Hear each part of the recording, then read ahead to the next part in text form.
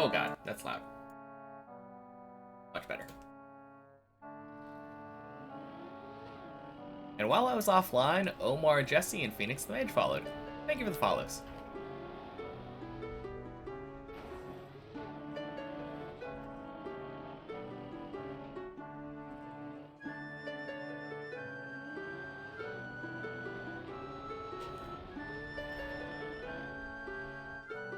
Whew. Very nice.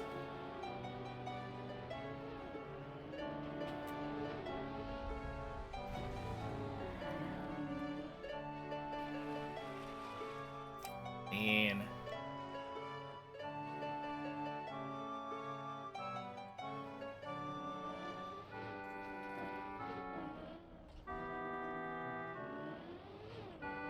I do kind of like just going around this way, even though it takes a little bit longer.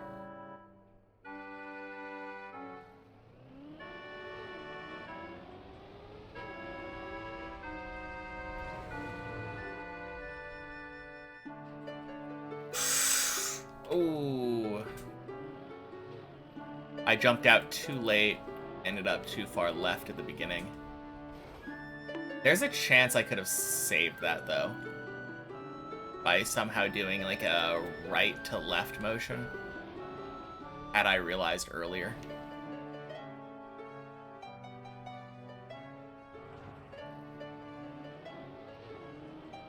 Alright. Don't do that jump direct. Oh god.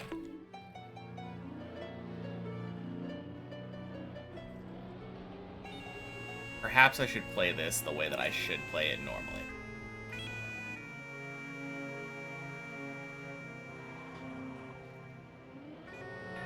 God, I just hate not doing this direct, though. Taking the time to do like a 3-point turn to get facing the right way. Hey, Ira. Happy Wednesday. Welcome, welcome.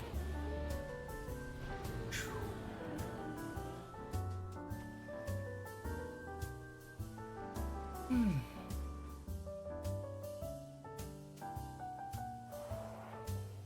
think today is going to be a good day. And happy Wednesday, Annalada. Welcome in. Yeah, it's now been officially 2 weeks since my last PB.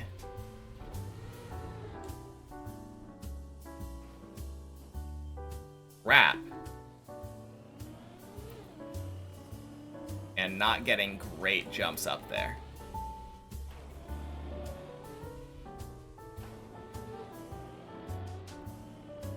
Is sushi cheaper on Wednesdays where I live? I don't think so. I feel like that must be a local thing.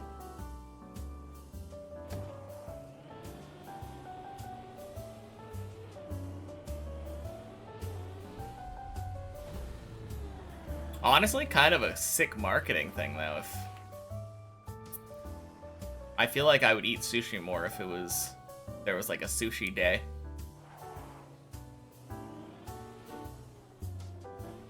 No, it's a thing in Orlando.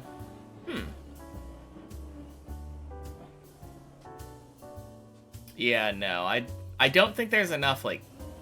I mean, there are a lot of sushi places around, but I don't think the ones in Portland have that level of coordination.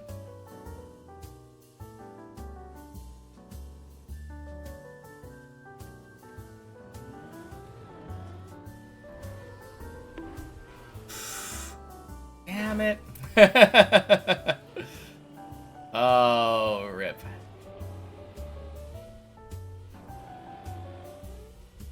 Hey, Christina. Happy Wednesday.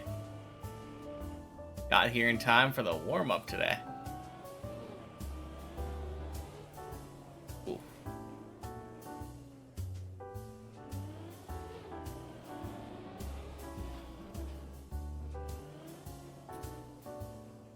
Yeah, the 2 jumps that always give me the most trouble on 11 have been once again giving me trouble during the warm-up. Ooh, first time failing that jump today. Interesting.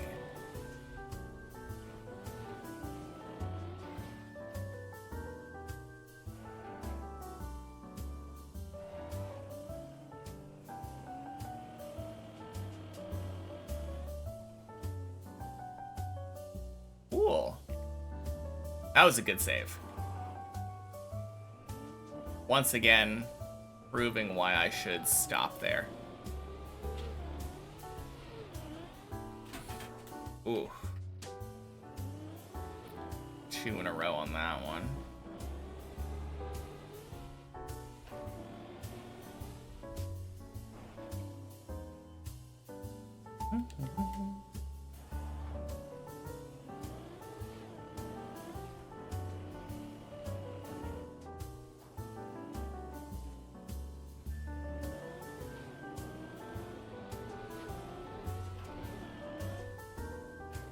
Ooh.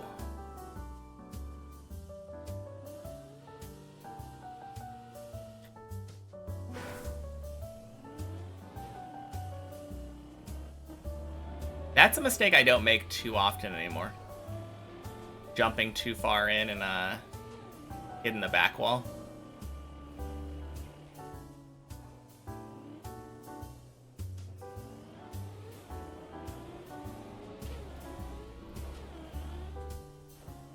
There we go. Jeez.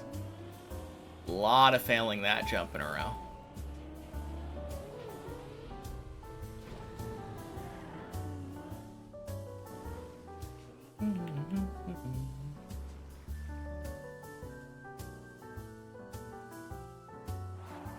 Alright, I think this run is getting to 12, though.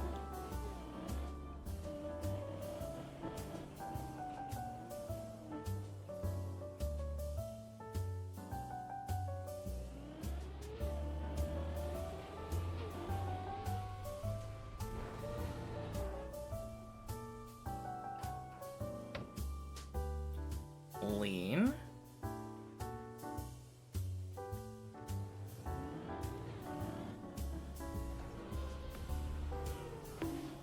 Crap, I made the same mistake. Ooh.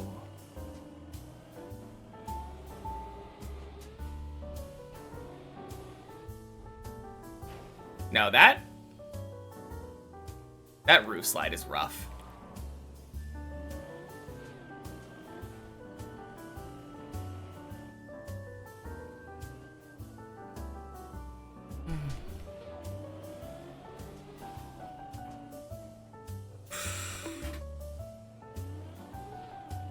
Dumb mistake there.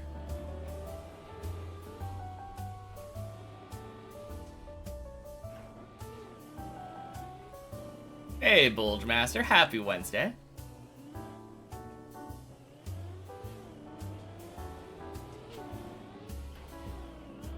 Oh. Surely now I can clear my floor 11 warm-up.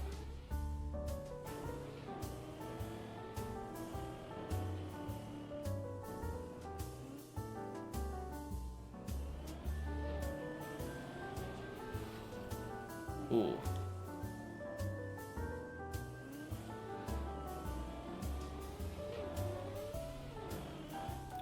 There we go. That was so clean.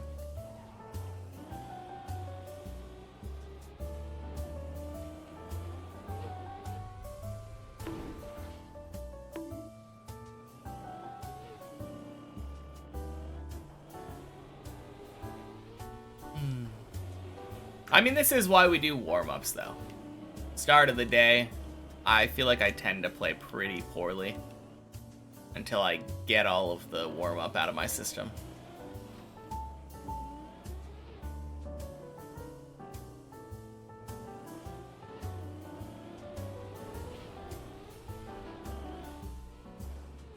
Whew. There we go.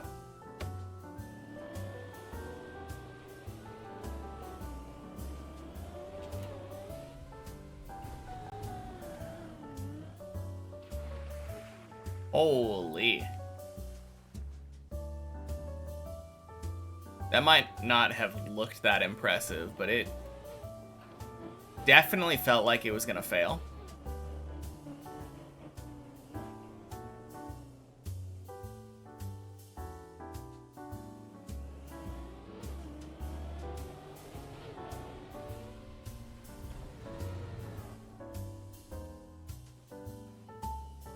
Asked AI if cheaper sushi on Wednesdays was just an Orlando thing, and it was like, nah, it's everywhere. But it's not there either. Interesting. I mean, maybe it is more of a widespread thing, but it's just not in selective things. But I'd never heard of it. I don't know why, but I have a feeling that, like, California would have that. Feels like a California thing. Like, specifically LA.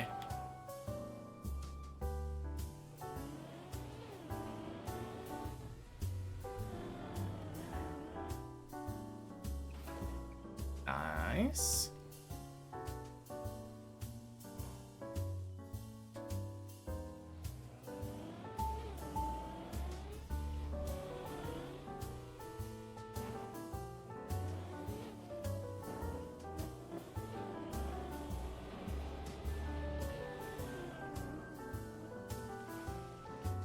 Oh no.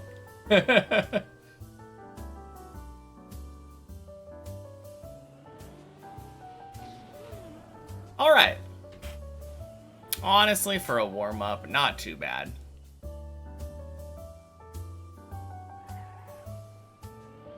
$12 for the floor 11 clear.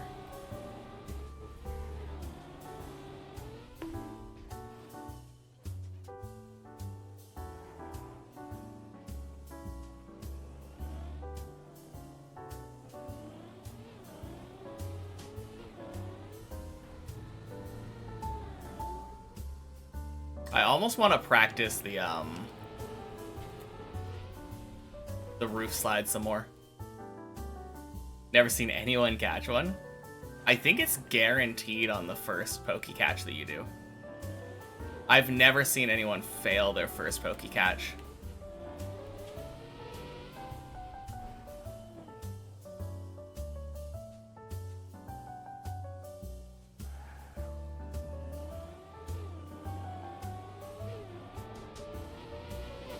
But no, after that, it definitely depends on the rarity of the ball, I think.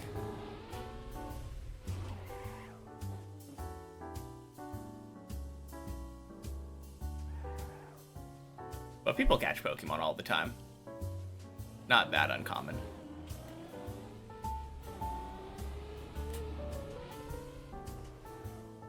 Nice.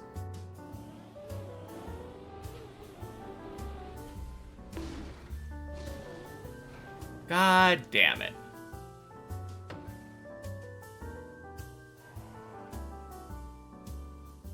Why is it that I always have trouble with that jump?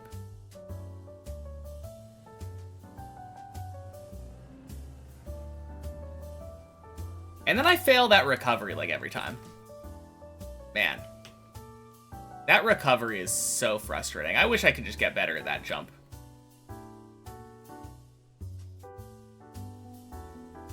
No clue, don't know anything about Pokemon. No clue about what?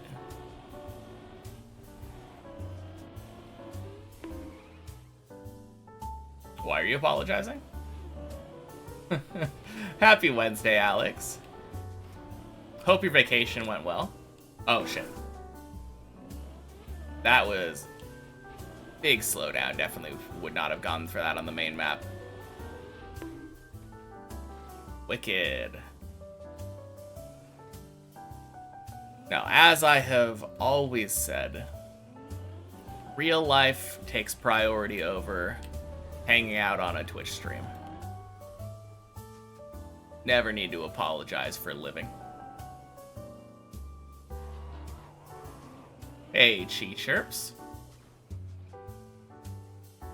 Happy Wednesday. I'm going to take refuge here because everyone else is grinding Maji's Multiverse. Interesting. New RPG map.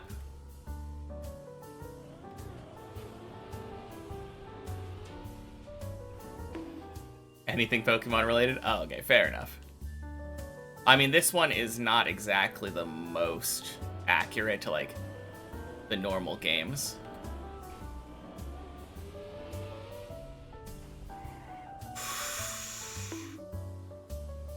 $100 checkpoints, kind of trialish. Okay, so it's almost like Maji's version of Wampus.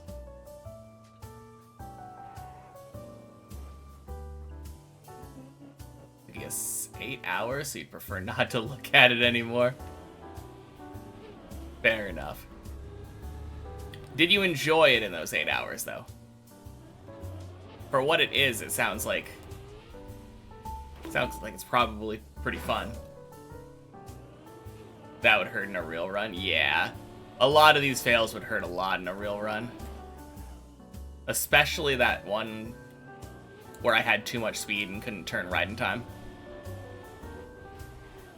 I thought my speed was rather low there, so I didn't think I was going to fall off.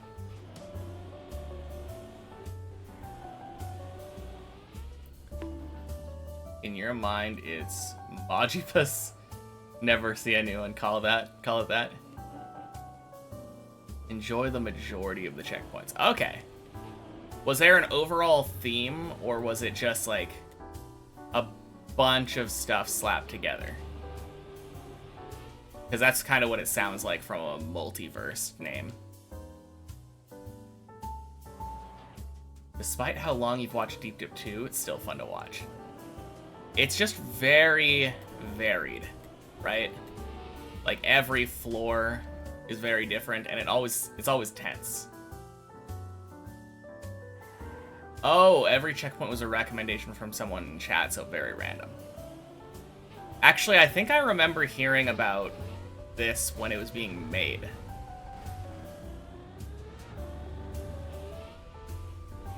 Yeah. Now that sounds super chaotic.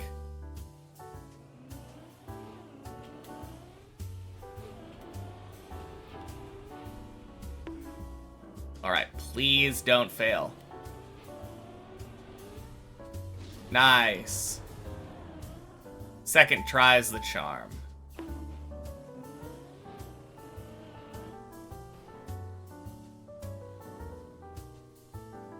Alright, and I think this just goes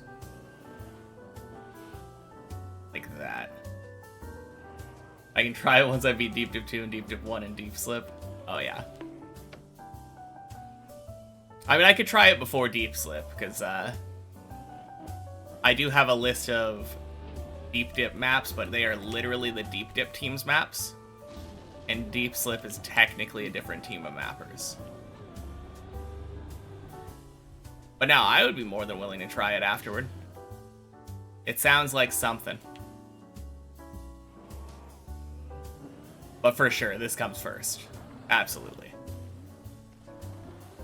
Not dropping what I'm doing just because a new shiny map comes out.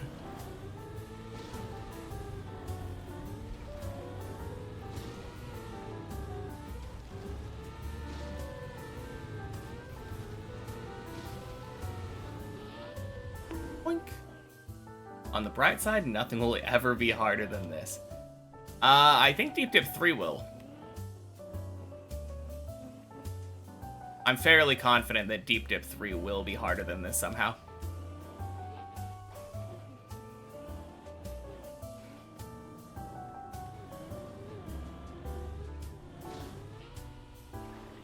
Nice. Actually made it. Let's go. I think same difficulty would be good. Just new stuff. I kind of agree.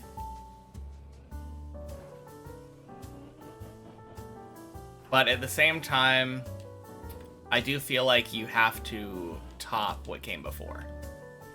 There is some amount of pressure to do that. This is floor 13, Bulgemaster. Oh, God! Oh! Oh, does this... No, that doesn't save. Wait.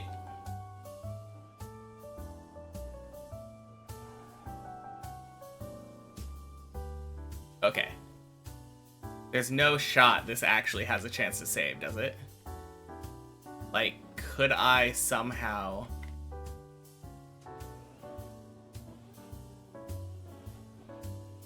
That's the lowest layer, unfortunately.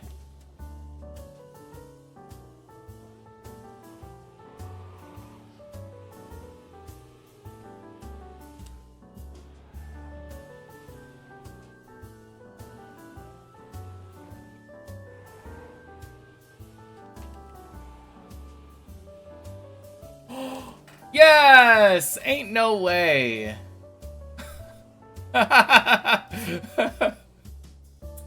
Okay, what a recovery. Woo!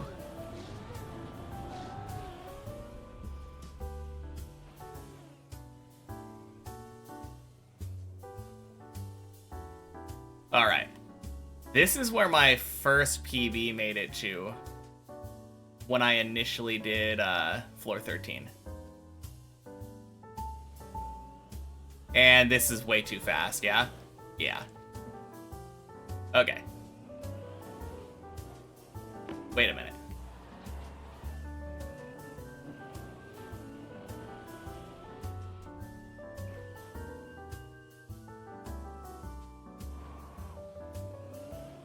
Alright, this is still the 13 that came from 12, though. So I'm gonna keep it going.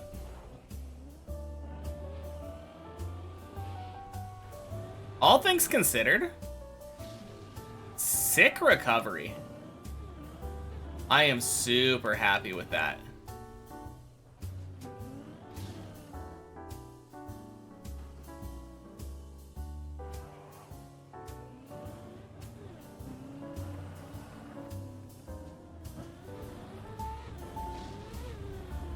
Does feel bad that I failed the Elcon skip, though.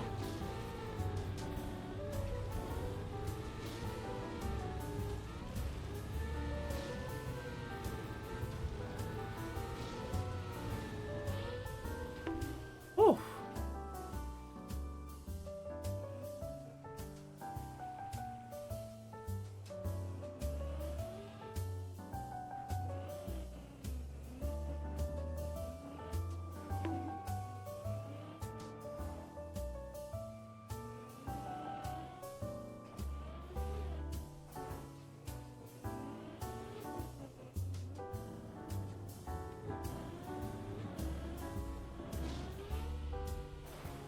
Oh, I hate that jump. Anything to save here?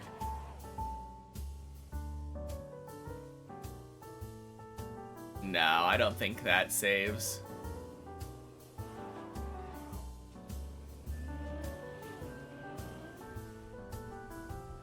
Like, I can jump down to 12, but that doesn't save to 13.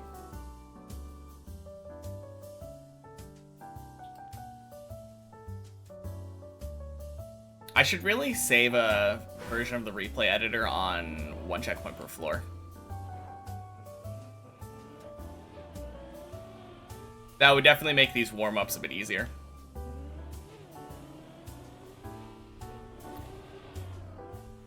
Hey, Kikino! Happy Wednesday.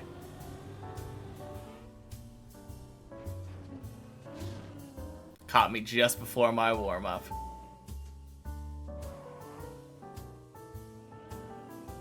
Just before my warm-up ends, I mean.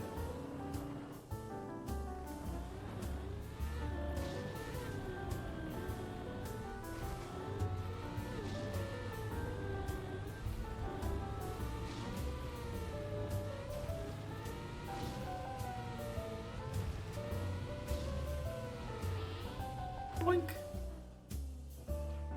Hey, Jarek, happy Wednesday. Love Happy Wednesdays? Oh, yeah. I mean, what isn't to love about a Wednesday in the first place, right? Oh, geez. After all, almost halfway done with the week. Or more than halfway, I guess, depending on the time zone.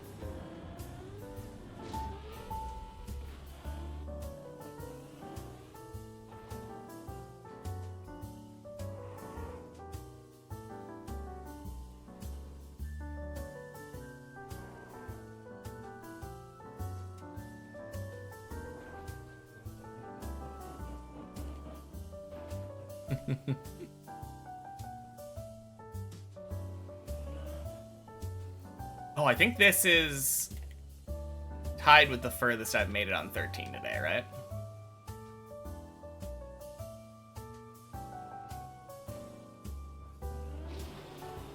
There we go. Beautiful. That's how we meant to do it the first time.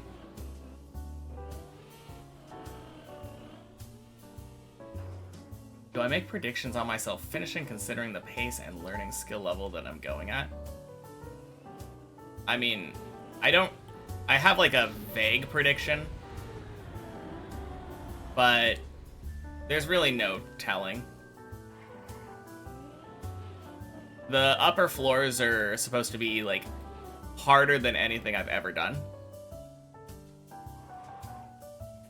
So I don't know how long it'll take me to get consistent to those floors.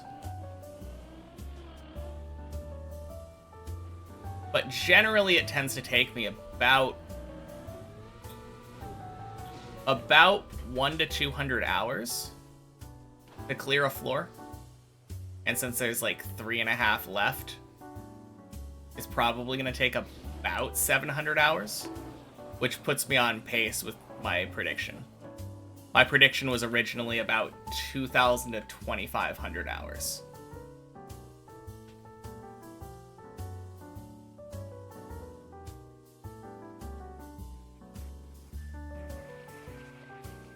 All right. 3 of these bad boys in a row, and then I can go to the main map.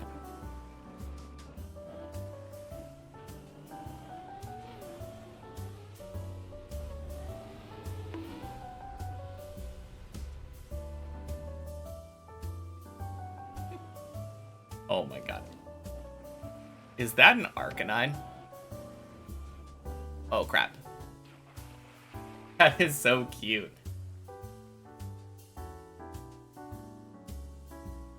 I mean, maybe it's just a fluffy orange cat.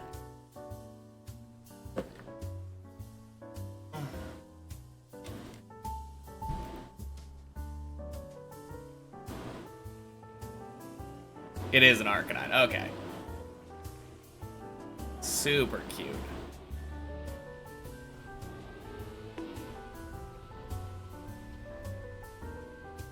I should practice the one jump I was failing on floor 7. I am practicing the jumps that I fail frequently on floor 7.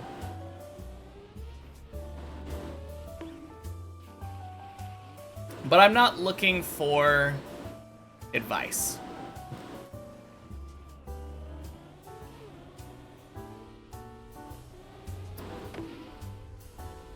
Didn't know which ones it was. Yeah, these 2 are the most crucial jumps on 7. Usually if I get past these ones, we're good. But that is entirely the reason that I'm practicing.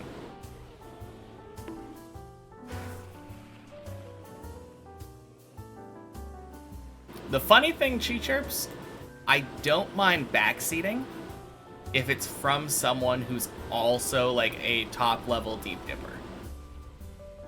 If Body comes in here and says, hey, I found the secret solution to the loop and it'll make it 100% successful for you, literally press forward, then I would take that in a heartbeat. Would have made more sense when I was starting out, but now I'm literally a top player in this map. Yeah. No, for sure. When I was a fresh noob, like literally hours into the game, didn't know what an air brake was, everything was very, very helpful. But I've got my patterns now. I know what I'm doing.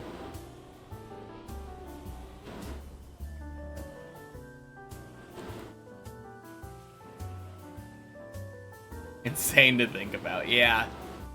Literally 21st in the world on Deep Dip 2. Super crazy to think about.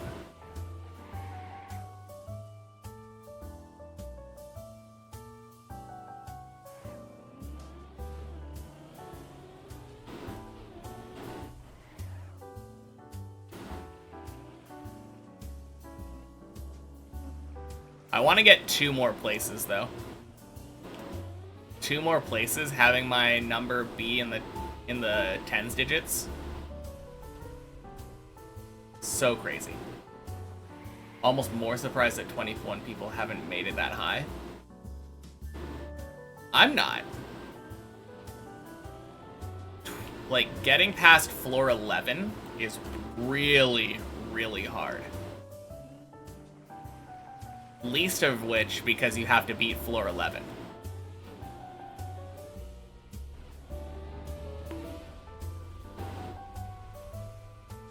Oh, more surprised they have made it. Have made it that far. Yeah. No, I'm actually not that surprised about that either, because there are a lot of talented players, and Deep Dip 2 is a very, like, popular, sought-after map. So it doesn't surprise me that people hunted it for a long time. And continue to hunt it, like, over a year after the release of the map.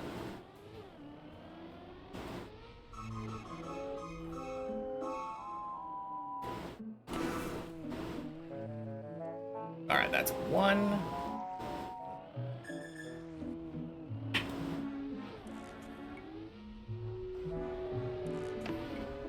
No, it's kind of funny, though. Hey, Zurion, happy Wednesday. It's funny, because I'm number 21, and I say I want to take 2 so that I can be 19. But among the people that are above me, there are 15 finishers.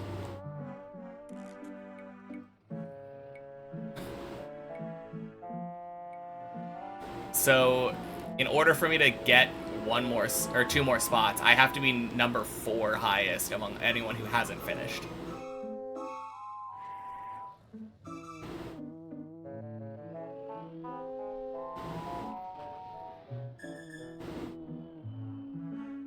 No, it's kind of crazy though, the idea that if I want to be 15th place or higher, I literally have to beat the map in a faster time.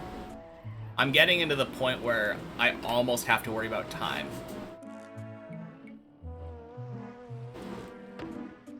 Like, obviously I'm not that close yet, but that's where the leaderboard positions come in now.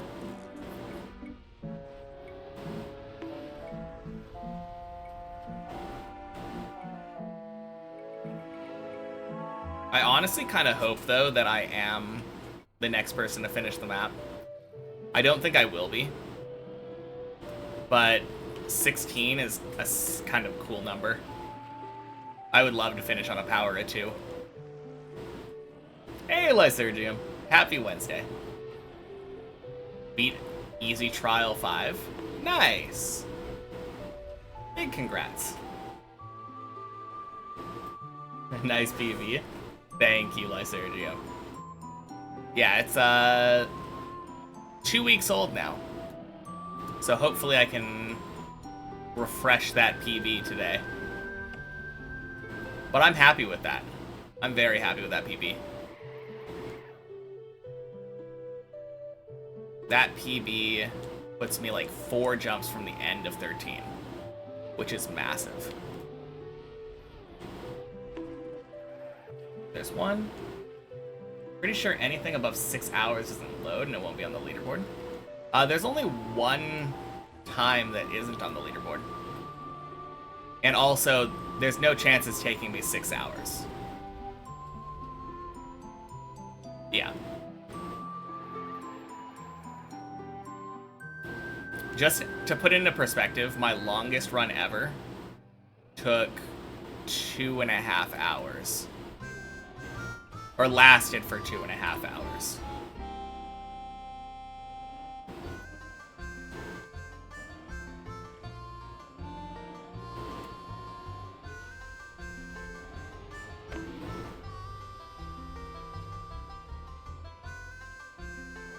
Interesting that a lot of tower maps are just 1 tower, whilst this map is just 1 map of a game.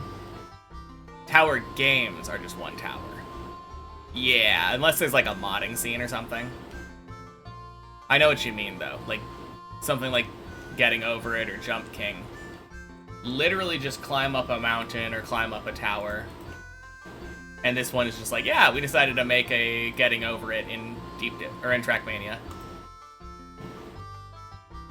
Literally not even the main game. Most people don't play this. The reason some reason it takes so long is because I mostly fall down and don't fall all the way down, so I keep it going. Yes.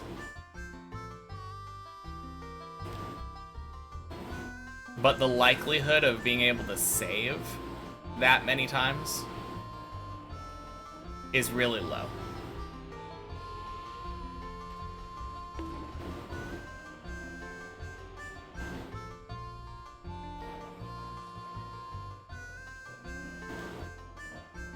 Yeah. Mostly happens on higher floors like 13 and up. I don't know about that. Also, I'm gonna turn off the in-game chat. I like to limit my distractions to when I'm looking to the left.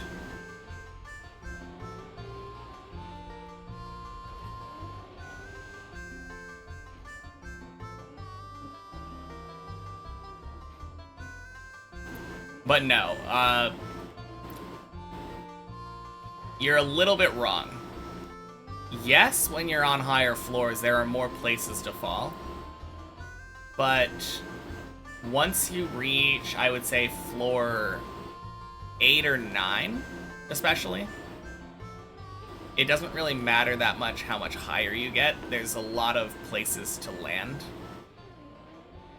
It's really whether or not you can land in a non-turtled position in your save. So every time that you accidentally make a fall to a lower floor, you're kind of rolling the dice. Or somewhere that's hard to save. Yeah, exactly.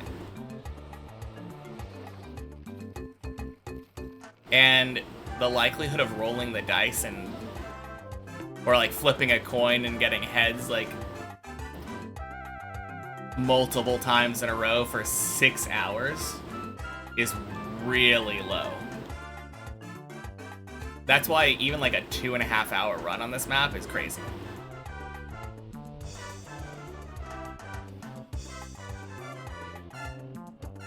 I mean, unless you're taking breaks and stuff. But that's something that I never do.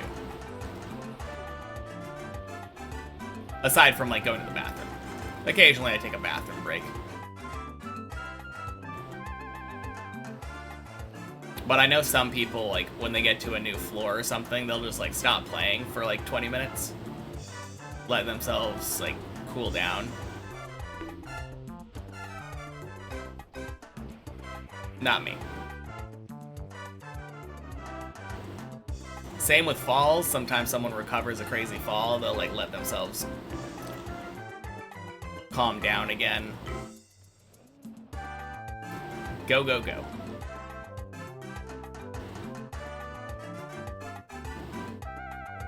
And that's why, for me in particular, I don't think there's any chance that I'm getting like a 6 hour run.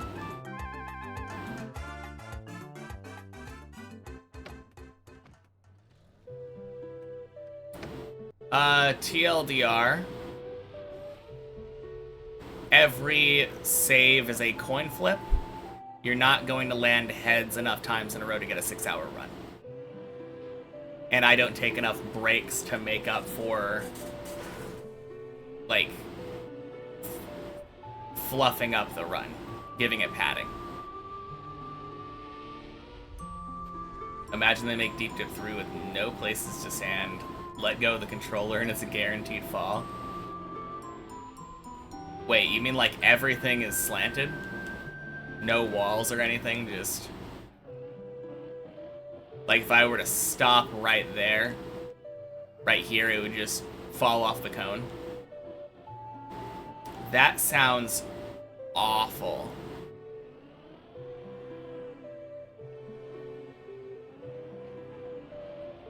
I mean, sure, it wouldn't change that much for me with the way I normally play. But at the same time, if somebody says, hey, I got myself into a crazy position, spec me, you have to be non-moving in order to do a spec.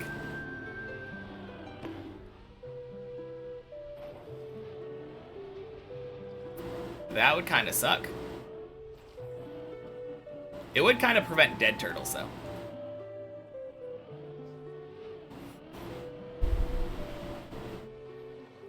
Yeah, honestly, one of the things that I kind of wish that they would fix, and I don't know if there is any way to properly fix it, but the most frustrating thing in this game is waiting for default movement and then having your car stop and come into a dead stop on the ledge.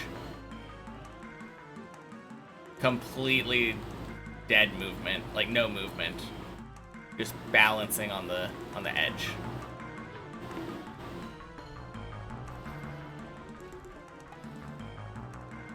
New challenge because it would prevent planning a route. I mean, you could still plan a route, I think. You would just have to know, like, oh, this is how I got to this part. After I get there again, I need to do this, this, and this. But yeah, it would be weird. It would definitely be weird.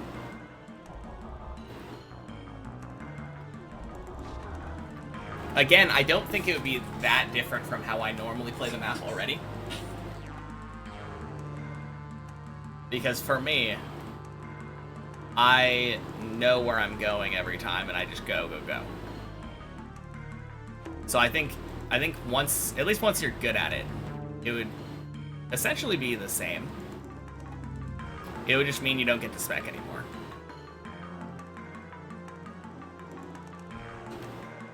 Really? God damn, turtle platform.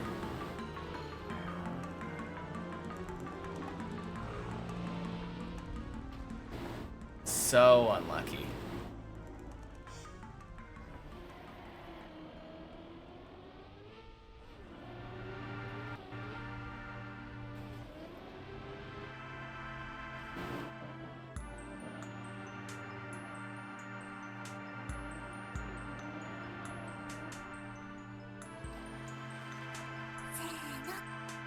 Is that an I or an L? It's either I-nip or low-nip. But thank you for the follow. Oh, God. Thank you for the follow. Happy Wednesday. Christina was right. Didn't catch the Pokemon.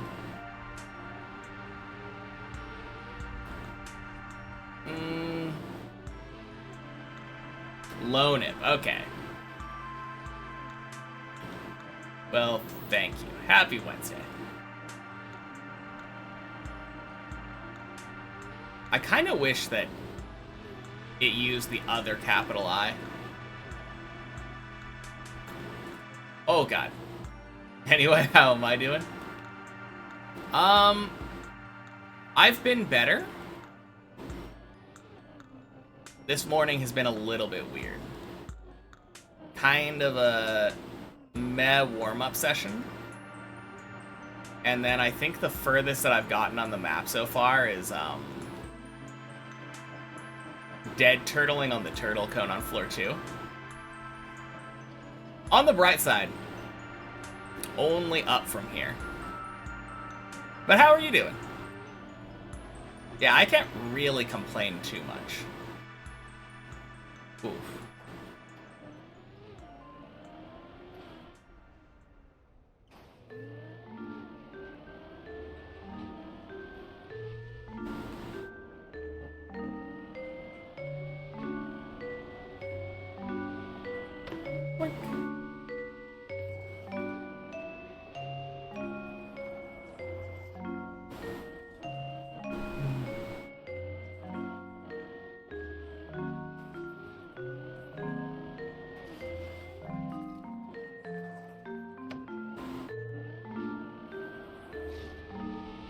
Good, been grinding the weekly shorts for a while. Cool. Those seem like fun. That'll be an interesting thing to do later.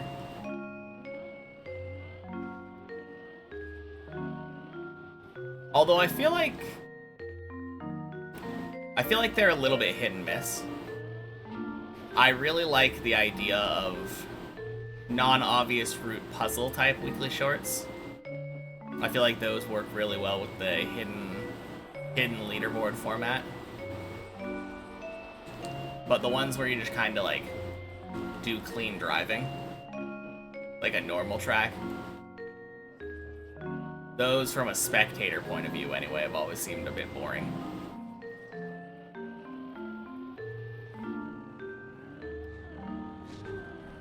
Oh man, I was watching a Bonk Cup video yesterday, and there was one map that looked like a ton of fun.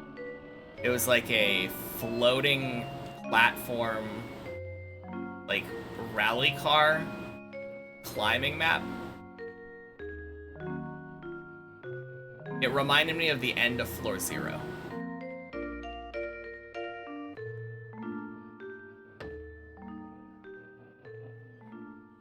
It was one of those maps that I felt like, oh man, that looks like I could probably get pretty good at that.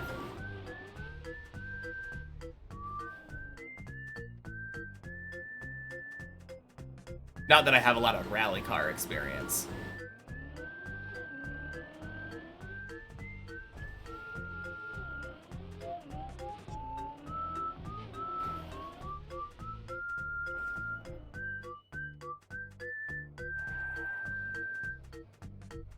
So you're just going for overall best times on weekly shorts this week, or is it is there like a particular map that you're trying to get a high rank on?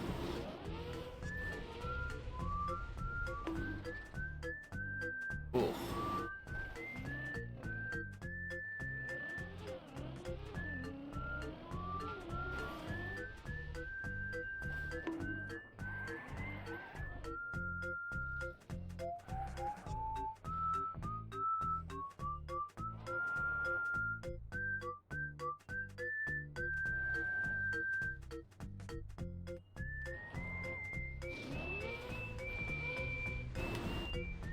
Nice.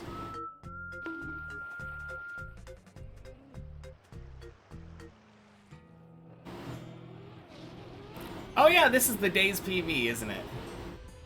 Sick. Usually go for top 150 Norway or higher. Okay, cool.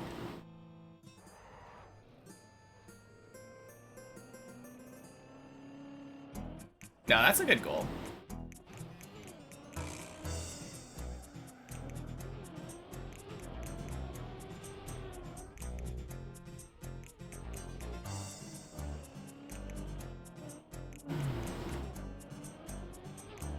Seems like there's some stiff competition over there, though.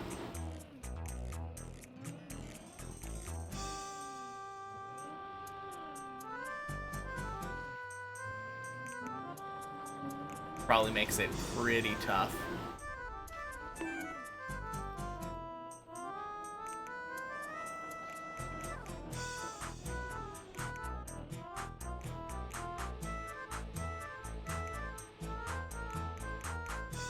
Oh, beautiful.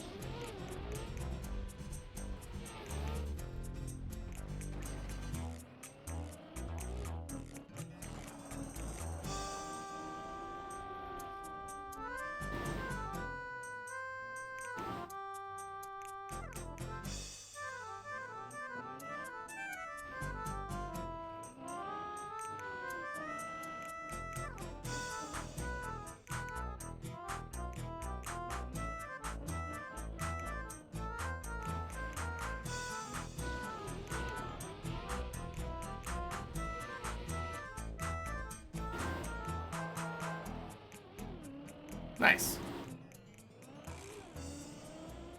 All right, finally floor 4 today.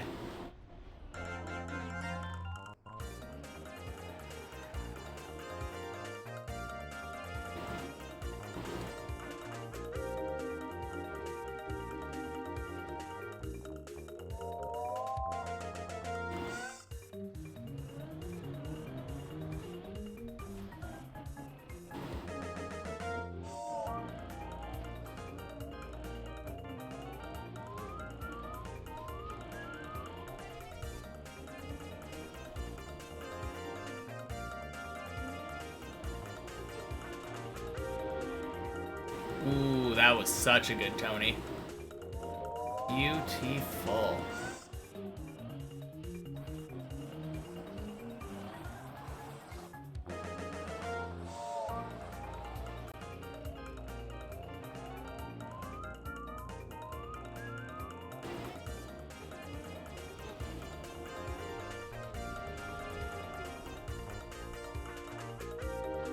Nice.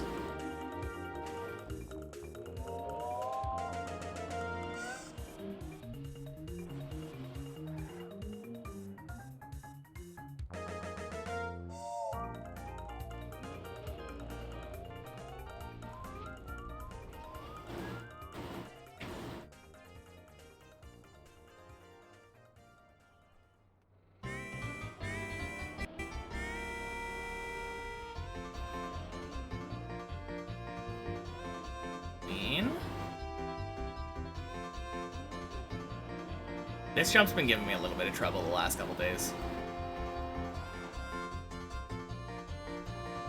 Beautiful.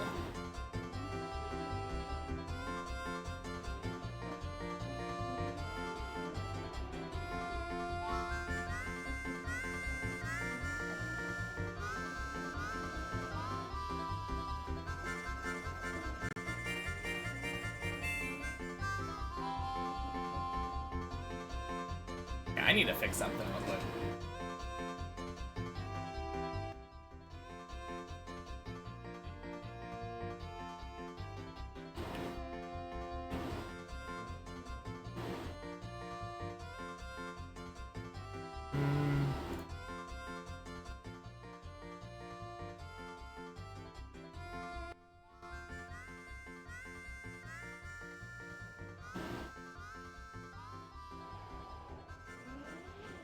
Oh, much better. Let's go. I can finally hear my car. I was having so much trouble hearing it. I got the perfect balance now.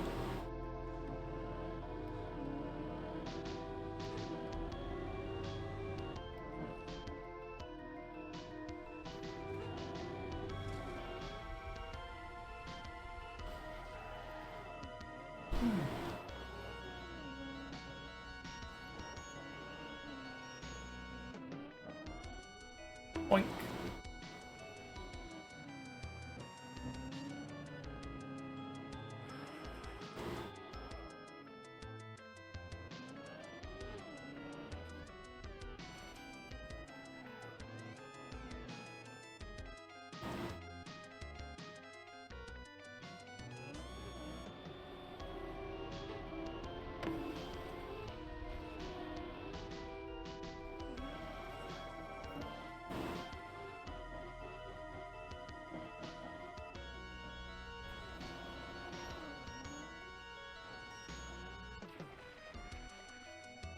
Nice.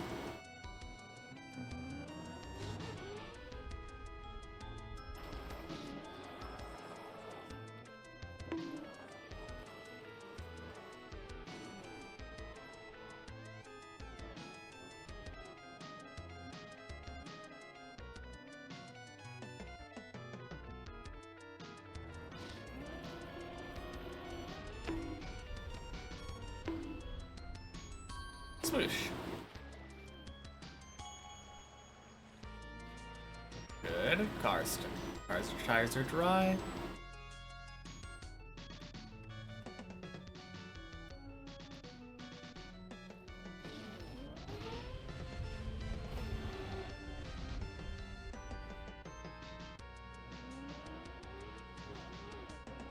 All right. A little bit on the slow end. But hey, a 6 is a 6.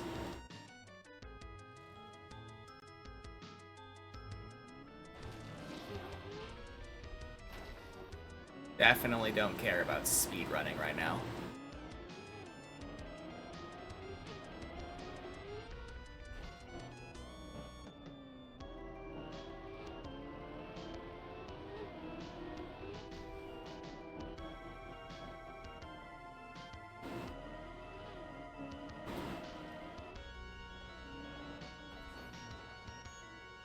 Nice.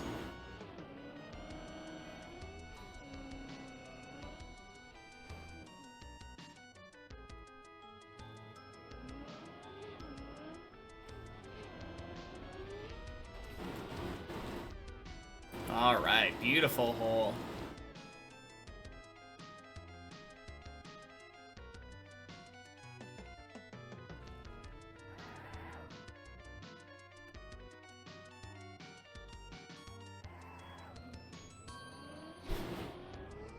Bonk.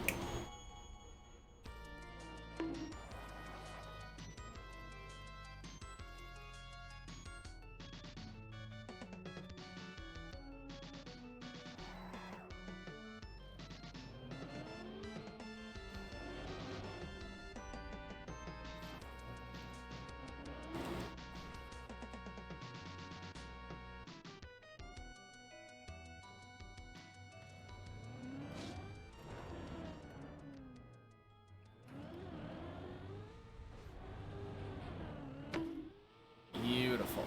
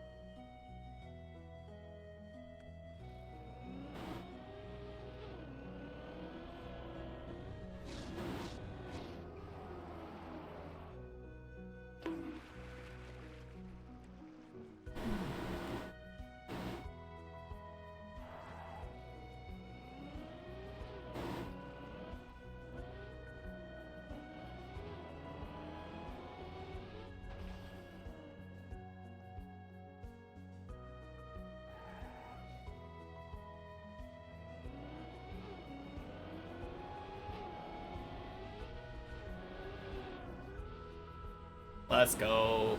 Whack.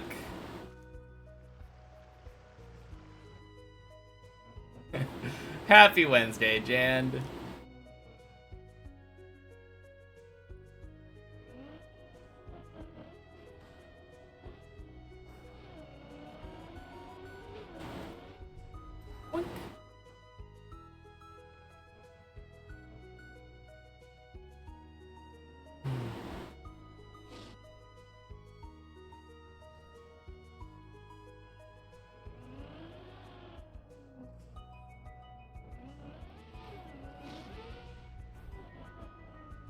Feels good when that switch finally flicks on. I feel like for me, I always have this like this switch where I'm like either floor 2 stuck, or I get to go up to like higher floors. Finally back up here. Get to do some quacking.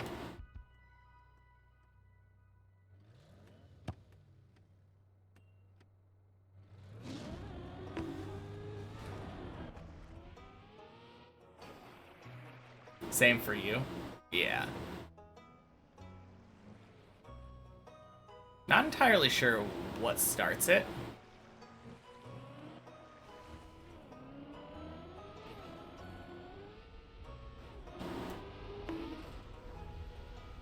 Oh, that's beautiful. Let's go.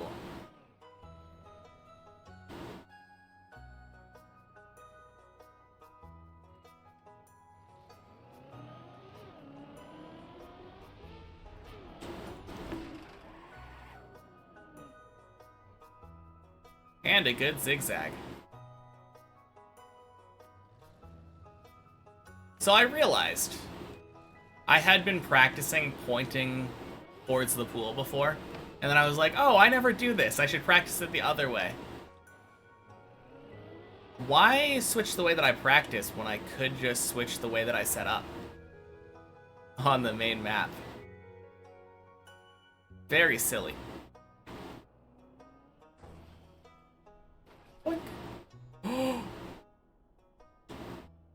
Oh, that was funky. I mean, it still worked. But God, that made me nervous.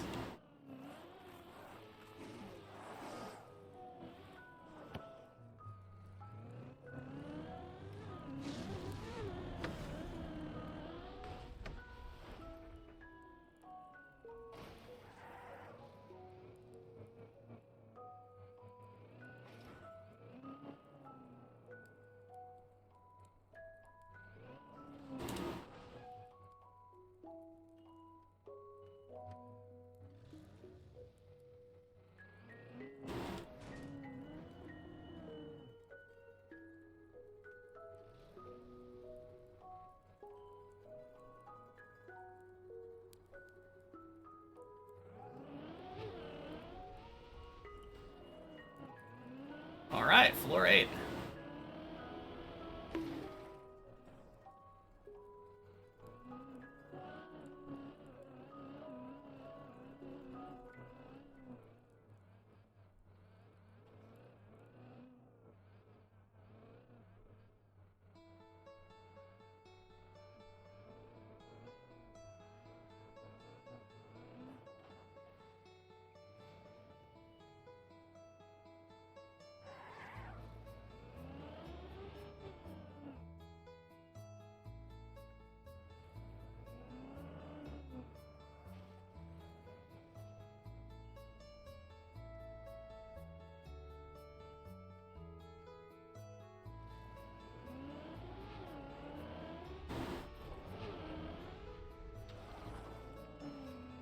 Nice.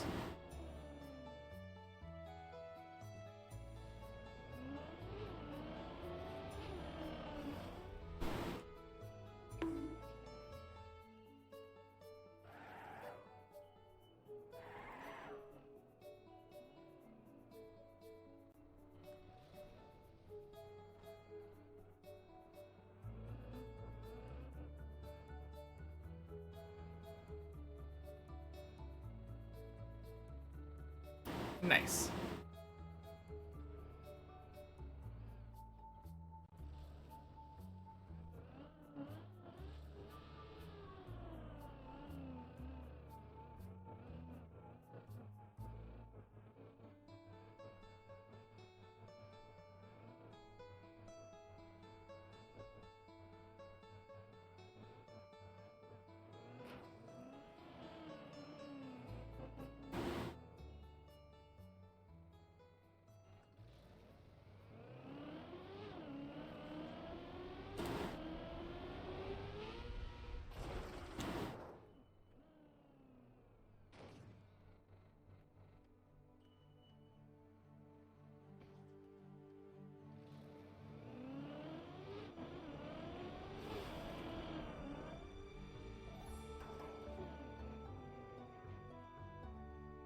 Okay, that was dumb.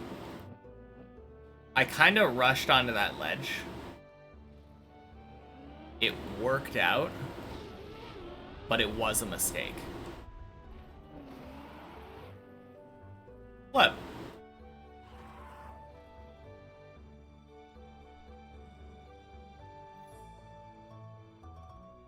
Happy Wednesday, Arctic. Alright. No more reading chat for this segment.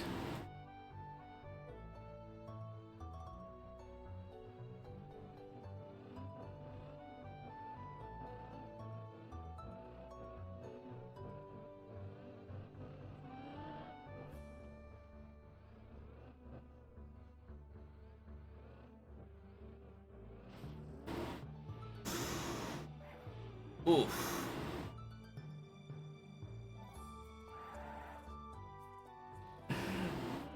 Spooky.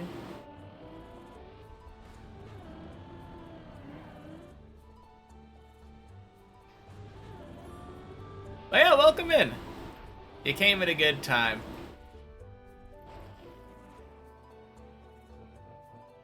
Started the first couple runs, floor 2 stuck. But now we're on the good ones.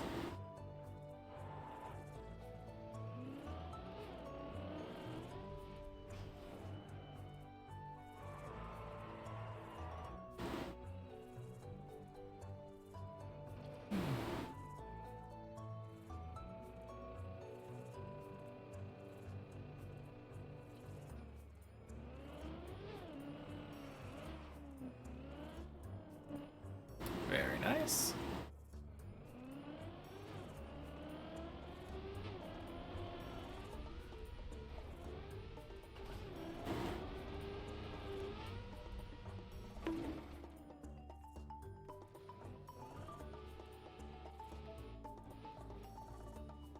Chikorita. Nice.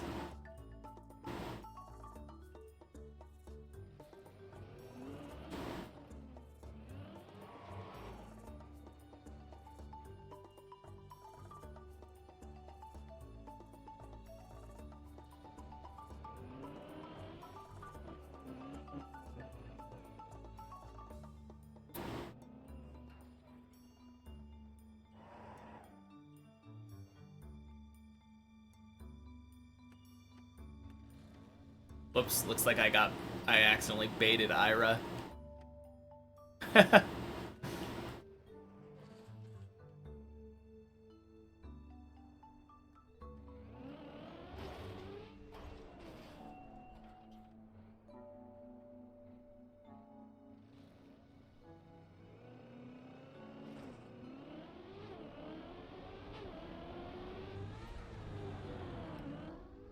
Woke up, saw the tranquil, kind of sitting here dazed. Oh, okay. I honestly thought you did that because I said, nice, a chikorita.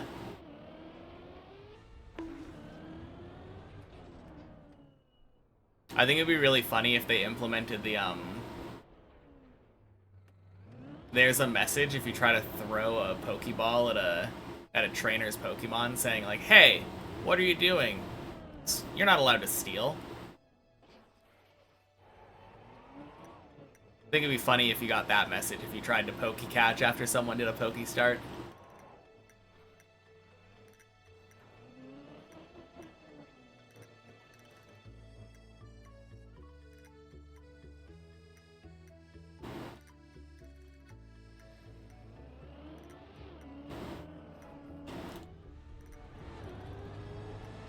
Alright, I slid. Secretly Team Rocket. Or maybe you just got a Snag'em machine and you're able to see all the shadow Pokemon that are hidden among us.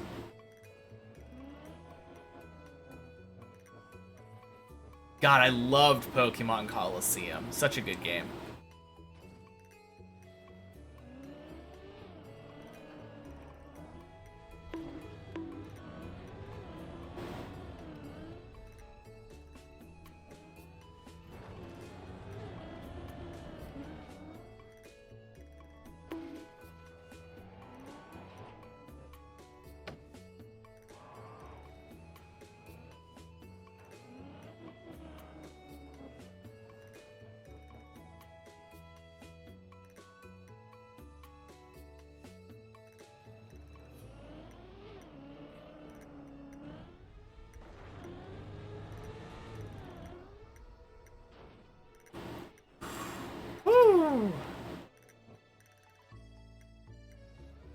Not the most clean, but we take it.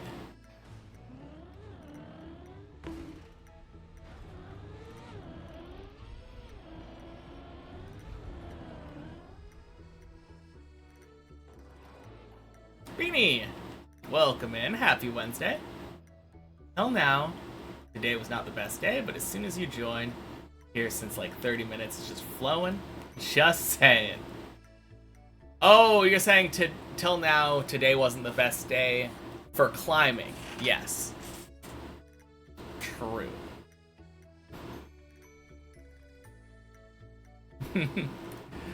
Welcome in, Lauren. Ooh, floor 9 indeed. Happy Wednesday.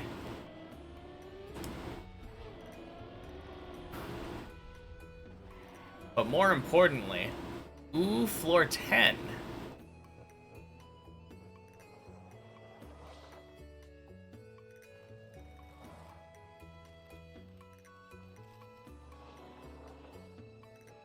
Floor 9 kind of scary. Especially the end. It's very... Well, the first jump is really pretty scary, too. Happy Wednesday, Burnt Croissant. First jump is rather scary on 9. And then the last 3 back-to-back are kind of spooky.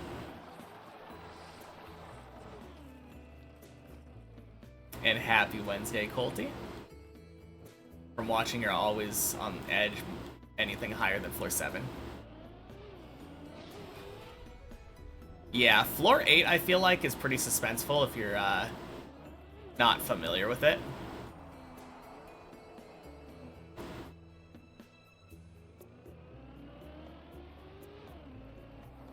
Oh yeah, you should definitely be able to get a level 5 Zodiac with what you have now. You might need to wait a little bit, but for sure, Zurion.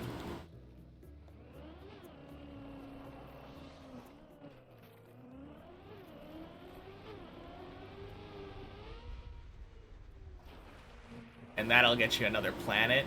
Easy, easy trial 6.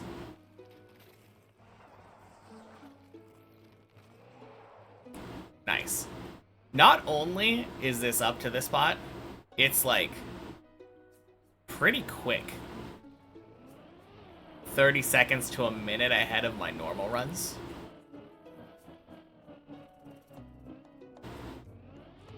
Very cool.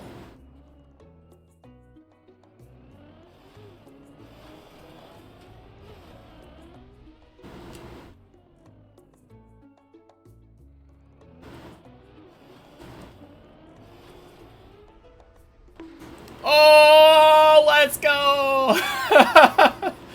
Oh, that was scary.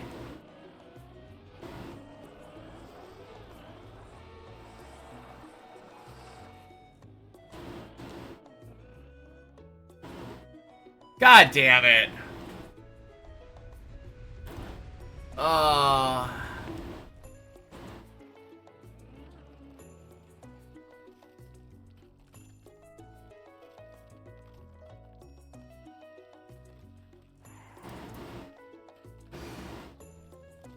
Oh, man. Happy Wednesday, Agar. That sucks. That was shaping up to be a very clean save. I bailed that so well, and then I just could not get my car to stop. Oh well.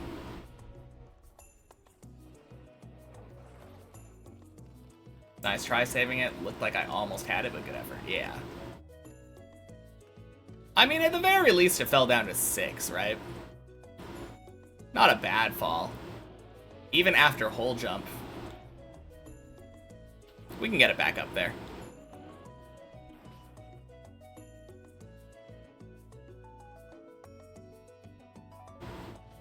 I'm never mad at myself for failing a 360, though. 360 is, like, a stressful jump, if not a hard jump.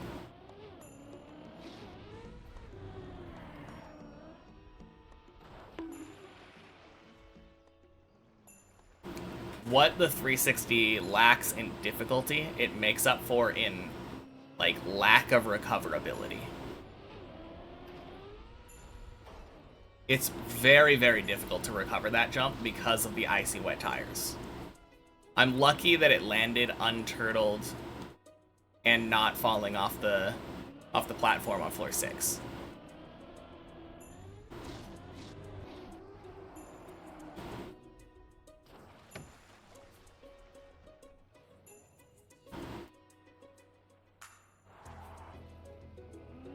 But yeah, that is why PBs come so infrequently. If anyone is wondering why it's been 2 weeks since I got a PB last. Because any moment that you're climbing, you make a single slip up, fail a single recovery, you fall like 5 or 6 floors and have to do everything perfectly again. Quack!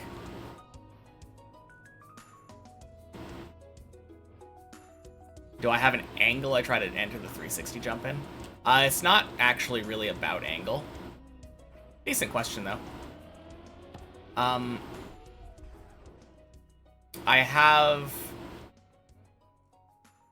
exit... No, I enter the pool coming wide. Or I come wide from the pool. And then I'm trying to cross into the pool at a specific shadow.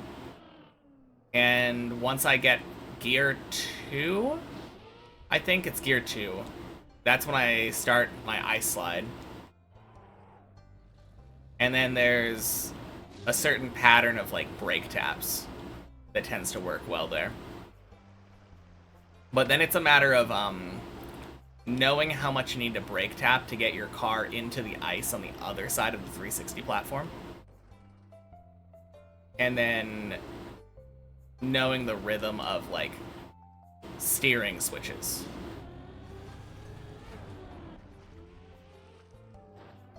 I guess there is a lot of stuff that goes into it. But, like, once you've practiced it as much as I have, it the majority of it becomes like second nature muscle memory. Please? Thank you.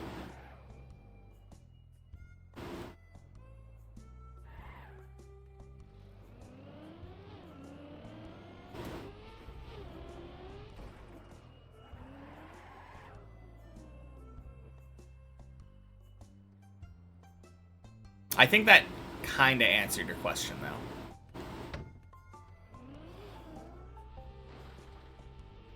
Hopefully.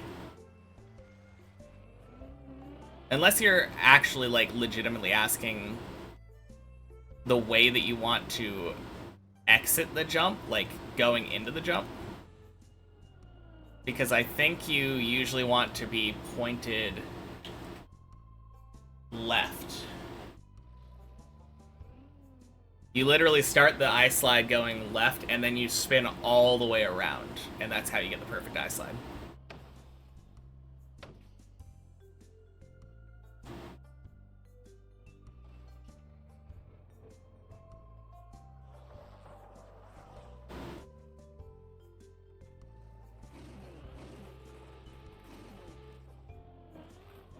Cool.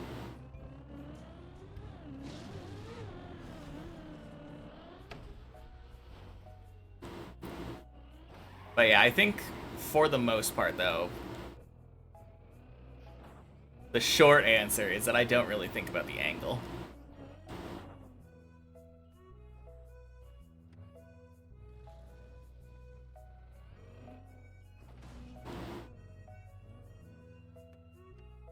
General way of doing it instead of just going for it. Yeah, I can look at it real quick. Okay, so starting from over here, I want to go wide outside here. So I'm coming from this shadow. Coming from this shadow, and then when I turn around, there's this spot where the shadow crosses the pool and the ice. That's where I enter the ice. And then generally you'll get gear 2 around right here. At which point you turn left and do a brake tap. And that gets you over here. And then it's like 2 to 3 brake taps right here. But you're aiming to get your car over here onto this ice platform. You go from there to that ice, and then it's basically free.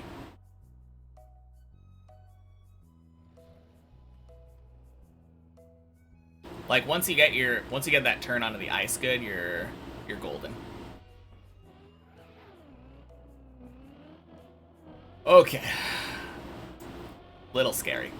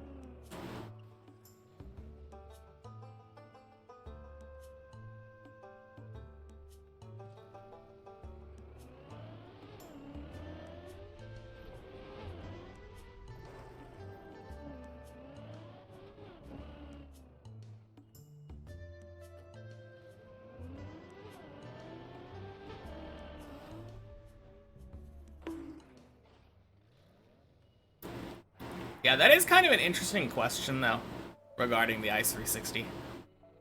I feel like I've talked about it before. I might have. But yeah, I guess from an outsider perspective, like now, it probably does just kind of look like I wing it.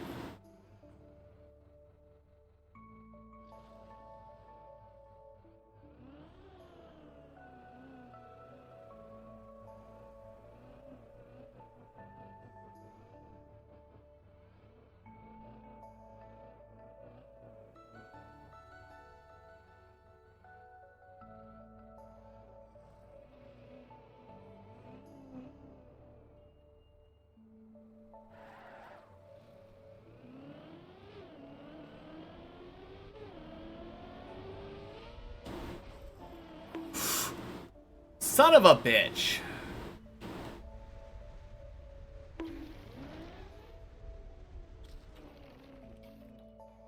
All right.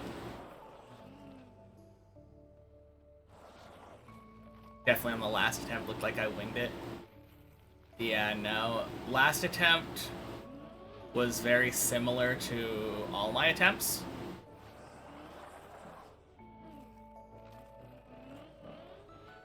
God damn, that sucks.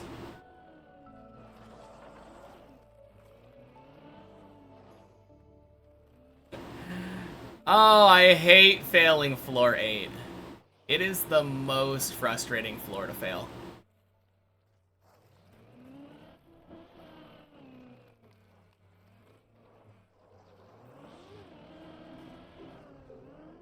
Like, unintuitively. Such a scam, by the way. Yeah. I think I just ended up going too fast, which is very rare for me.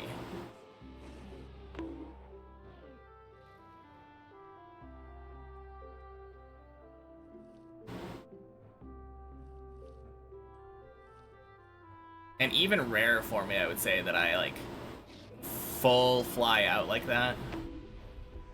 I really hate that fence. I mean, I'm grateful it's there compared to, like, literally nothing being there. The fence posts themselves can save you, and the fact that, like, if your car gets stuck under there, you can bug yourself out and still save it. But God, just be nice and let there be a wall there. Oh man.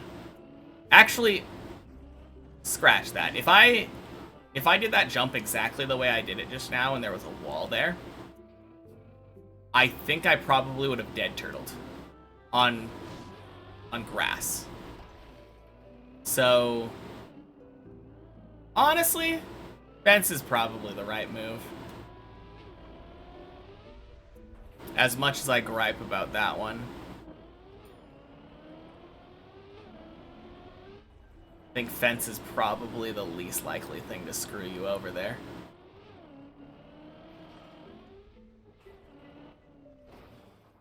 A pool to start of 8 would be nice there, to be honest.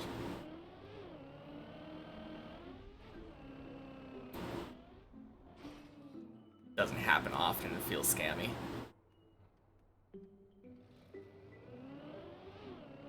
Yeah, I could see an 8 recovery there.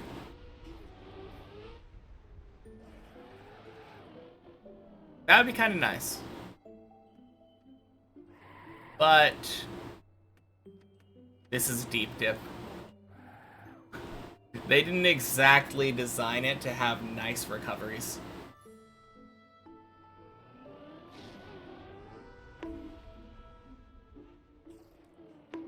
I've been meaning to ask, any relation to burnt bagel?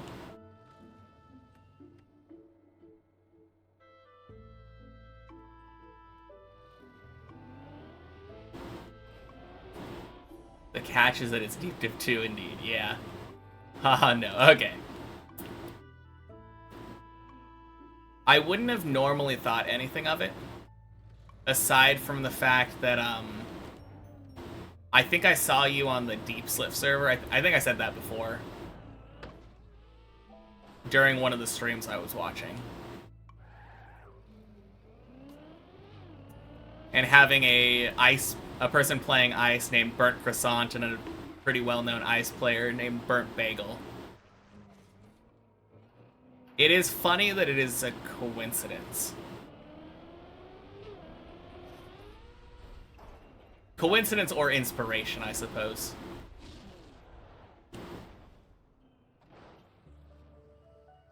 But yeah, I had to ask. For sure. I'll be up there in no time. Yes, indeed. Only a matter of time. When you started playing ice, a lot everyone thought you were his alt. That doesn't surprise me. Chose the name by chance. Okay. Very funny. I think you're the second person in the last, like, month that I've met that, has a name that's kind of funny entirely by chance. Because there's another person... Whack! There's a person that I raided a while back that was playing Deep Slip. And their name was Florwegian. But with one O. Because they're a Norwegian that lives in Florida.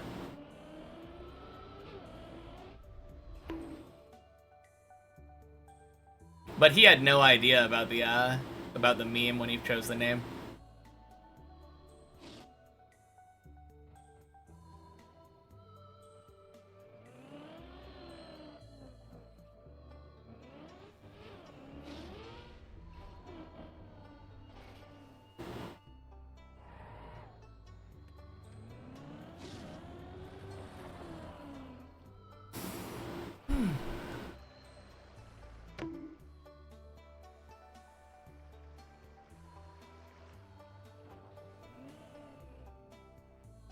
Alright, the worst thing that can happen now is that I get nervous on that jump after the second turtle. Because I flew out like that. I just have to assume that when I do it again here, it won't. You should rename to Gajufalu.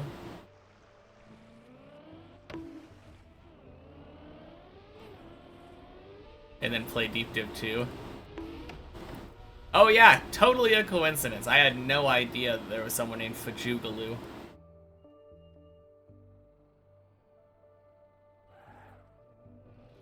I think that one's a little bit less believable. Oh my god. That was incredibly close to falling. Boink.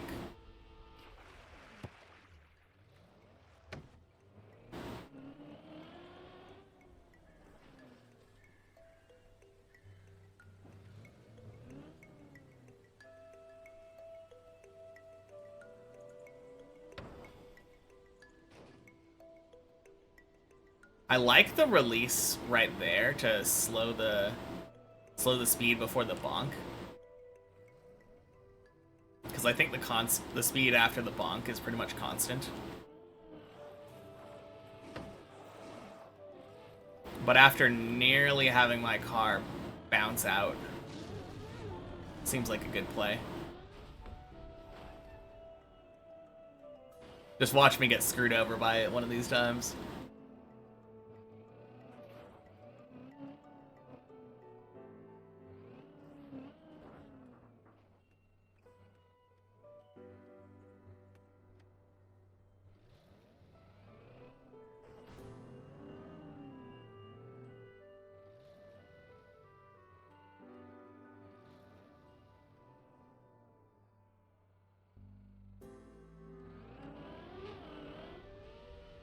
Nice.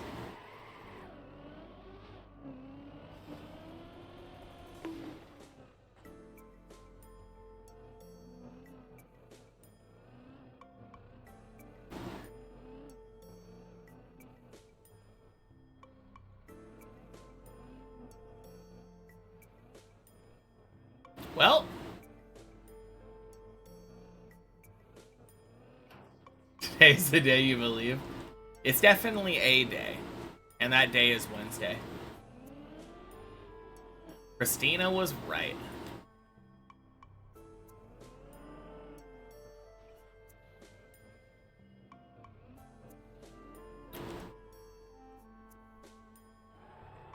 Hey Saturn, happy Wednesday. Wednesday? Wednesday.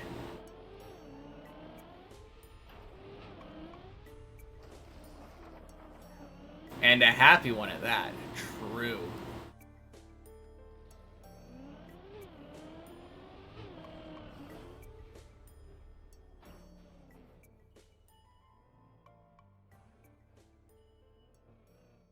Yep, sure enough.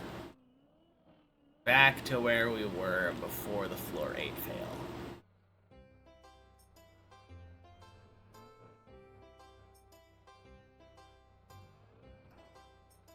Okay, a little bit early to celebrate on that one, since technically...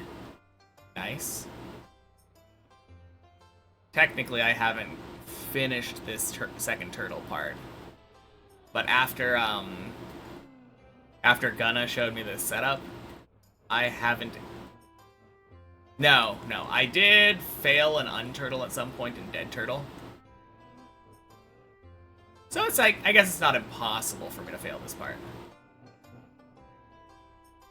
Now we're back. How many runs have reached 11? Today or in general? The answer for today is 0. In general, I have lost count.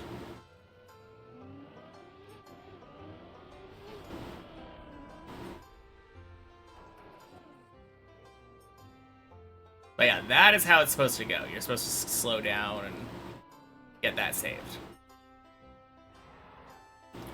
If I had to guess, I would say probably around 30 to 40.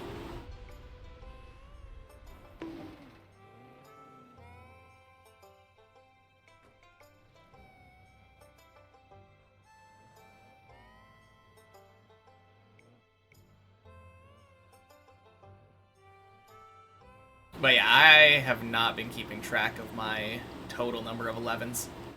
I think I cleared it on attempt number 12.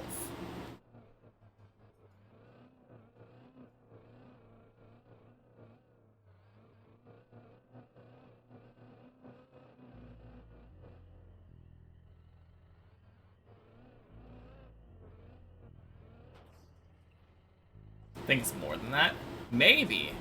Happy Wednesday, Salamandra.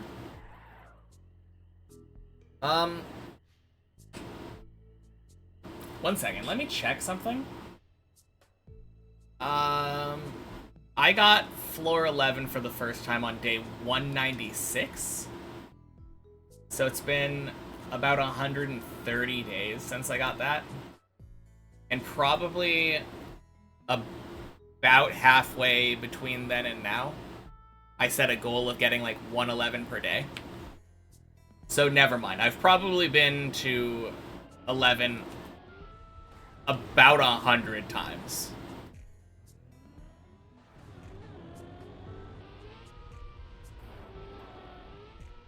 No, you guys are definitely wrong. Good adjustment. Oh, yeah, for the turtle. Thank you.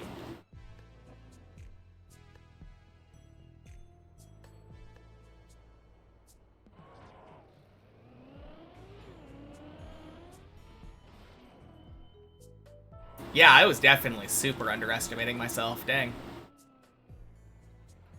I mean, I haven't always succeeded at getting 111 a day, but I've also had days where I got far more than 111 per day.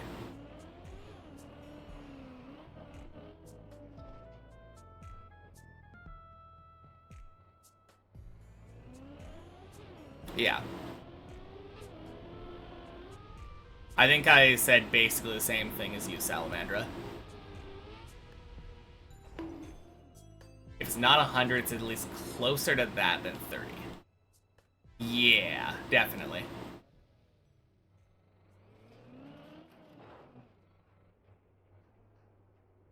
No, I think 100 would be actually kind of a conservative estimate. More than likely, it's a bit higher than that. I don't think I've gotten there 200 times.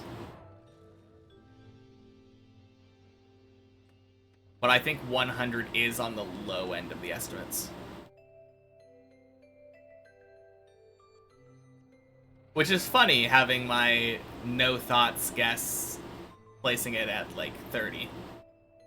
And then thinking like, no, 100 is probably not enough.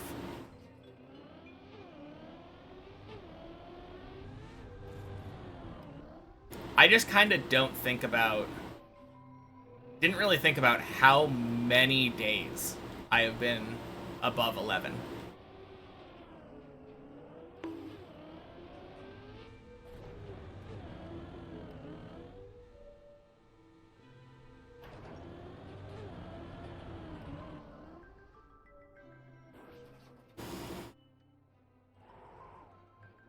When will one floor 12 a day start being a thing? I think when I can start consistently beating 11, that'll... I mean, it's definitely my goal right now. Like, my secondary goal. I still have the 111 per day as a goal.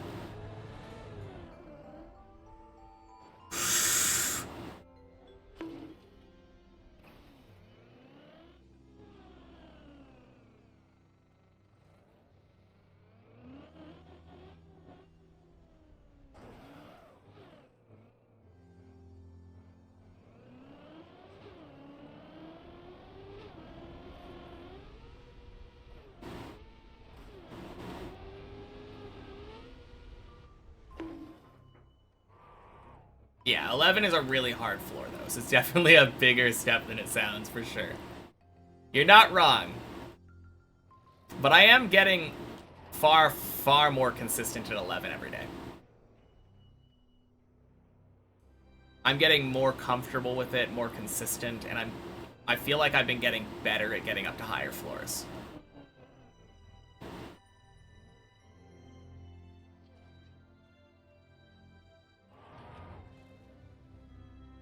Honestly, you guys are all making a big deal out of 11.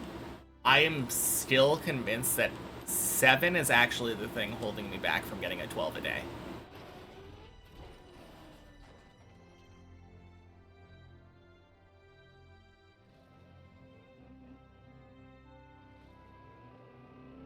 Yeah. I think right now I'm about a 12 every week or so.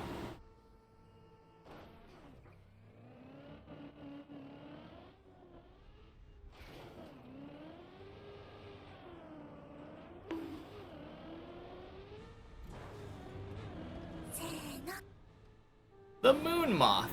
Thank you for the follow. Happy Wednesday. No, I definitely feel like that last quarter pipe attempt, I should not have gone for it.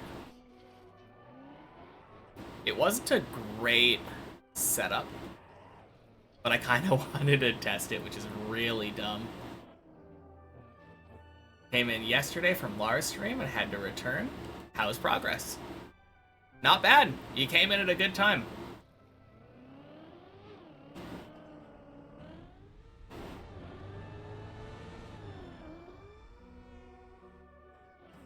I think I forgot to update the day. Yesterday was 323?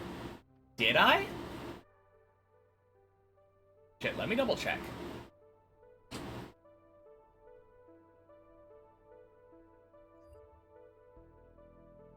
Also, yeah, happy Wednesday, Leo.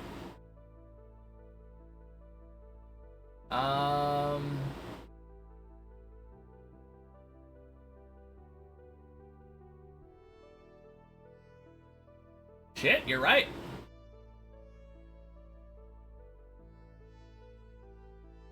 It is 324. I'll update it now, and I'll have to update the name of the VOD afterward.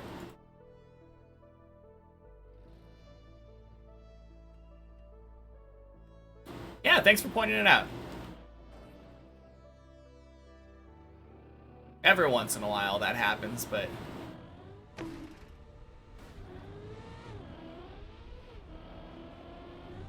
nothing a little edit can't fix.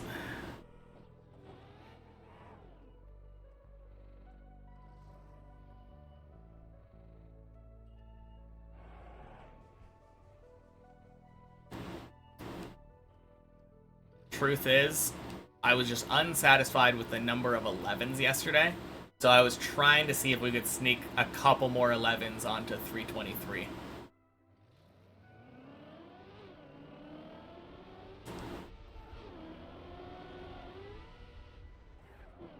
Soon we'll be on day 333. Yeah, 9 more days. That'll be crazy. 365 is sneaking up on us, too. Welcome back to 10. Thank you. Oh shit, this is still the same run, isn't it?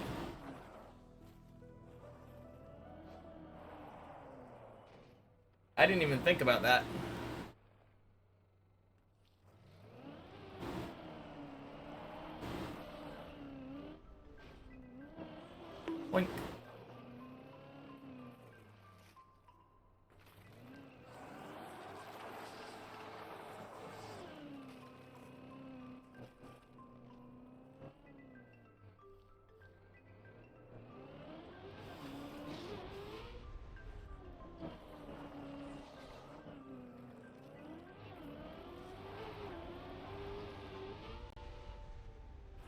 when did I start this map? June 4th, 2024.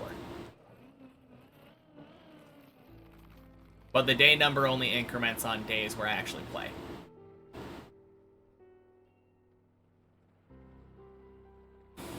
So it is almost 14 months now in real time,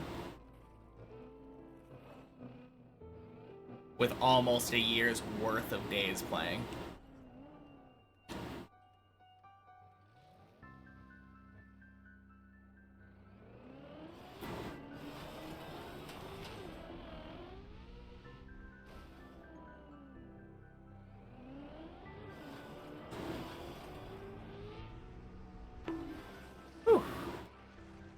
Alright, tied my day's PB.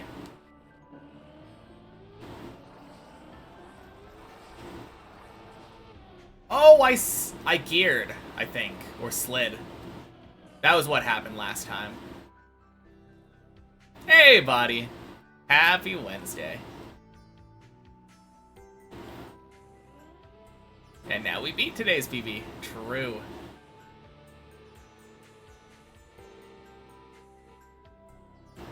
How many people have finned Deep Dip 2? Including body? 15.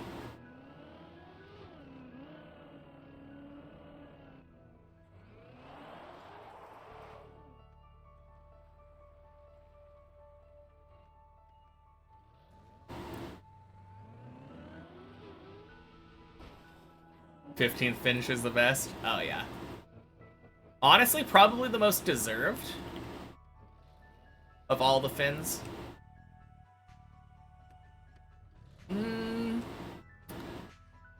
I guess there's an argument that it's the third most deserved, since two of the people that have finished twice.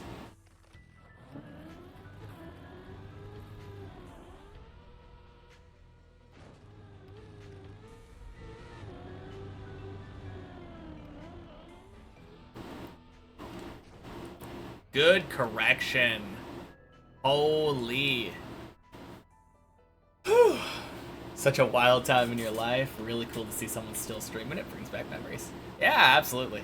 Gonna keep doing it until the end, too. Someone asked that question yesterday at the exact same position in the map. Day's mission complete. Kinda. We did get our daily 11, but let's see about our daily 12.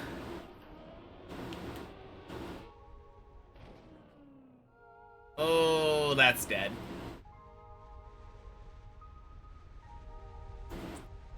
Anything? Fantastic! Anyway. Who said Deep Slip was harder than Deep Dip 2 again? Oh, man. That is rough.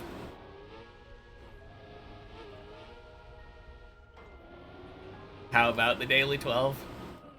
Hey, just gotta climb back up to it. But yeah, that is brutal. Very, very brutal. Such is Deep Dip 2, though.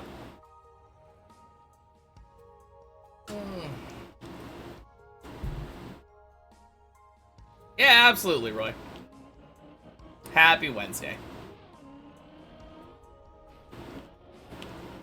Yeah, jinx myself. It was... Honestly, that's one of the worst jumps for me on 11. I would say there's like 4 bad jumps for me on 11. One of them is the first jump. One of them is the jump that you like turn left into a ramp and jump up. It's like the third jump of the map. And then there's the roof slide and the one before it. All in the first half of 11. It does feel like you get past the first half 11 and you're kind of golden. Wow. Awesome. Love it. Thank you, Maji.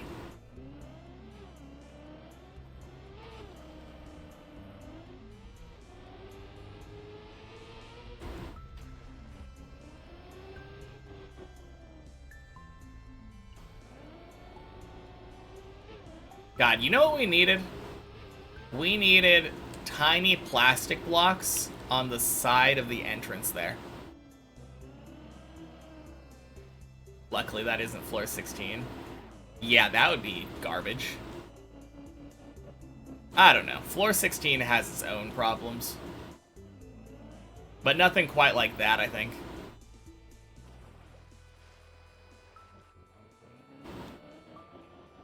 I don't know. The tire hang is pretty jank.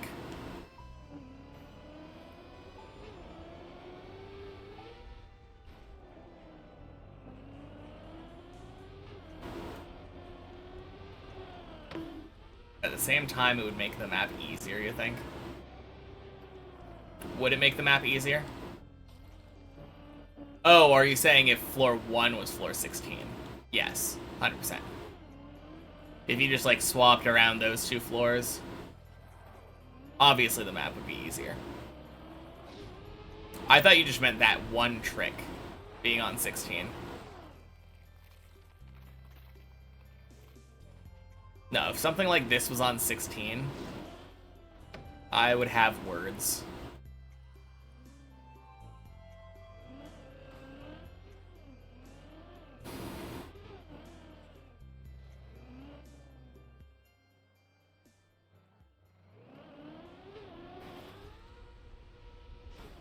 Actually, I think the Dirt Flick kind of has some dumb plastic scams that can happen. If I'm not mistaken.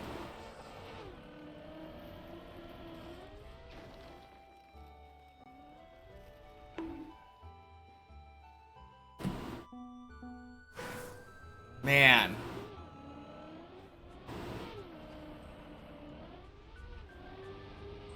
I hate that this can happen, where I go from, like, a crazy hour-long getting to floor 11 run. Not quite, Rindy. Happy Wednesday. But yeah, going from, like, a crazy long, like, climbing up to 11, getting to 10 twice in a single run, like, tons of recovery.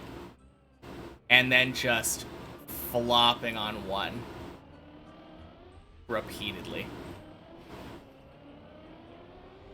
It's wild, the, quality difference of these back-to-back runs. Summer makes you forget what day it is. True.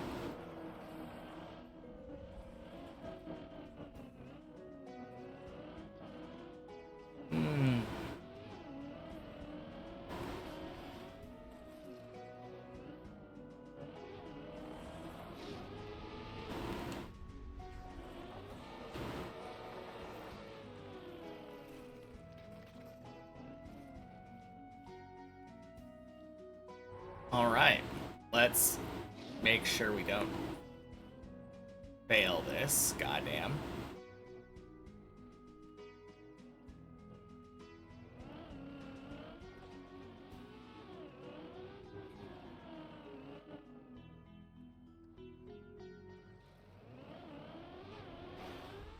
Is that a big PB you see? Within the last 2 weeks, yes. It's not super recent anymore, but yeah. I finally got a fake 14 run.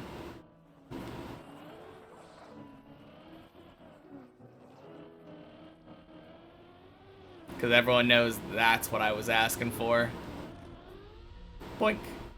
Although, you probably wouldn't have seen that I got 13, right? If that one is new to you, the 13 was only a couple days before it.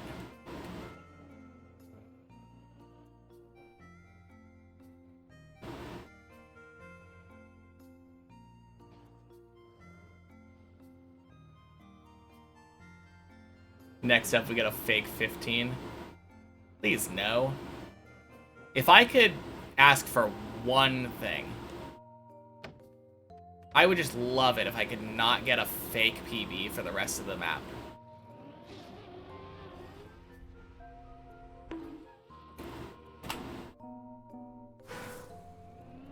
I was on 12 last time you checked.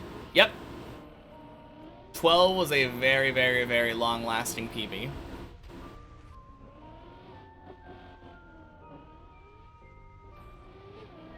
For, I think, a couple months, I was stuck at the last jump at 12.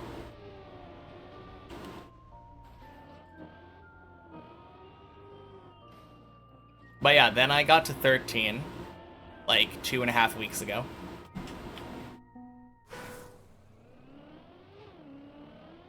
And I went with the virtual route on 13. Made it all the way to that jump where you do a bounce. You do a plastic bounce on, like, from a hole. And I failed the plastic bounce. And then I failed the recovery back to the start of 13. And ended up in a dead turtle.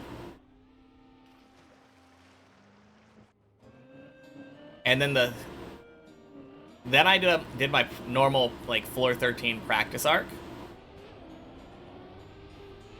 And the next full day after I stopped practicing, got back up to 13 and got a even better PB.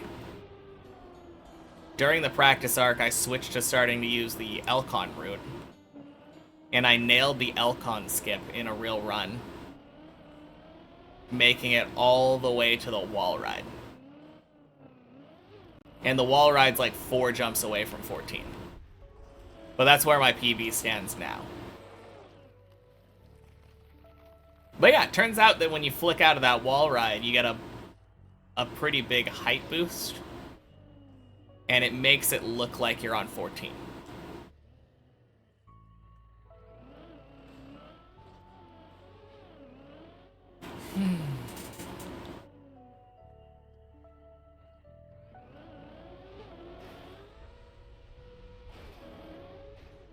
Yeah, still a big PB regardless. You'll count it as 14. I mean, you can choose to believe what you want to believe. I guess technically we have been at 14 height. So in that way, you're not wrong. If you were to ask the Dips++ plugin right now what my PB floor was, it would say 14. Boink, boink, smoosh.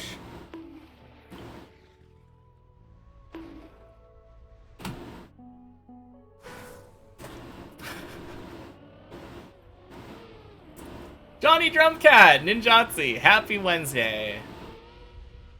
I already got a floor 11 today, but it failed the first jump, so that's a little bit eh. Aside from the floor 11, though, I think that kinda sums up how it's going. Hopefully you're doing better, though, Johnny. Couldn't have put it better myself, Lauren. Can't be the first thing you witnessed. Happy Wednesday. It can, and it is. Yeah. What a way to join the stream.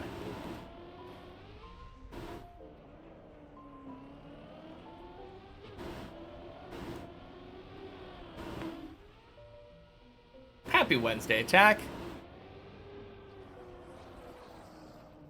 Cool.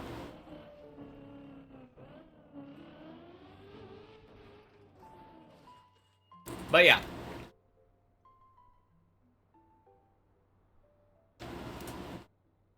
I think right now I have had a singular floor make it out of floor, or a singular run make it out of floor 2 today. And that run went to 11. So it's a very, very weird, skewed run graph right now.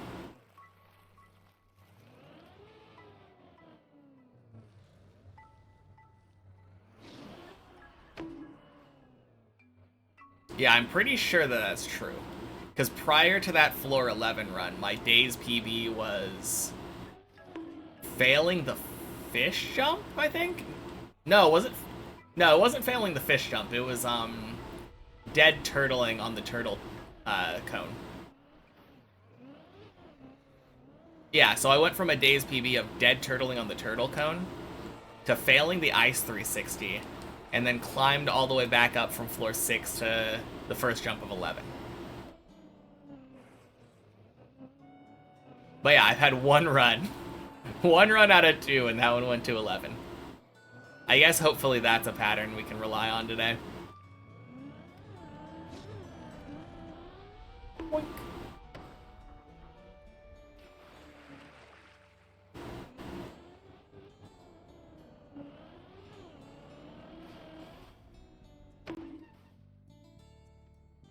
Okay. Who needs the pillar anyway?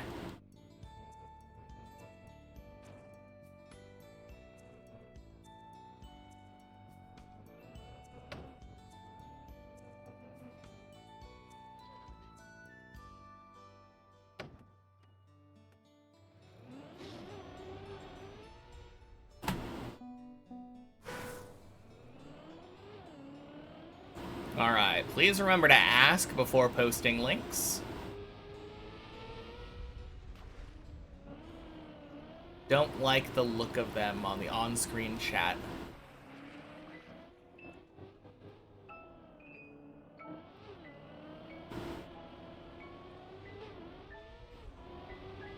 All good.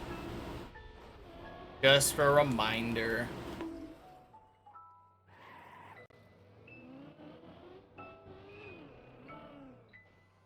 I assume that's probably a clip of the pool.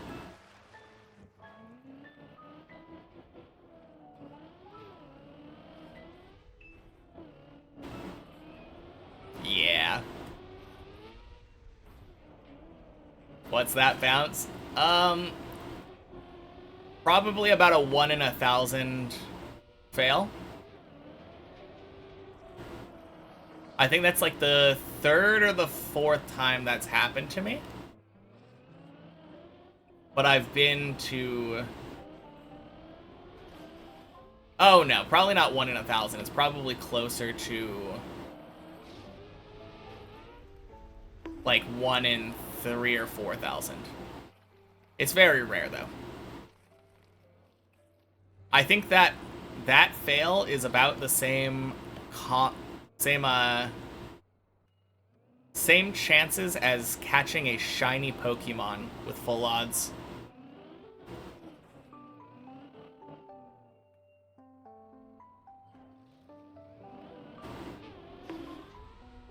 What floor is or was a good run once I reach it? I mean, it's always changing, obviously.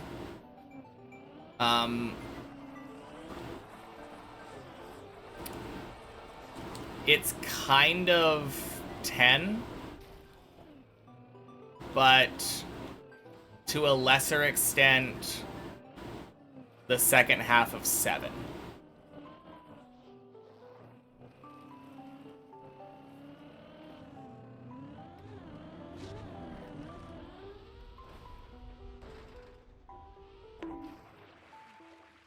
Happens when you land exactly in the middle of the intersection. Yeah. It's not very common there.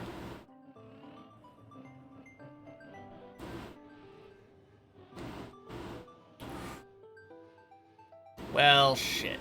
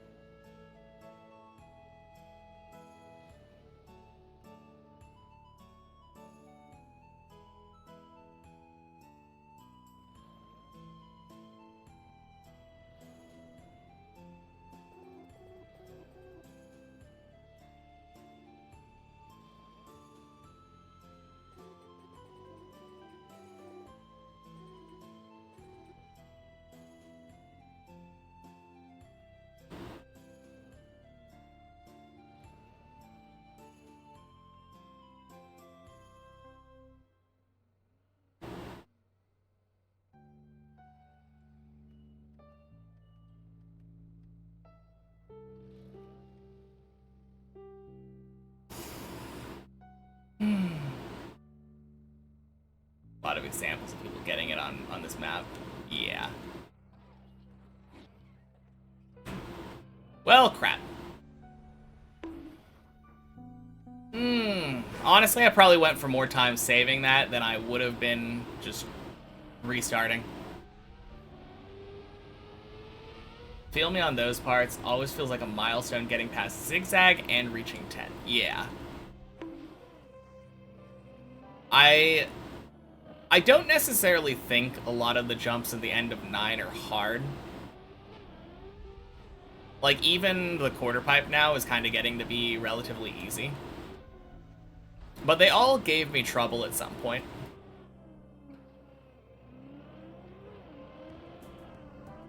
And I think the fact that nowadays it feels like 9 is on the easier side definitely makes it feel like 10 is a jump up.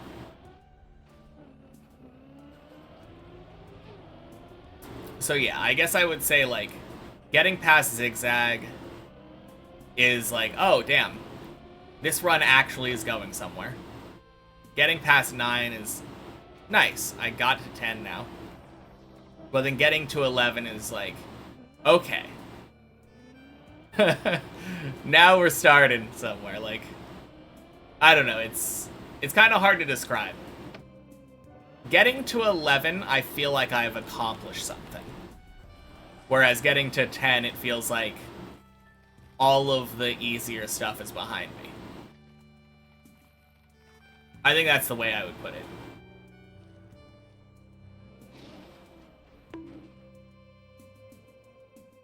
Have I had it happen yet on the wall slide to water landing? The one where you cheese the red booster on ice by going sideways. You mean like bouncing upside down? Like the roof bounce getting a landing bug? I don't think so. In the water landing, I think I have, but it never fails. It never causes it to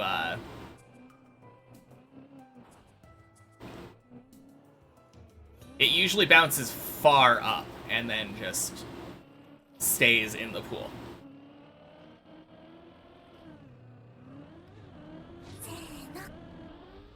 Boink. Mavester. Thank you for the follow.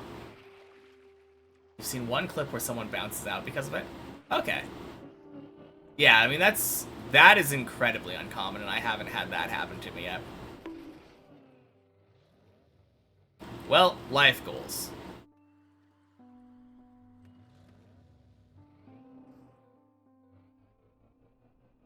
Shit, did I say happy Wednesday to Mavester? I think I thanked for the follow. But happy Wednesday. Yet, I said yet. I did say yet. I don't know. It wouldn't surprise me. Wouldn't surprise me if I ended up getting that at some point. 1,400 hours on this map? Yep. And that's only without checkpoints. I also have an additional about 500 hours on the versions with checkpoints and the replay editor.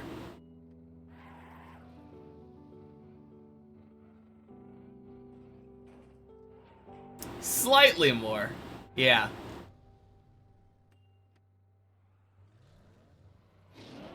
No, like 75% of my time is spent on the main map. Mostly just because I enjoy this version and it's fun actually being able to have, like, accomplishments.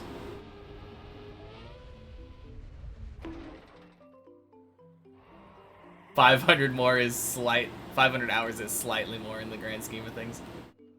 Technically. Trackmania is a game about cars and driving. Happy Wednesday. That is technically true. Happy Wednesday, Fruit Snoots. Really looking forward to seeing me on 14 once I reach it. You're at the point where you say 14 is the hardest floor for you on the entire map. That's what a lot of people say. And I get it. Yeah, it's got a lot of weird tricks.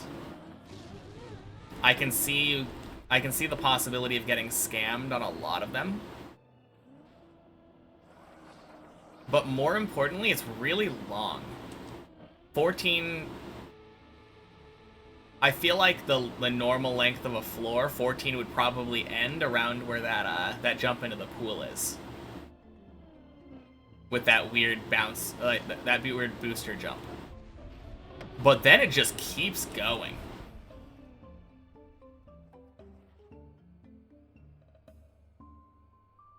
That's 4 times more time than you have in total. How do I join in the game? How do you join in? Do !room, like Tack did. And you can join in right there. 320 hours until I finish the map. What's in 320 hours?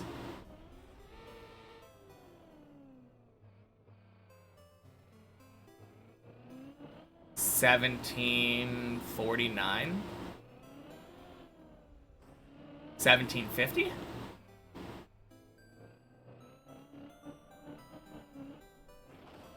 Oh, the prediction that you made when I was at, like, 1200. Gotcha. Wish you luck, you never played it. Hey, we all start somewhere. Best of luck. You got this.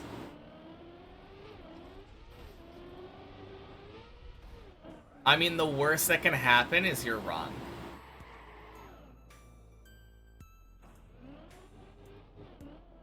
Okay, I guess, here's my question, Tack.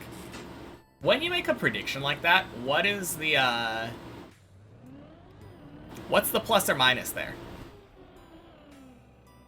How close do you have to be correct? Like, if you guess 1750 and then I end up beating it in 1749, surely that counts.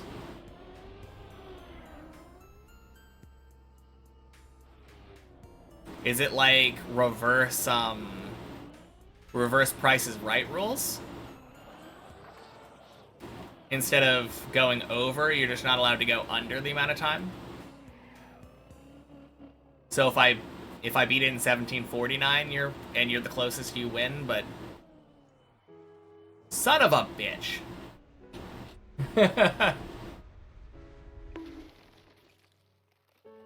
Oh, are you kidding me?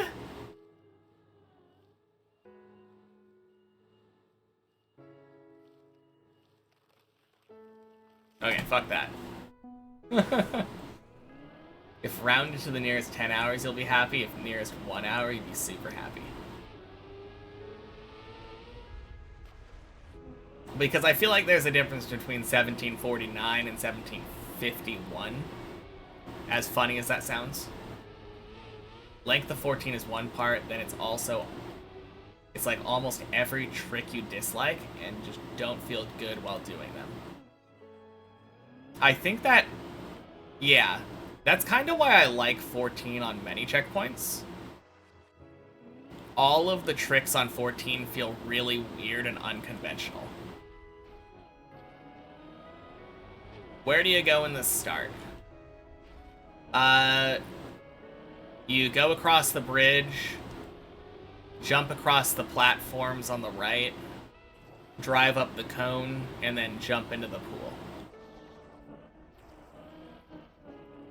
But when in doubt, I would say follow Colty. Colty and Kiku know where they're going. And they're probably, hopefully, more likely to be on floor 0 more. Although, given the last half hour of my driving, feel free to try to follow along with me, I guess. It's not that I don't want to help you, I just don't want to be where you are. Fun fact, you now doubled your total play time on the regular map since you reached 14 for the first time. Dang. Wait, what? Where were you at when you reached 14 for the first time?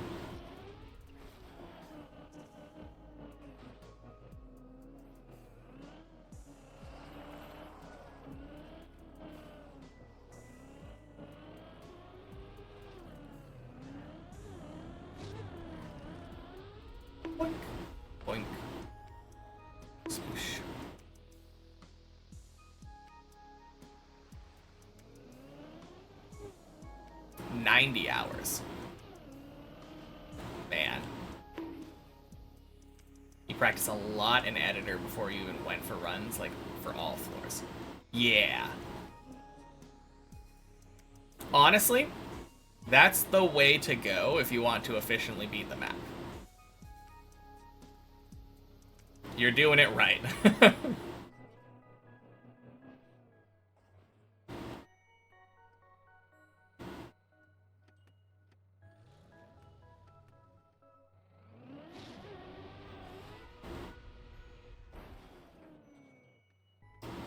Yeah, but like he said right after that, he very, very thoroughly practiced all of the floors. So by the time he was actually doing attempts on the main map, he knew what he was doing. Like, this is a very different map if you're comfortable with all the floors beforehand. Obviously, there's still, like, real tower climbing pressure, but way easier to get that over with if you have a ton of practice beforehand. Also, like, my way, like, learning a floor once I reach it, that's what you did with Deep Dip 1. Yeah, it's definitely not efficient. I think if someone else were to do it, like, my way, I would probably recommend doing it my way, like, -1. Just take, like, one step closer to your way. I think it probably would be more satisfying for somebody to, when they reach a new floor, practice, like, that floor and, like, the next one.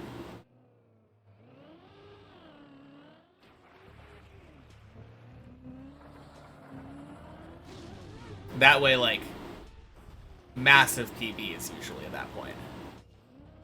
If I did that, I would have been practicing, like, 13 and 14 right now. When I beat 13 for the first time, I would be like, alright, I'm prepared. I mean, at that point, it's almost like, why not extrapolate that all the way down, but... Hey, Syra. Happy Wednesday. And good luck with your attempts. You got this, Lauren. You have a lot of experience with TM. Also played, like, all the older games and have a lot of playtime in all of them combined. And trial/platform maps were always your main thing. Yeah. Really, the stars aligned, is what you're saying. Stars aligned, and this is basically a map perfectly designed for your skill set. And then you practiced it efficiently.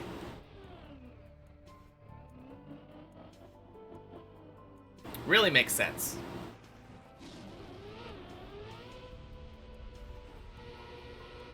Hopefully we can get back to floor 4. God, me too.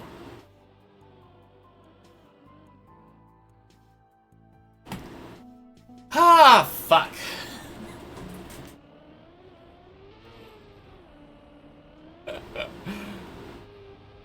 Love these kinds of things besides floor 14. Yeah, floor 14 is really weird. I've surprisingly been rather consistent at the cone on floor 14 the last, like, couple weeks. Random news, finally got an appointment for an ADHD diagnosis after 14 months of waiting. UK healthcare system's the worst. I call your UK healthcare system and raise you one US healthcare system. No one's allowed to claim that their healthcare system is the worst on my watch.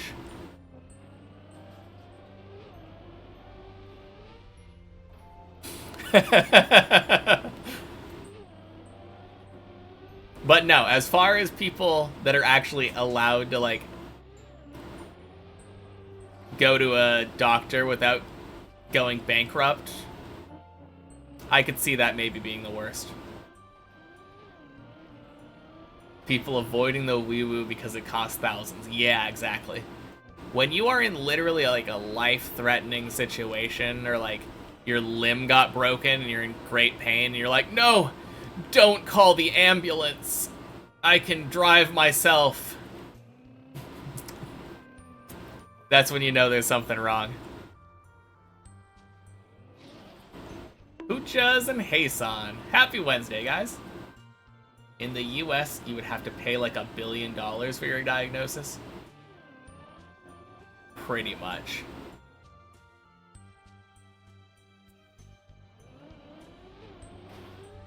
Norway's healthcare system's much better. I don't think that really has too much to do with which one's the worst, though.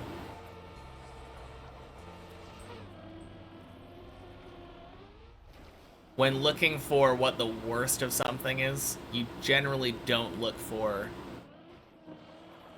at what the best things are. In Norway, you just get it for free. Boink. I wish. 2-year anniversary, 1031 movies so far. Damn. That is far and above like 730. You ended up watching like 300 extras? That's crazy.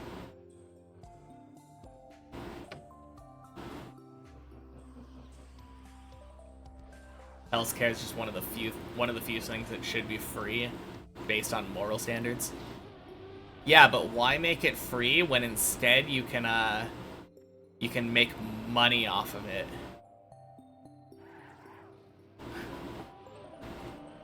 Get rich based off of the misfortune of others? That seems like the much more lucrative option.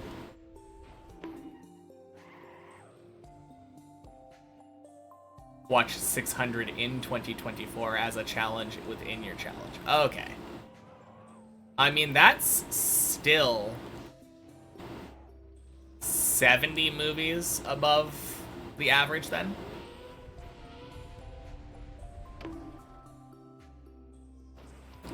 Happy Wednesday, Zane. Too hard for you? It's a tough map, for sure. Boink.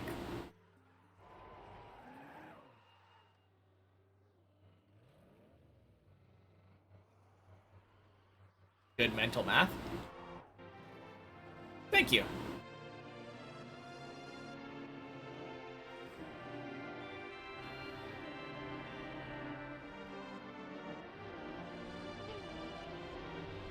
This map's super easy. You'd give it a 1 out of 10 in difficulty. Yep, that's why Zane stepped away from it. He reached floor 7 and said, you know what? This is too boring. Why would I even bother making it past the loop consistently when I could just quit? I'm gonna go play some khaki. Think I mean 9? Yeah, but 9 isn't the thing keeping you from PBing. I said what I said.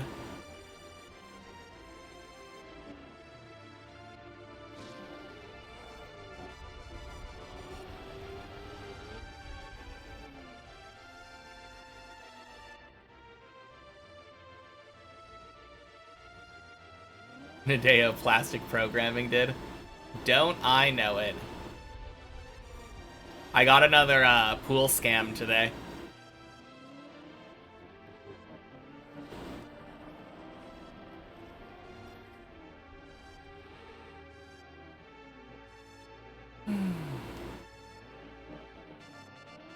Not a new pool scam. Same old pool scam that I've had before, but like, yeah, jump into floor 2. Where your car decides, like, nah, I didn't want to go to floor 2. Goes back down to floor gang.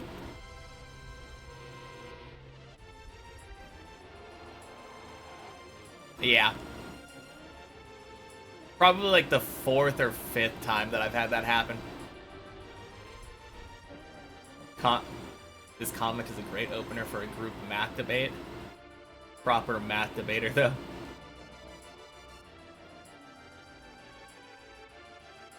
Oh, man.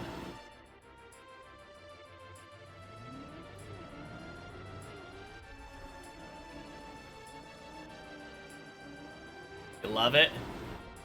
Love to hate it.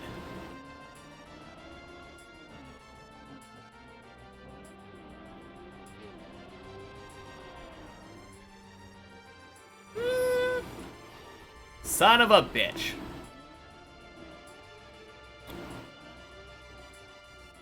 We save those. Let's go. Anyway, on a brighter note, I made it to 11 today. Nice save. Thank you. Yeah, that one is actually, like, really hard to save from that position. I am pretty proud of that save. But yeah, on a brighter note, I have gone from being floor 2 stuck to at least being floor 4 stuck.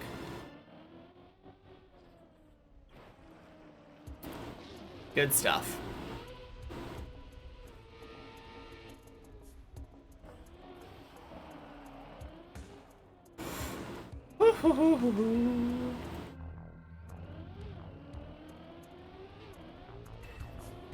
I was half contemplating going for the direct. I don't know if anyone saw that.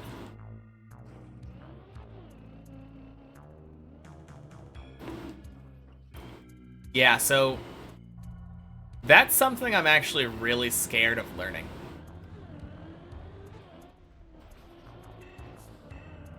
I am terrified of learning to do the direct entry into floor 4 from floor 3. Not because I think it would be a hard thing to learn, but because I think if I did learn it and I knew the proper setup for it, I would probably go for it a lot.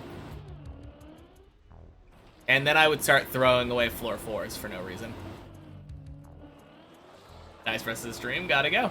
Alright, sounds good, Syra. Talk to you later.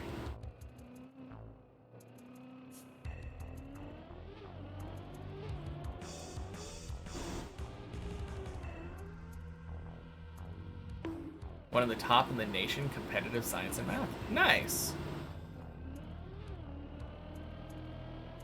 I think I went to a math competition in high school.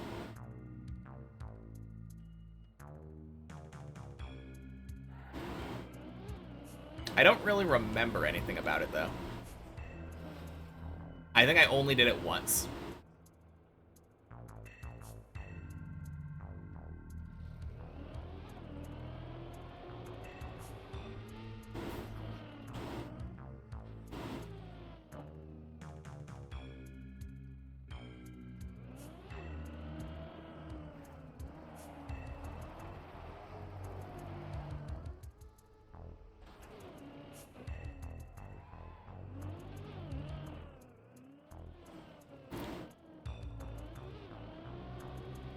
I think I didn't enjoy it.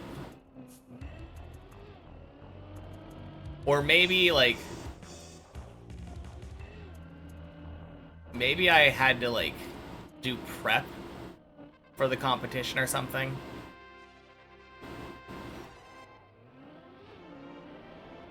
And I would just rather not. I actually have no recollection of what happened, though.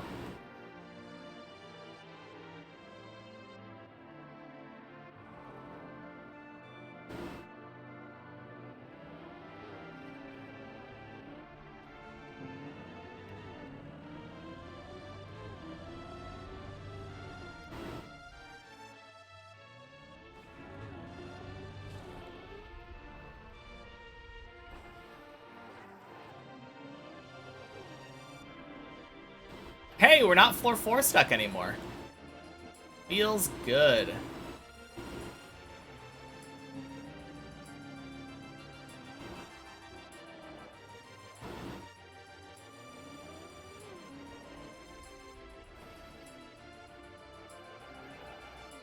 Hey, Nizor. Happy Wednesday. Welcome in. You got here just in time for my second good run of the day.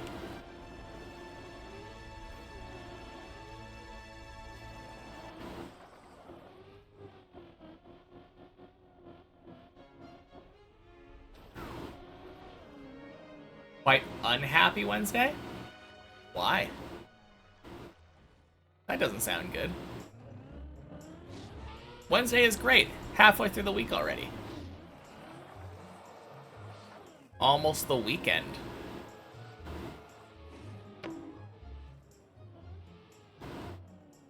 Sorry to hear that, though. Hopefully, I can improve your Wednesday by presenting you with a PB. Boink. Smoosh.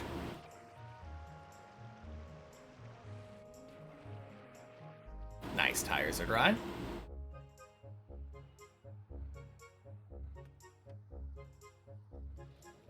Good luck on that. There will be an element of luck. Hopefully not too much luck needed.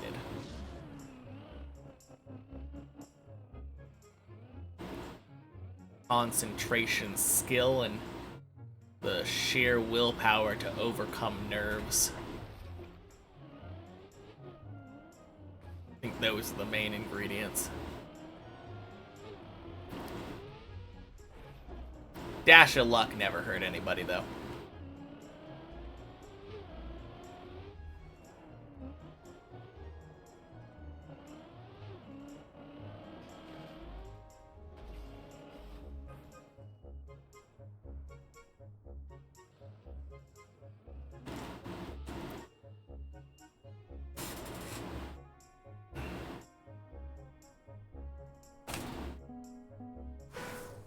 Okay.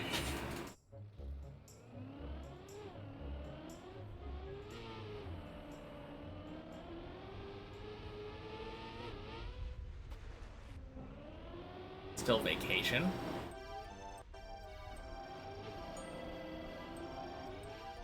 Man.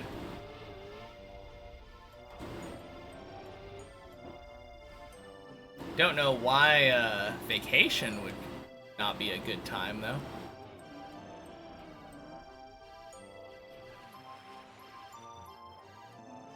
I mean, I guess ending high school is kind of bittersweet.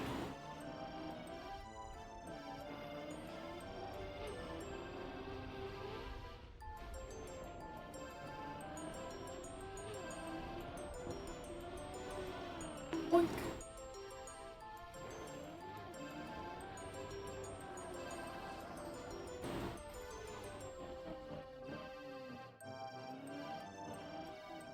Now that was a really strange fail, though.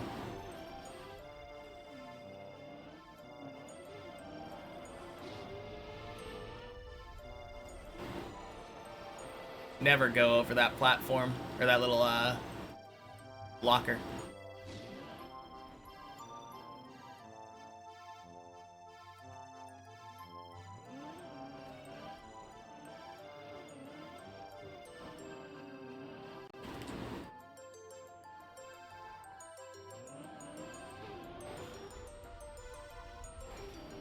Clearly, I just wanted to join all the cool people on their run on floor 1.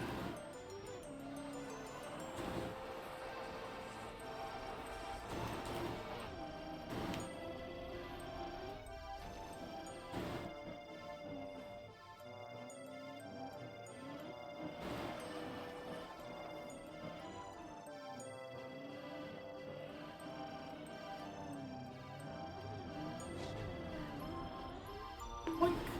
Boink. Smoosh. Ah, no. Colty got scammed. 07.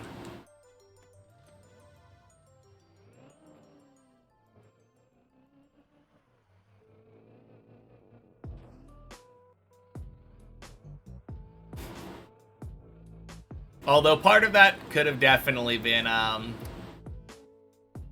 trying to keep up and race. Got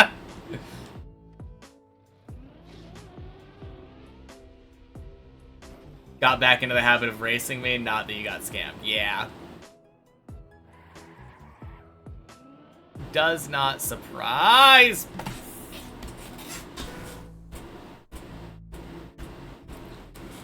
Does not surprise me.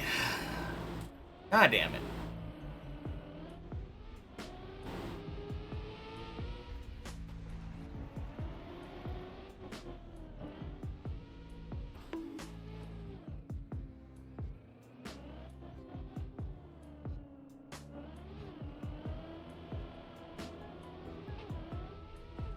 God, that is so frustrating.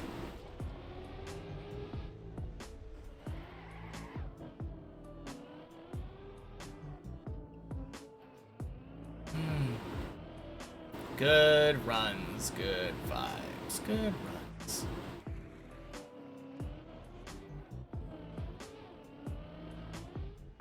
Hey Blanche, happy Wednesday.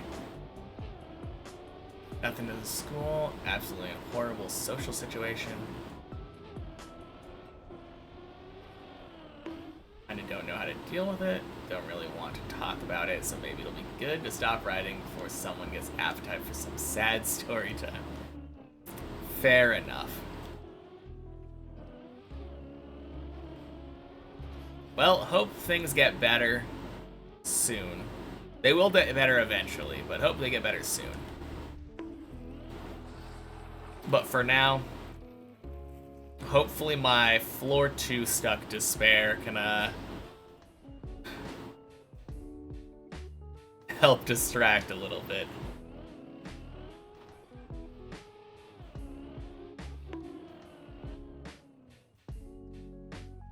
Just sit here and vibe. Absolutely.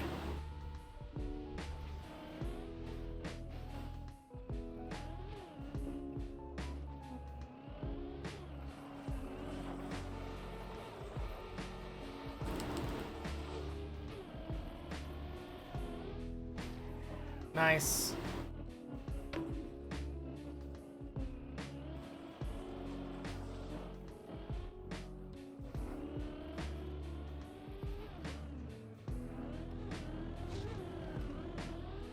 Boink, boink. Sploosh.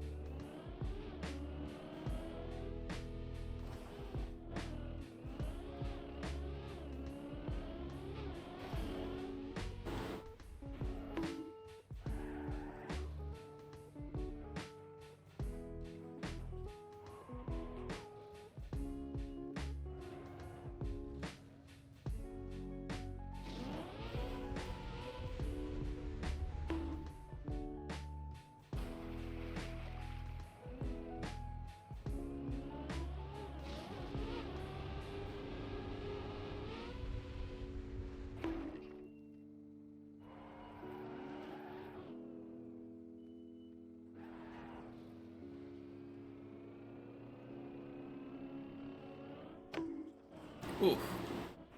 Worked.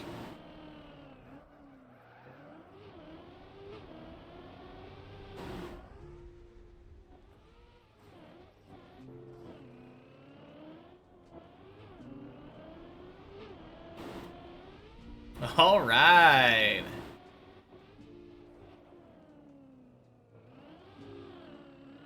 Yeah, I think I'm done being floor 2 stuck now.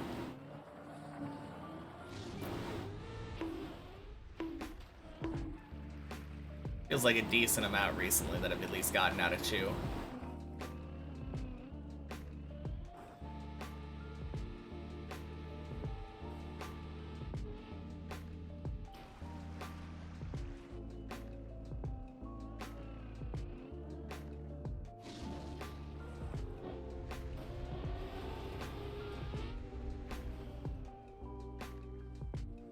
Wonder if there's anyone that has more time on a single map than me in Deep Dip 2 in 2020.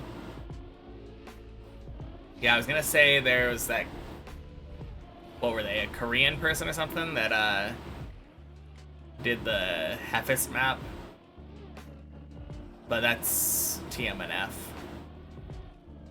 I don't know. Maybe not.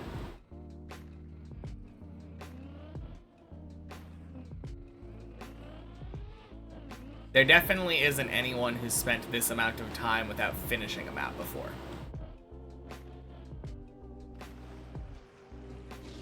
I'm almost certain that that's unique.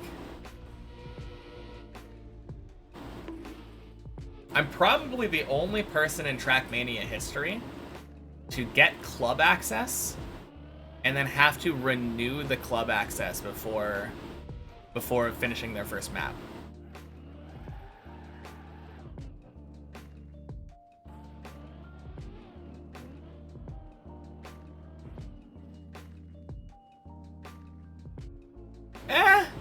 Maybe not. Probably, though. I think most people would have finished a map. Don't think so? You think there's someone that, like, opened up... I don't know. Like, Campaign 01 after getting club access and being like... Nope, too hard. Not satisfied.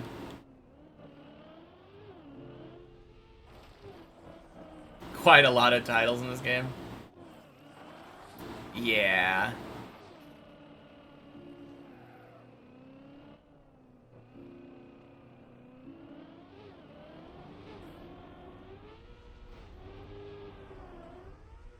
I mean, the only titles that I've got are related to the amount of vast amount of time I've spent on as little as I have played.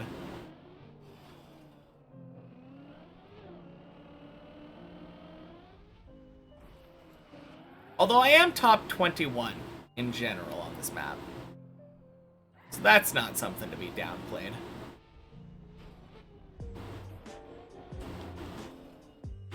So many people who buy a game and basically don't play it. Basically don't play it though, but I feel like usually with a subscription-based game, if you plan on playing a game, that's when you like load it up. Subscription. And among those people, because Trackmania is also free to play with a lot of like campaigns, it means they would have had to specifically go out of their way to pay $20 to get club access without ever having played the game beforehand and proceed to not play it for a year.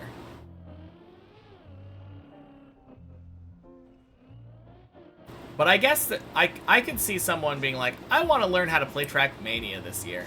It seems like fun. And then they spend $20 to like give them an excuse to do it and then just never get around to it. I guess I could see that. That might be a possibility.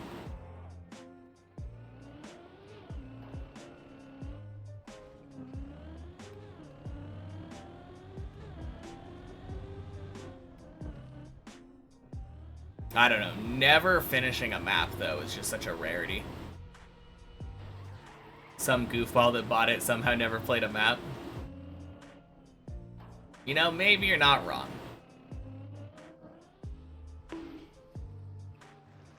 I don't know, though. It feels really hard to play a map. Actually, I just realized there is a specific subgroup of people. The people who saw people playing Deep Dip 2 and thought, that looks like fun and I want to try. Bought club access to play Deep Dip 2, tried the map, couldn't get far, gave up, never played the game again. Like, as their first map.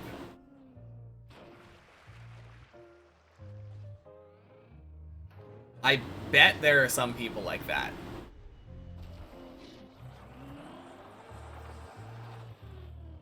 Which goes to reason there's probably similar people like that for Deep Dip 1. And other hard maps.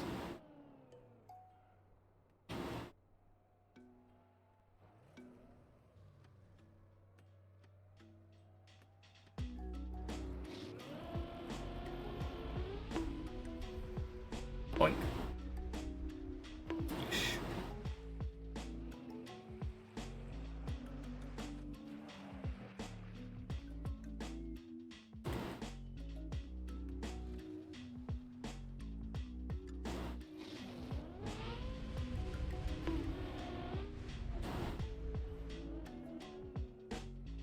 Oh, good play.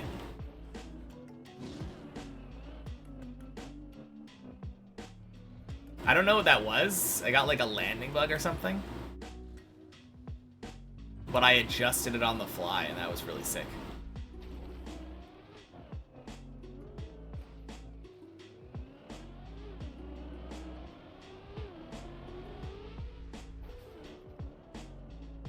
Anyway, after that previous floor 6 fail, I'm back.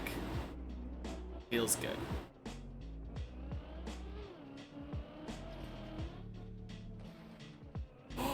Really? No! Oh, I failed the same jump. Okay, this saves. Oh, shit. Saves to plastic?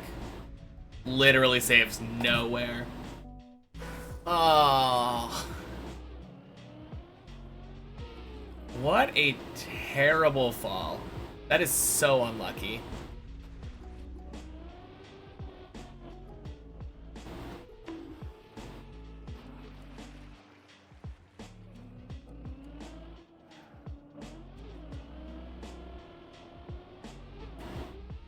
Hey, on the bright side, at least I fulfilled my day's goal, right?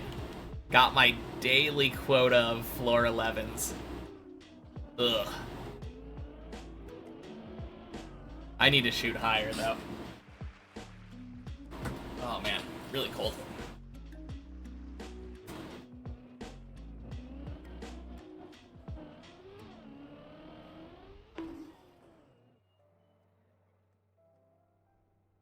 Ah, fuck it.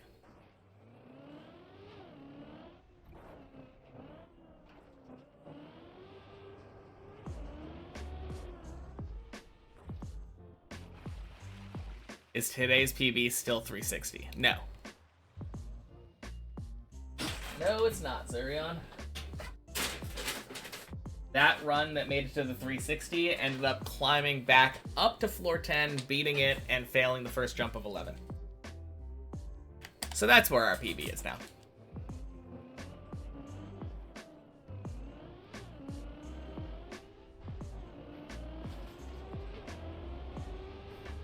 Yeah.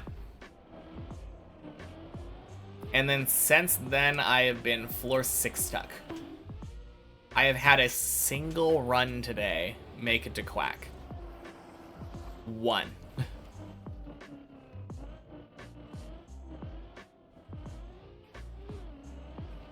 In almost 3 hours, including warm-up. One run going to Quack. Like, what?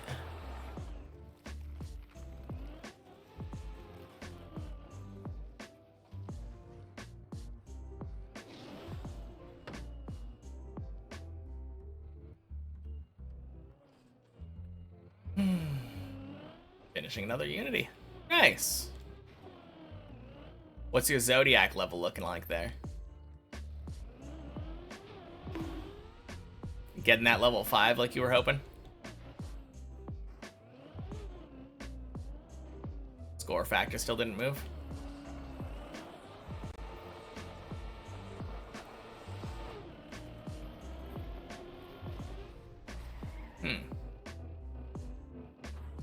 Too washed to have fun on this map?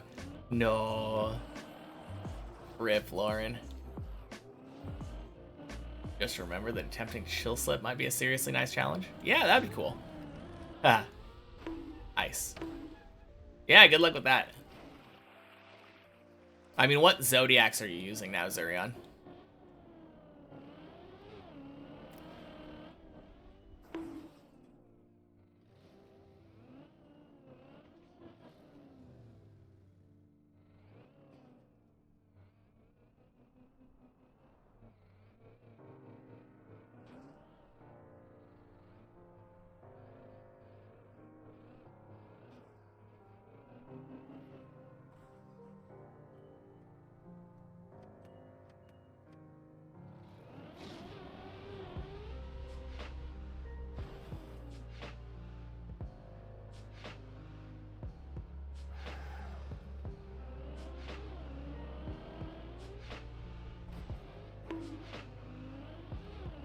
I mean, you could always obviously just go for more unities.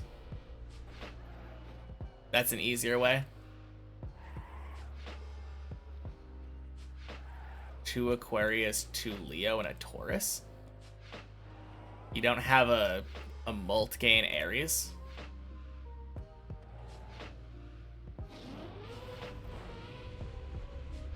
Like, what?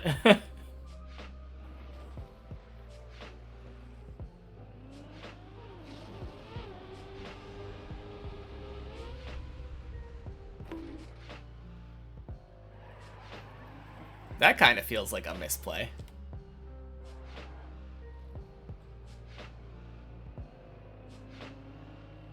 I assume that in the first 10 unities that you've done, honestly, the first Aries you got. Dang! Oh. Thank you for the 2 months, Wosile. Welcome back. Happy Wednesday. Oh. I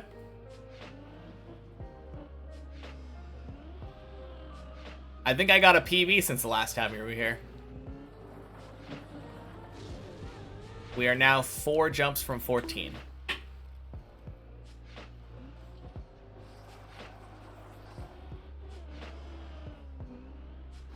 But yeah, it definitely feels like that Aries should probably be better for you in general. I'm kind of surprised by how often I hear people talking about using the green ones. I, like, never used the green ones. It was all fire and wind for me.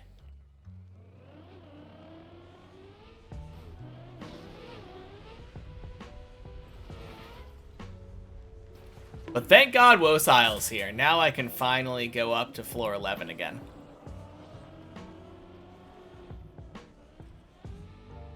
Thought Leo gives lap speed is better. Not for score.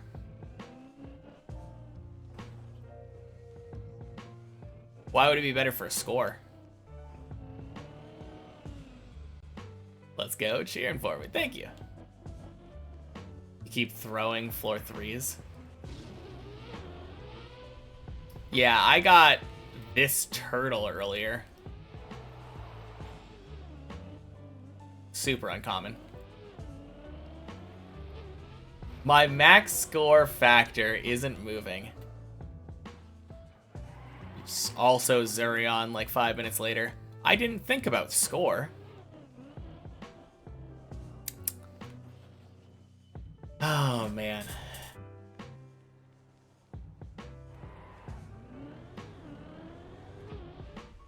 Yeah, it turns out score is a little bit important.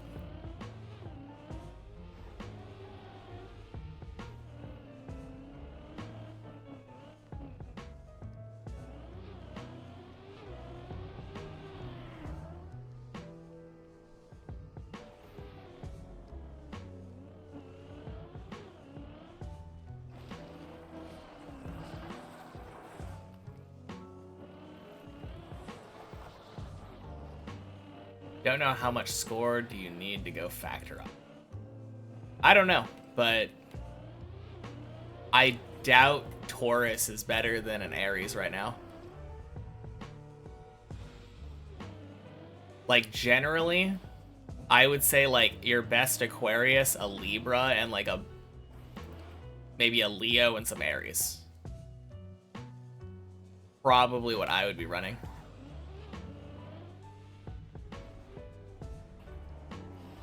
Yeah. Because you don't have a high max score.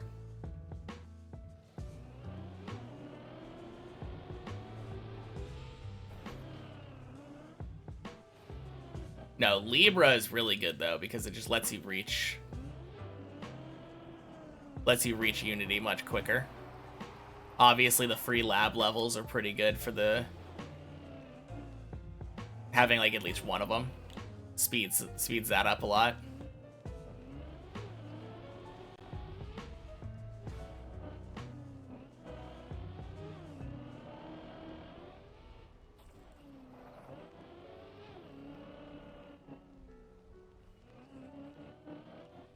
But yeah, definitely the build.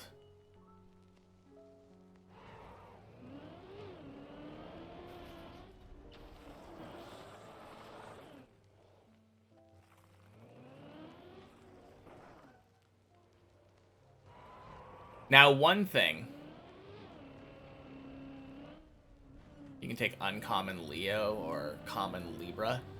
It really depends on the stats. Like, I think Libra can give DTP tetration. And that's pretty strong. It sounds like you already have enough Leos, though.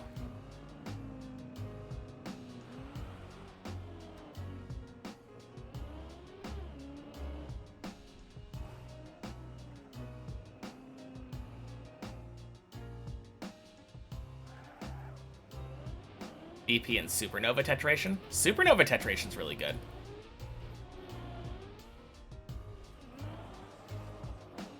Wait, is it Supernova Tetration or Supernova Effect? I think it's Tetration. Or is that...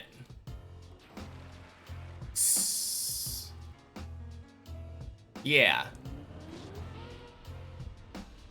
It lowers the requirement for Supernovas. Yeah, that is really nice. I would take that one. And then just, like, swap out the green ones, probably.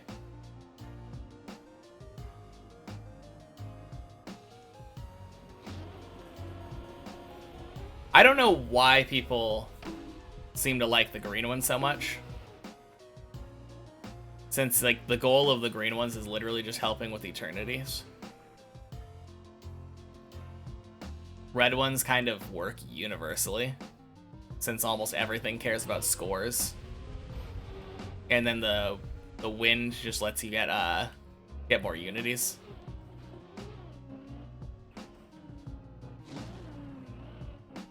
What should be your setup?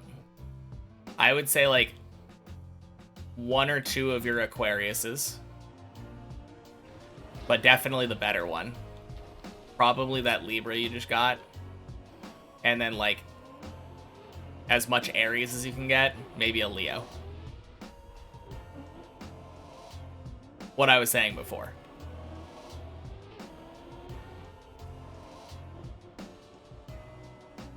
And then just rearrange them on the planet so that the planet bonuses are as good as they could be.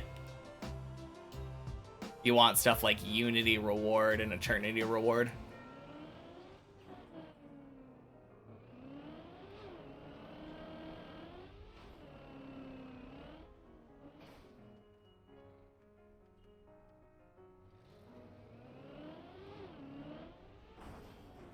Oof.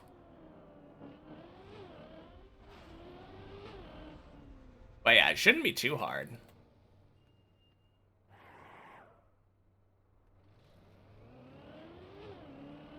It blew my mind that you didn't have any Aries on there.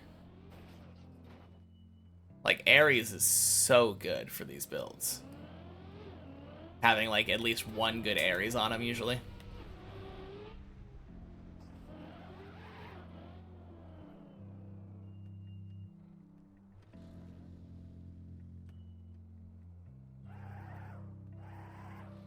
Alright, nice hole. 2 Aquarius, 2 Aries, and a Libra. Alright. Yeah, it should be decent. I guess we'll see. How long did that last Unity take you? Are you getting to the point where they're like an hour or less?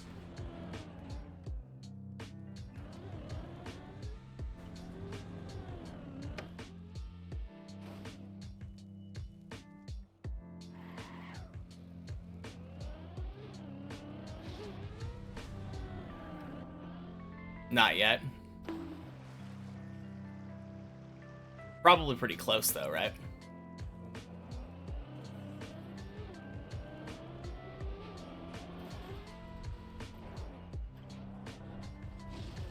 Maybe if you would do it all at once.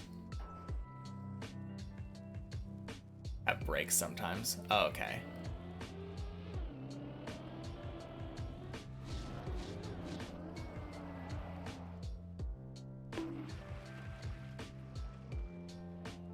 Fair enough.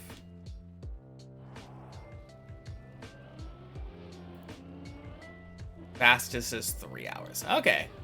Getting there.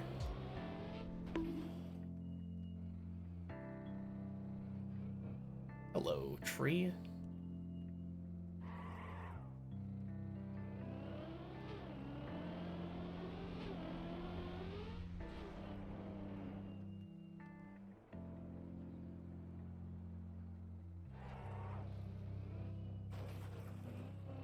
Sounds good.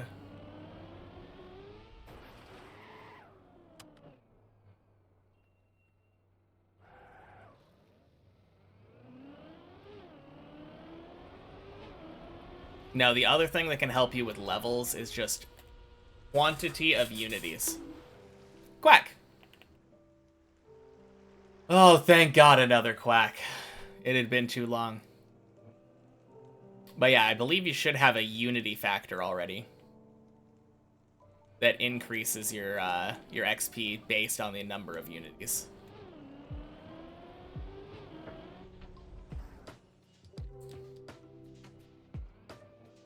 Which factors do you have unlocked right now? At 2.2. Yeah, like probably 0.2, I would assume. Wait, no, 2.2. It starts at 1. Increased by 1.2. Is it 0.1 per unity? Kind of sounds right. Trials, unity, and score. Okay, just those three. Well, hopefully this new build should help you with score a bit.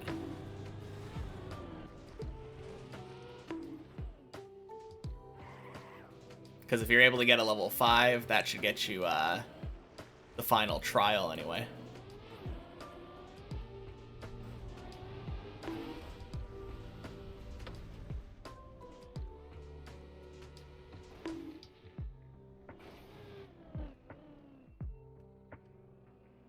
Yeah, 0.1 per unity and Jupiter, yes.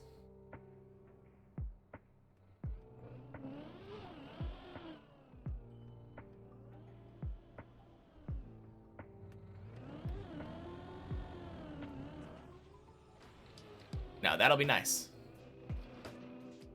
Getting Jupiter, being able to fit another red in there.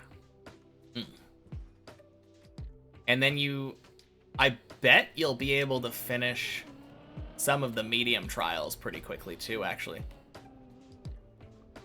Since you said you already have 2 Aquarius with free lab levels.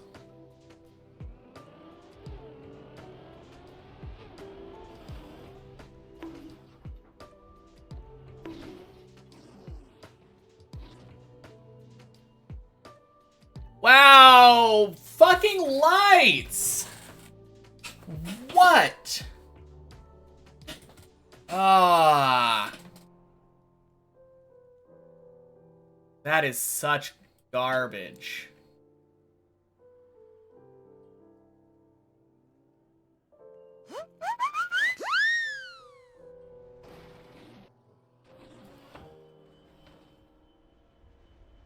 And then, of course, I landed a goddamn turtle right there. Oh. What? That's new.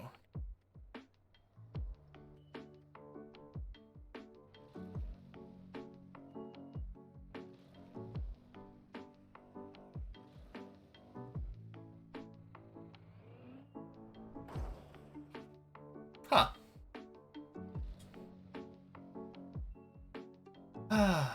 Man.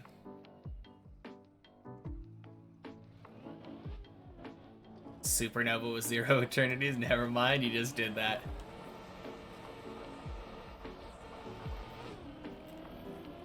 That should unlock the supernova factor too then. So you should be very easily able to get level 5 now. Nice. Boink.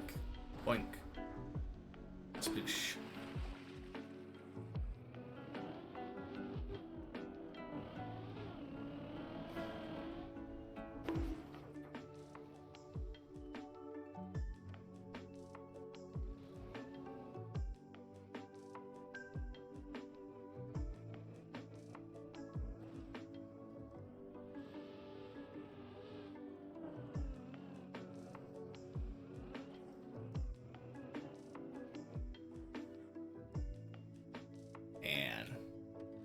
I mean, at least I made it to the loop again.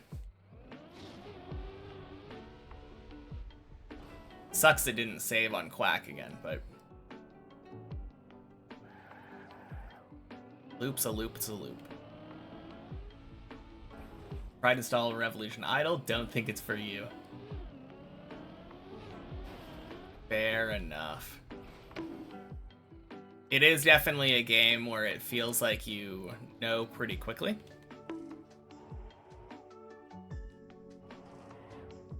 It's not exactly the most active game, since it's an idle game.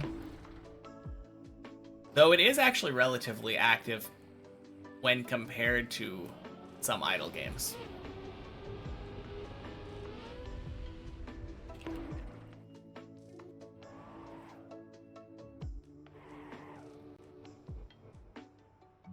So how far did you end up getting before you threw in the towel, body?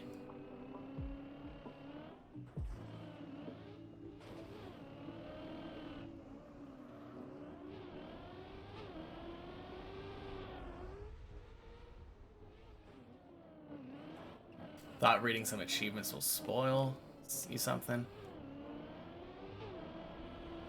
There was only bigger numbers. I mean, there are some things that get spoiled. I mean, it spoils like names of mechanics mostly, but don't even know, didn't really know what you were doing, just clicking and getting more rings. Sounds like you're doing everything exactly as intended then.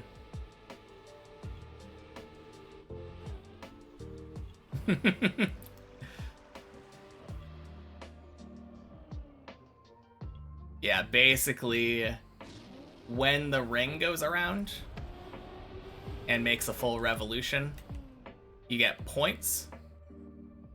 And when the ring goes around, it also increases the amount of points you'll get next time. And then you use the points to get more circles. And keep going. And then as with most idle games, you have prestige systems that let you reset and do it faster. And then eventually you just get like a bunch of ridiculous systems. And it gets much, much more complicated as time goes on. All achievements doesn't need much active playtime. I think it probably would need a lot of active playtime. Decent amount. So cool to have Trinity Challenge 1 and 2 already complete. Oh yeah, you have five trials done. True.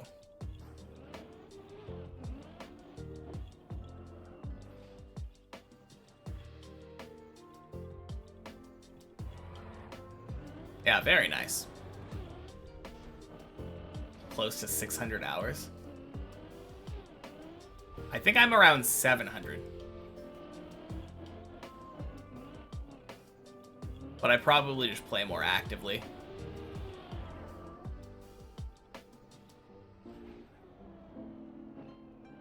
On the other hand, I do leave it open a lot while I'm playing other games and watching videos and stuff.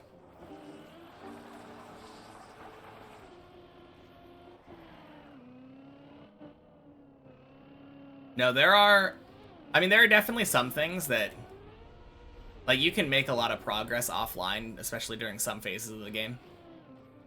But there are other phases that are rather click intensive and take a long time to get the tools to automate and stuff.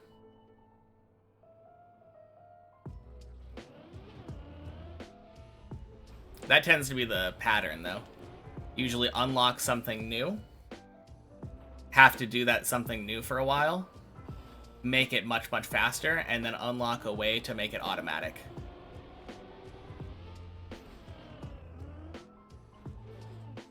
That would mean you're close, but you feel like with gameplay that's not true. Yeah. I mean, probably not that far off.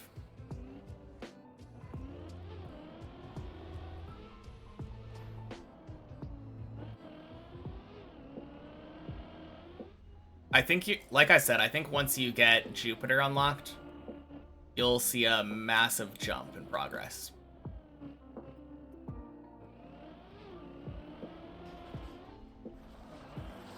Fucking Cliffinator. True.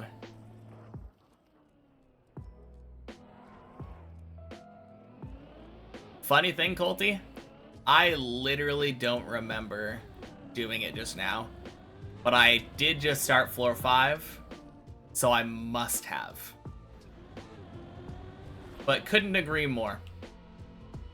Happy Wednesday, Jeremy.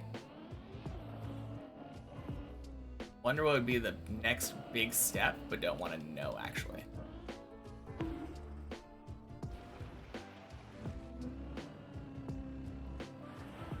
Yeah, because you have the trials unlocked.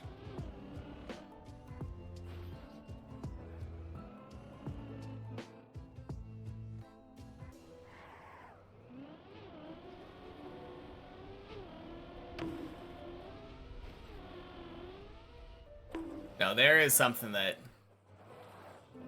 eventually you'll unlock, but I think right now, honestly, the biggest thing is just like leveling up your zodiacs and like unlocking more planets.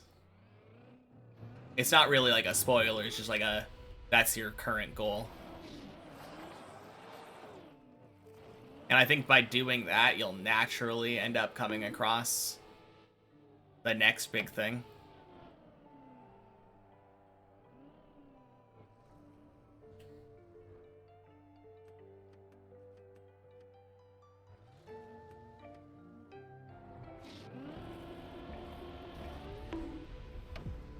Boink. Sploosh.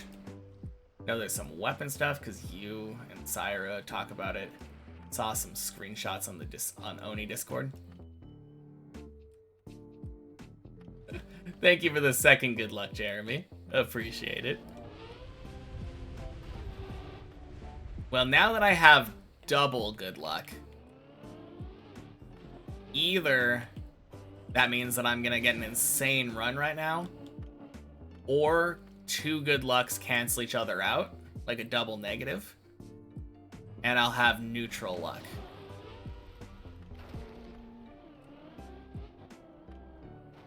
I guess we'll have to see.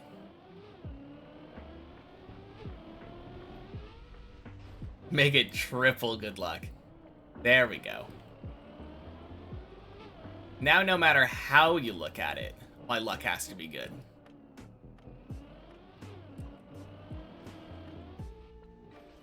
No one's ever heard of an odd number of things canceling each other out.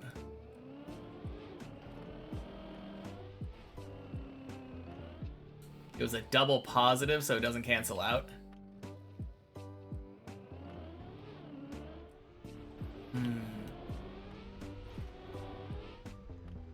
And now it's a quadruple positive.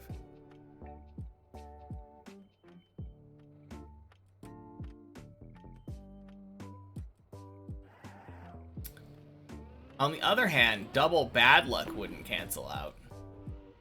I think luck might be additive, so I think this whole conversation is kind of moot.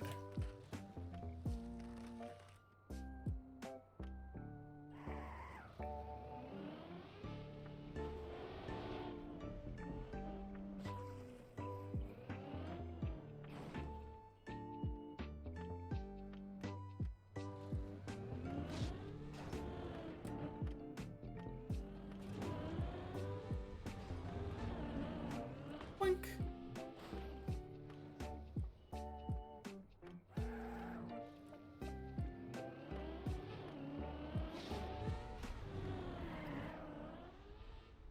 Nice. Holy shit, when did everyone leave? For you, next big step will be auto dilation. That would be so nice.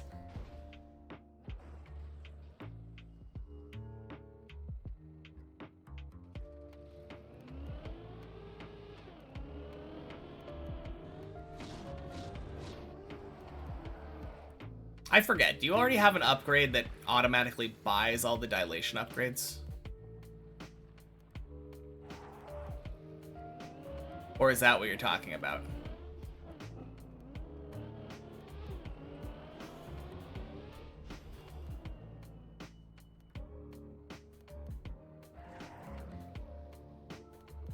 That's the one you're talking about. Okay.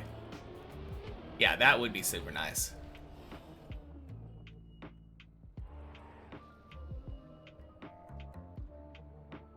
Haha, I tricked you all. You thought I was quacking, but I was not. Will you fall for it again? Let's see.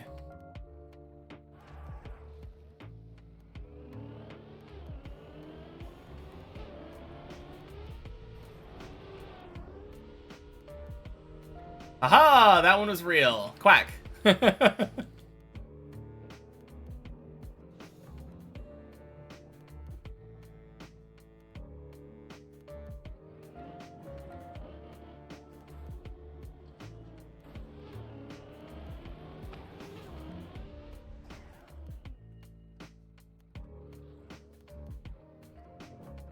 Yeah. God, I don't remember when auto dilation gets unlocked.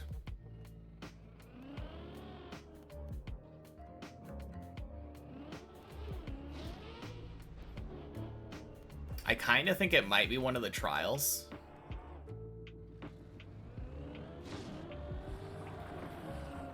But my mind's totally blanking. No, it's not unlocked with achievements. Okay.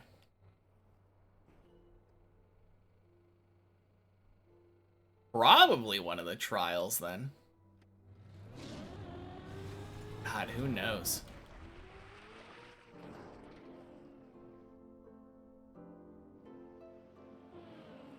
Yeah.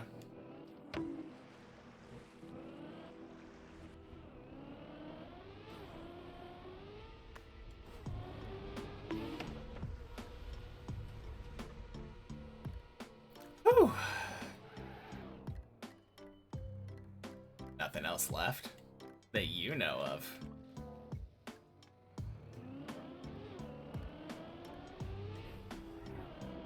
God damn it.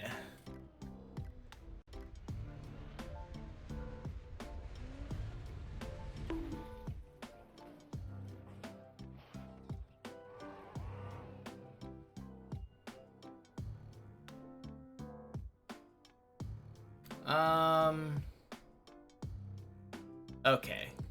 It is just going down that way.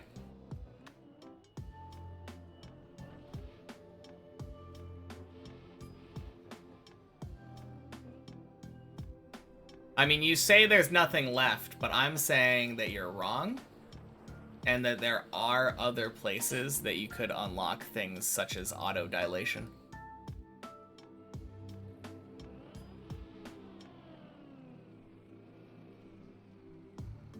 Like, one specific mechanic comes to mind that has a lot of nice, like... When he says auto dilation, he's not talking about, like, what you have to do with macros. He's talking about automatically buying dilation upgrades. Also, happy Wednesday, Surgeon.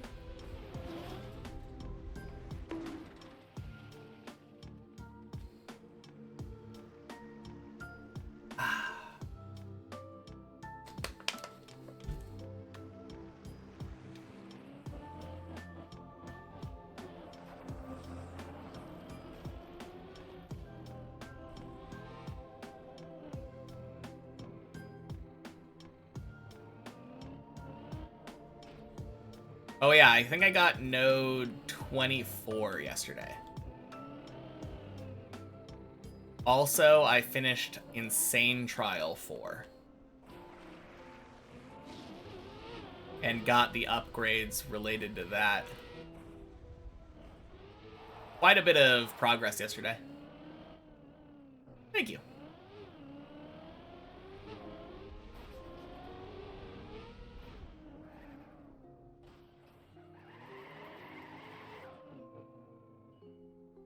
Just passing by to remind me to hydrate.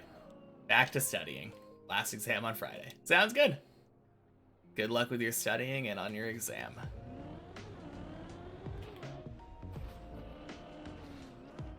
Have a good session. Thank you. Luckily, it looks like we're back on good runs. It's been a bit hit or miss today, but back on hits.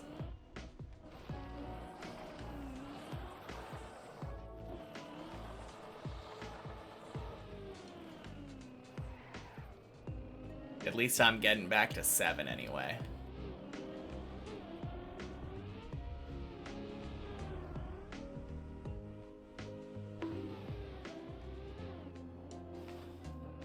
You're at node 28. Haven't been playing quite so much because, ugh. Yeah. I really don't like that it feels like I have to refine and then like restart a lot. It feels to me like the efficient thing to do is to do it early-ish.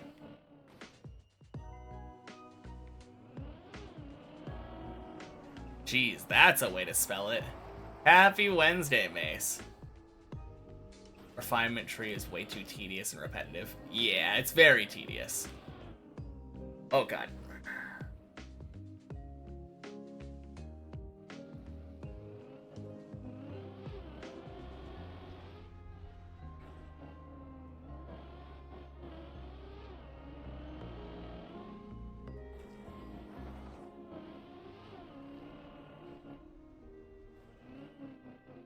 That being said, I do really like the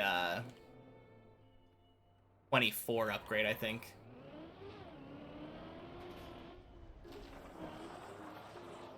Thought the booty bounce drop was PB? No. I got past that. Like, next regular run.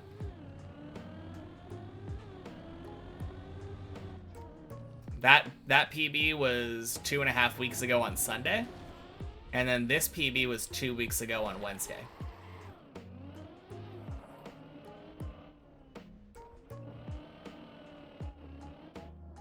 Right now, you'd have to do 140 runs 4 times to buy 1 node. Oh, 140, like, yeah. My problem really is that, like, I don't think that it's faster for me to do like a 120 run at my phase compared to doing like, I don't know, 10 112s or something.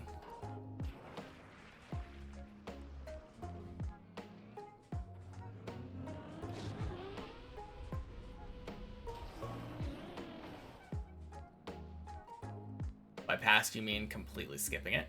What are you talking about? Oh, yeah. Yes, you're talking about my PB in relation to what I was talking to Mace about. I got back up to 13 on that day and went a different route, so I didn't even touch the jump that I failed. True.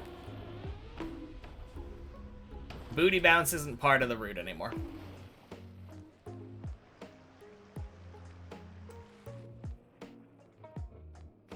Almost always want to do it in increments of 10, by the way. I know. It gives like a massive boost every time you reach an increment of 10. But like, if 112 takes like basically no time relative to how long it takes to get 110.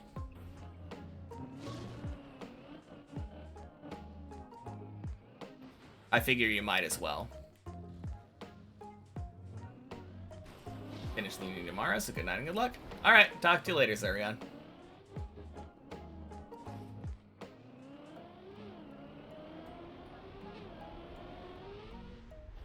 No, like right now, I don't feel like it's worth it for me to do a 130. I think I'm in the process of doing one right now, but yeah. Maybe I'm in the process of doing one right now, I don't know. Don't look at it and just end up higher than intended. Yeah, that's true too. Saying goodbye for now. Miss hanging out. Best wishes with the climb. Yeah, thanks for coming by and saying hello, Mace.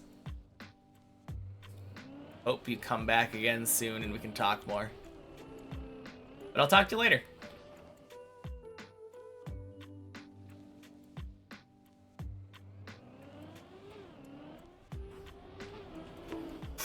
God damn it. Cool? Cool, please?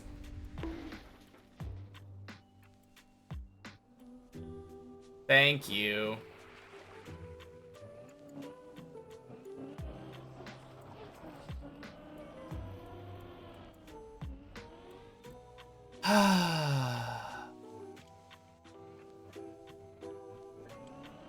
God, what did I fail?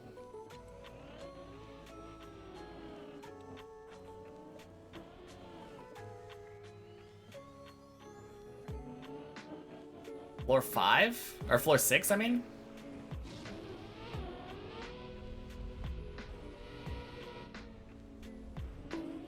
My brain instantly cut the fail out. I failed the hole. I failed the fucking hole. Goddamn. Yeah. I fail that hole so infrequently now that I just don't remember it when I fail it. That's so uncommon.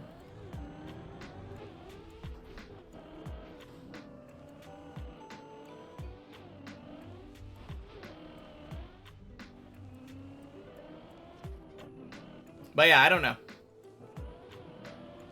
Like right now, I think my upgrade costs 60,000. And I think it's technically more efficient to do like 20 runs that give me 1,500 each versus doing like 3 runs that give me 20,000 each. Or like 4.5 runs that give me 15,000 or whatever.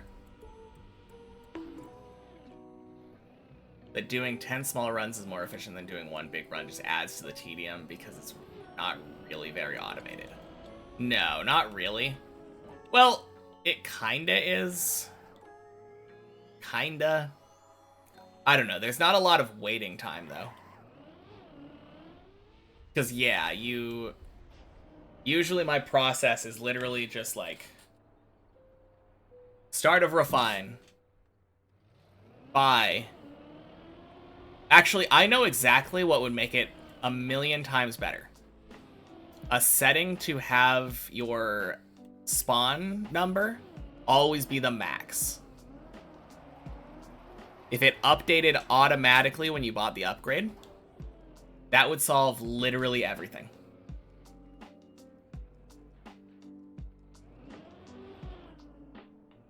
Because as of right now, I just literally have my finger on the 9 key and I'm just click 99999, click 99999. And I'm spawning minerals like one at a time like that. And then I polish, buy a bunch of swords, repeat until I don't have enough to buy any swords when I polish anymore. And then I let it auto spawn for like a couple minutes until I reach the 10.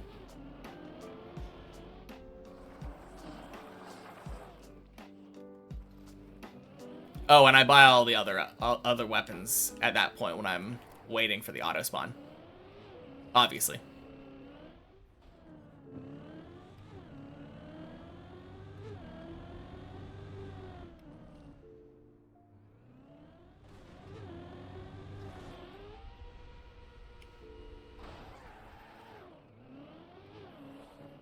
But yeah, if there was a max option and you could just click spawn, spawn, spawn, spawn, spawn, or just have it auto spawn, because that's all that auto spawn does. It just clicks spawn. And have it just always auto spawn whatever is the highest thing. Oh, that would be so nice.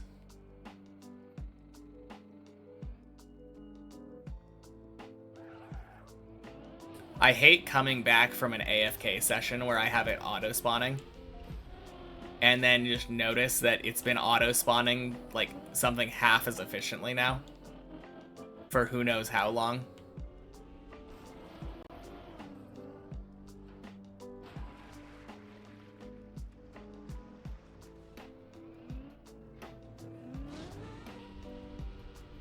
I mean, it's not the biggest deal once you get to the later part, when you only have to update it like once every several like minutes or whatever, or hours. Well, it's if you're doing the small ones, that's the bigger problem.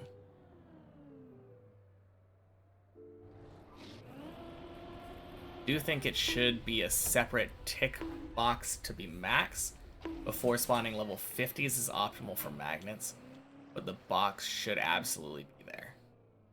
Yeah. So much busy work at the start, exactly. I guess you're right that spawning 50s is optimal for magnets. I haven't really done any of that yet. But yeah, the 50 is where the cost increment starts, right?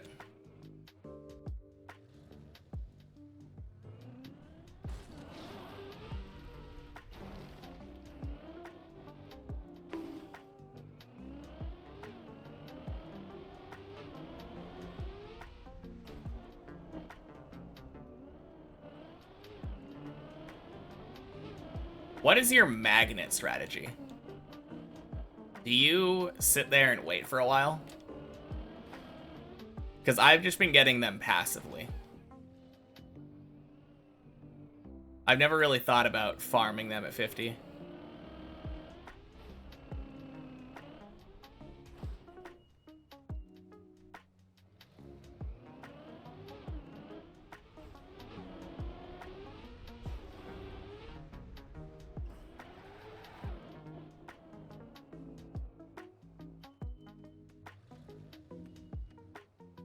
Alternate a bit between max level and spawning level 50s.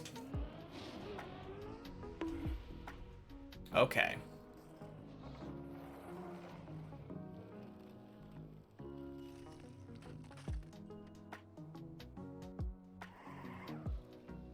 I imagine just spawning 50s near the beginning of a run, of a refined run would probably be fine, right? Not really that much point spawning the max level before you purchase a bunch of the magnet upgrades.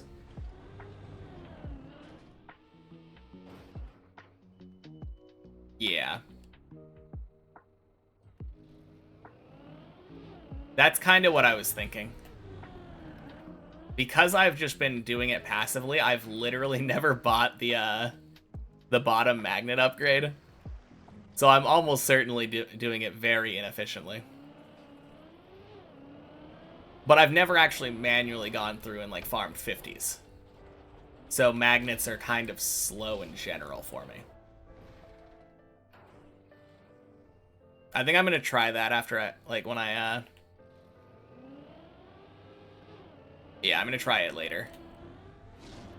I've done a couple of long runs. Specifically because I hate doing the short runs.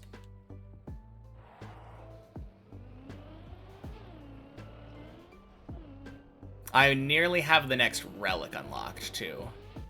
So that's something that I have to look forward to.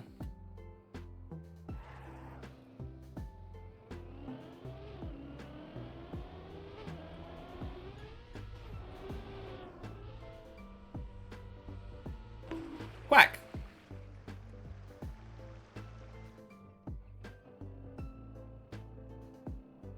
No, it feels like there's probably going to be a lot of progress today, though.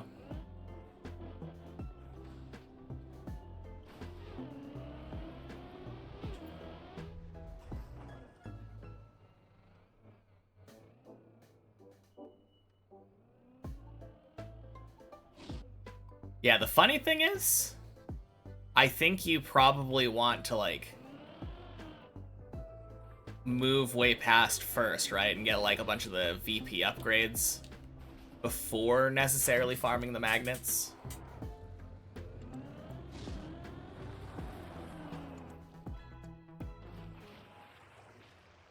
Hate doing the short runs too, but for reasons right now, doing much more than 140 isn't very doable, unfortunately. Yeah. Fair enough.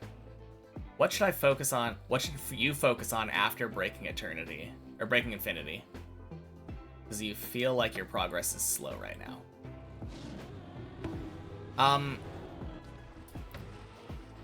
I feel like when you first break Infinity, you're not going to be getting, like, massive boosts in IP gain. So just, like, probably doing smaller Infinity runs to get, like, the next upgrade is good. Eventually, though, you'll get to the point where, like, the longer you're in an Infinity, the more points per second you're going to be getting.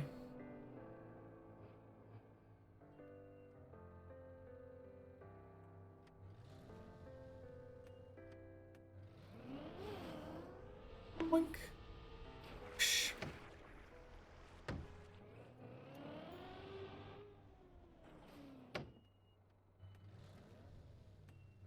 But yeah, also intermittently, like as you're unlocking new upgrades, you're gonna probably want to be going into your Infinity challenges and trying to reduce the times on them.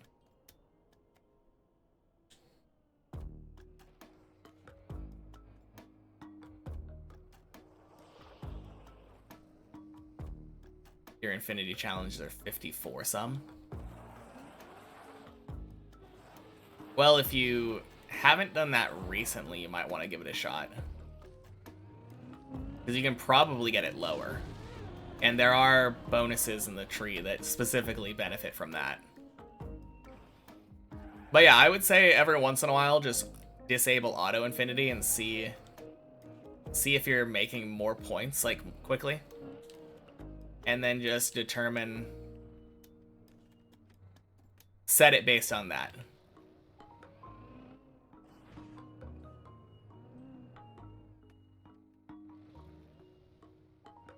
That is in seconds, yeah. I know.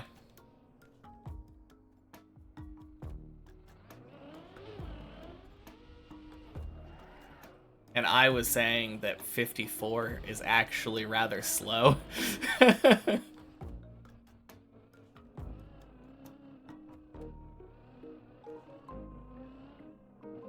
If I'm not mistaken, I think right now... Now, this isn't something that you can ever get to, like, naturally. Actually, no, I'm not gonna spoil it. That's an unlock that you'll get eventually. But yeah, infinities, like normal infinities, should be taking you seconds, right? So 9 at 54 seconds is on average like 6 seconds per. I think you can get it down. Oh no! Oh god. Alright, we go back to loop. Yeah.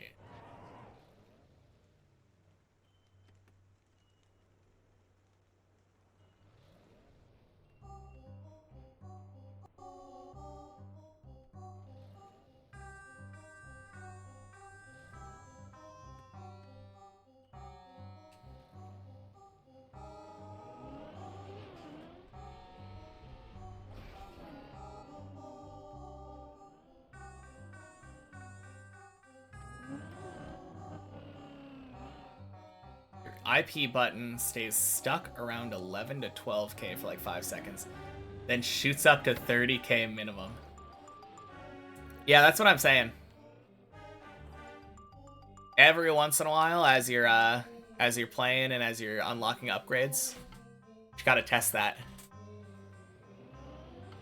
Honestly, you could let that sit for a little longer and see if it jumps up again. Yeah.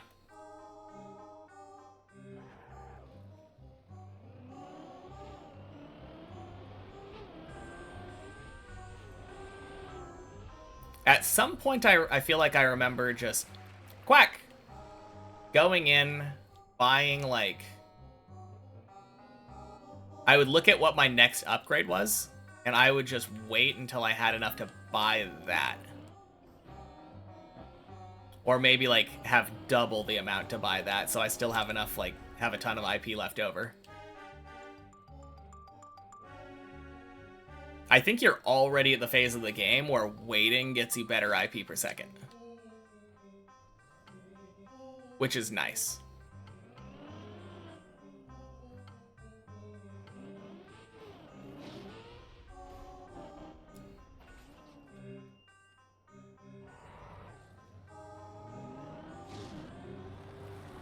Yeah, of course.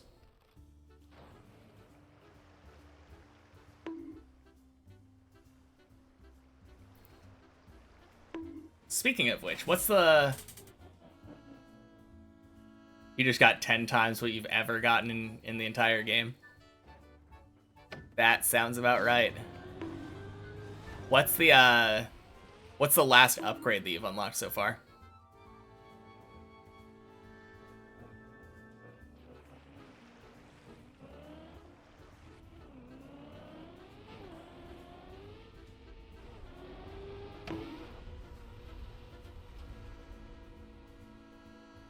Nice.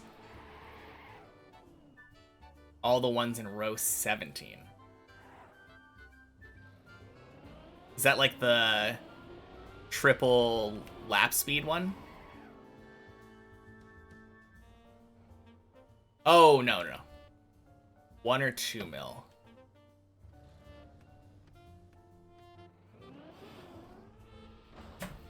One or 2 mil. No, I would say every time that you do a row, though, I would go through and check if you can do your infinity challenges quicker. That'd be my recommendation. Get a row, try infinity challenges again, repeat.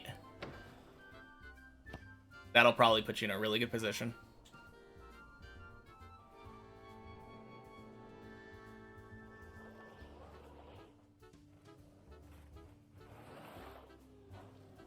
Yeah, I know one of the upgrades literally has a name saying this is good for challenges.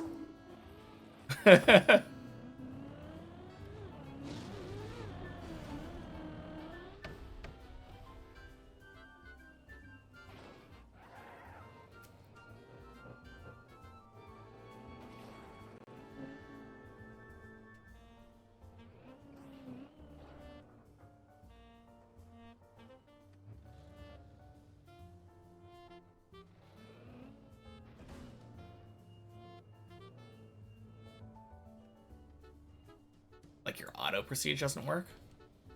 That is weird. What's going on with that?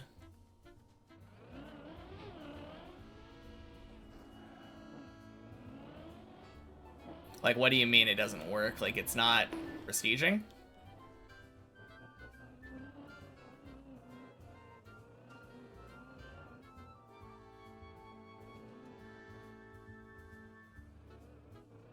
Oh, God.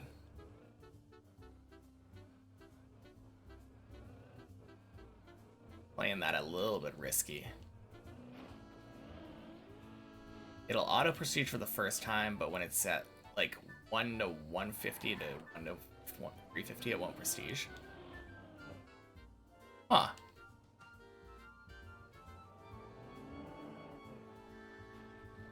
What are your settings for it? I think Salamandra probably has better advice here. Hopefully. Has to fulfill all the requirements. Your exponent gain might be set too high. Thank you, yeah. That was kinda what I was leaning towards too. But I was just gonna ask what the settings were, like, at all. Not just one that fixes it, likely? Okay, cool.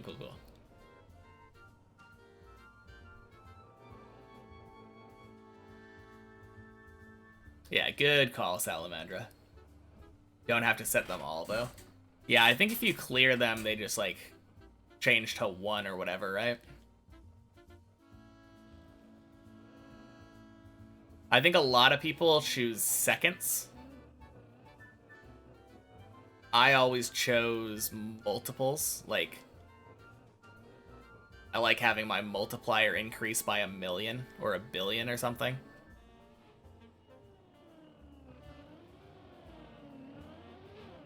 I think technically seconds is probably the most efficient.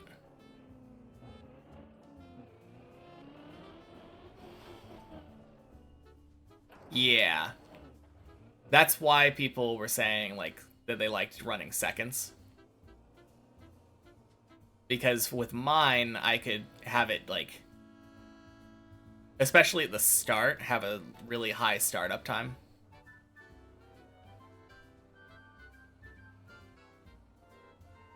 I think you set it to 0.05 exponent gain most of the time. Yeah, I think that would probably also work.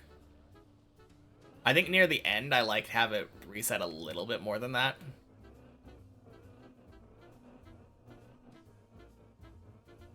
Been so long it's been relevant, don't really remember. Yeah. No, I agree.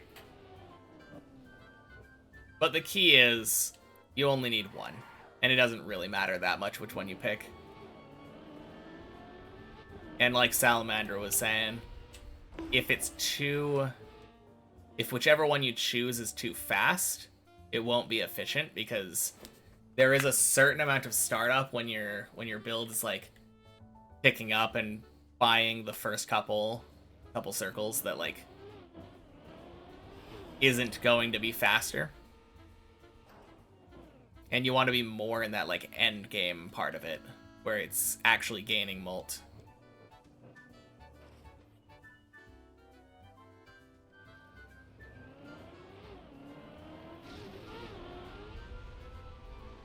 Lub.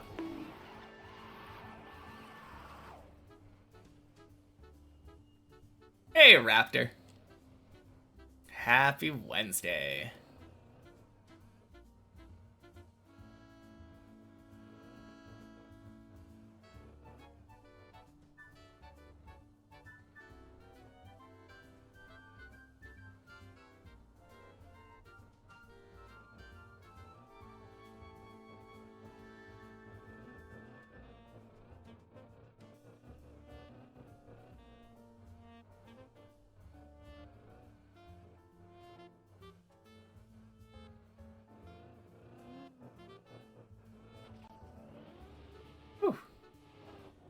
And Mo here. Happy Wednesday. Welcome in. Now your IP per second has multiplied 2,000. Very nice. Very, very nice. Yeah, of course. That's what we're here for. We went through all of the stuff. Get to help you go through it maybe a little bit faster than we did.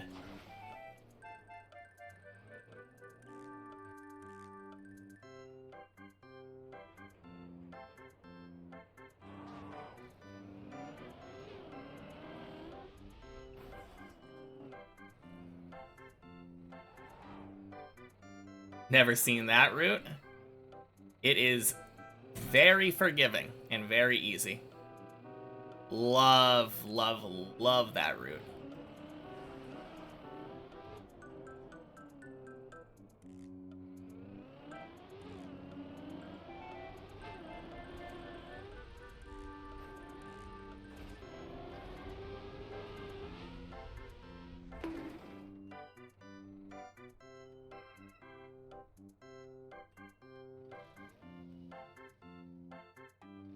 Looks way better, like what you assume was the intended way. Did I ever do the normal route? Actually, I don't think I have. Not on the main map anyway. I've done it on many checkpoints. But by the time that I actually went to do the jump on the main map,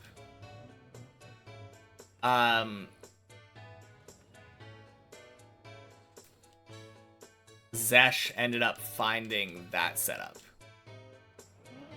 I think when he found that setup, my PB was literally that jump, but I had never actually gotten far enough on the quarter pipe to attempt it.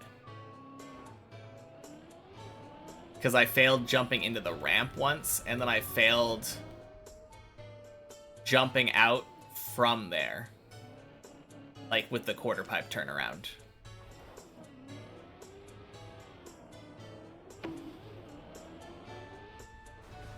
And then at some point he was like, yeah, you can just do this. So the first time that I nailed that, it was that route. How confident am I on 14, 15, and 16? Not at all. I've done that on many checkpoints. And I've done 14 like a teeny tiny bit on one checkpoint per floor. But I don't practice floors that I haven't been to on the main map. Not, like, to the point where I'm comfortable, anyway.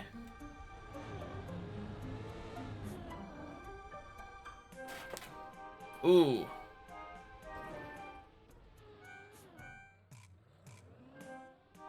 Please. Oh, God. Yes! Okay.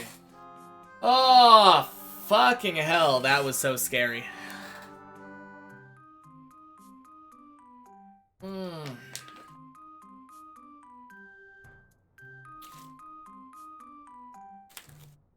Alright, I'm gonna eat a bagel. Why not? Gonna be another, like, 4 or 5 minutes.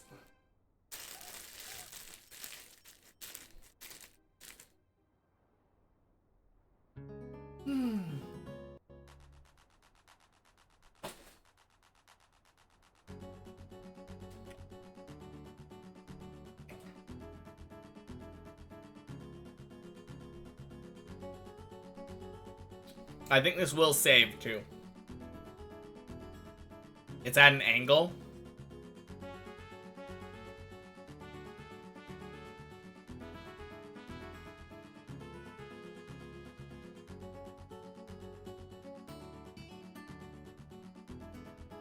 Being perfectly honest, it would be a little bit better if I was a little further over, but I think this will work.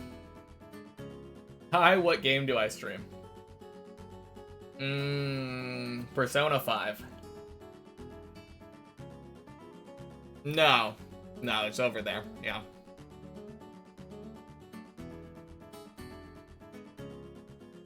Ideally, I want to hit the plastic on the bottom of my car, and then I can just jump out this way. You can go right there.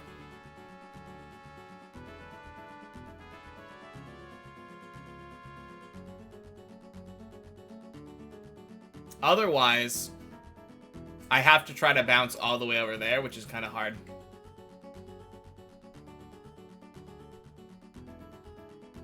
You could tell I exclusively streamed Persona 5 from sometimes hearing Persona music. Exactly.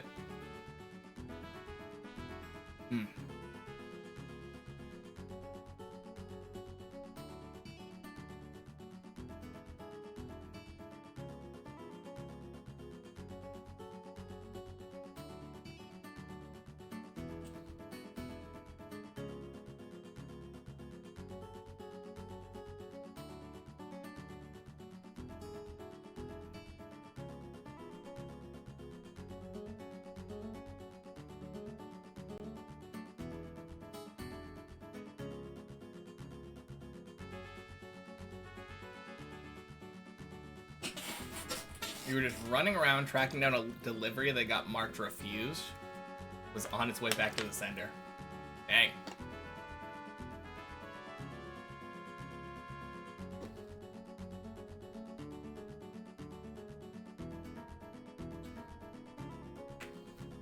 Oh! Goody. Don't you just love it when people, like, say that they came and delivered a package when they didn't even, like, attempt to knock? Just the best.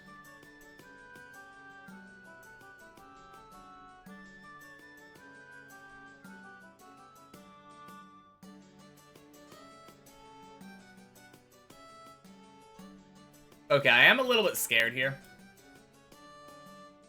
I think this is going to, like, flip diagonally. And if I can't stop the rotation on the first rotation, I'm pretty sure it's going to hit the back of the car here. Got FedEx to agree to try again tomorrow. Hopefully that's enough. There's enough dry ice that it's okay. Yeah, crossing our fingers. Happy Wednesday, Honda.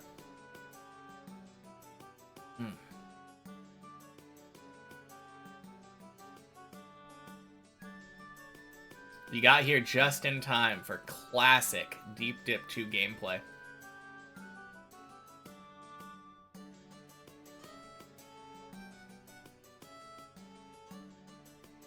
Now, I do actually hope that my right tire here can get on this in time, because I think that will increase my chances dramatically of not having it wobble back and forth.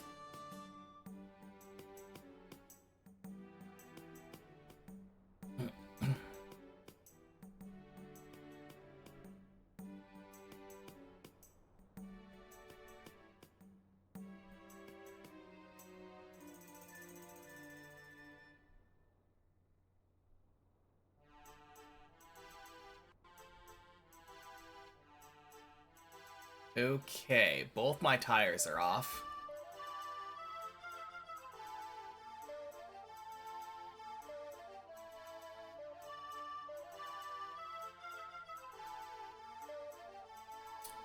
We'll see.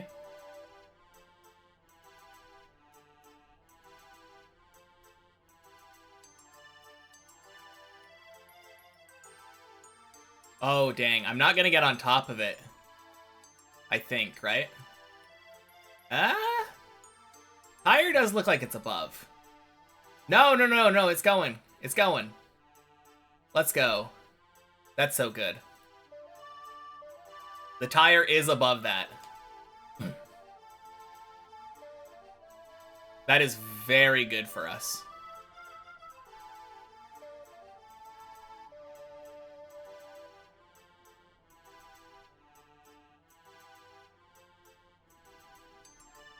Oh, God. Yes!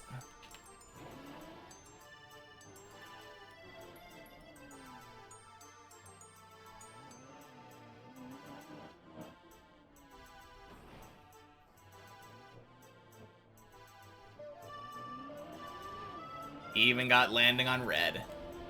Indeed.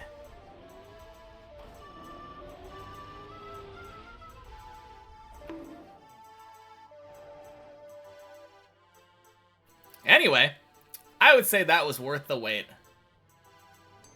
What was that, like 5 minutes to get back to 9?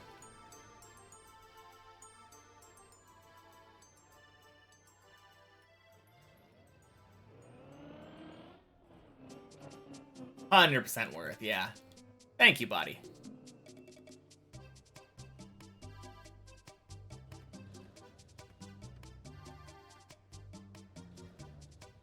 Alright, hopefully won't need to do it again. How long does it usually take? To get to 9? About 20 minutes if I'm driving perfectly. Maybe a little bit less.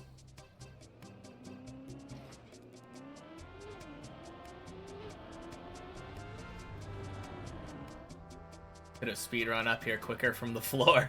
Oh yeah, of course.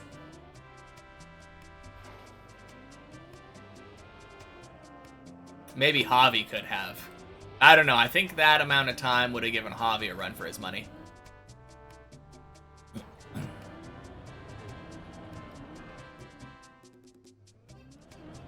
Just do reactor flight into magnet yeet.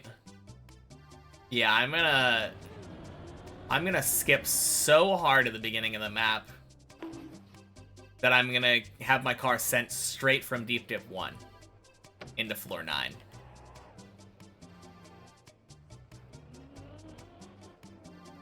Easy peasy. Skip back in time. Absolutely.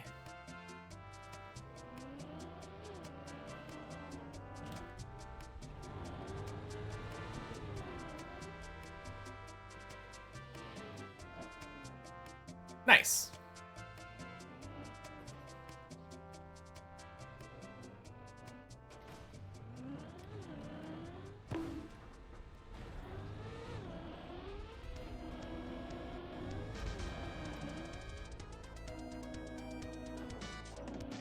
Whew. Alright, that was a little bit iffy.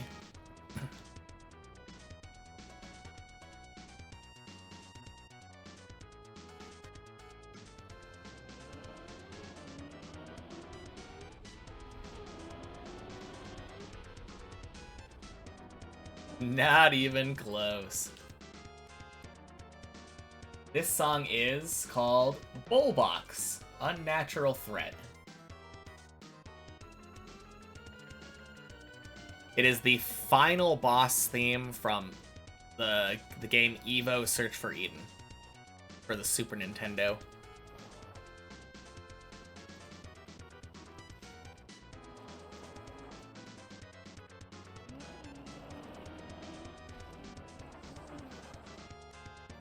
Why don't I practice floors that I haven't been to?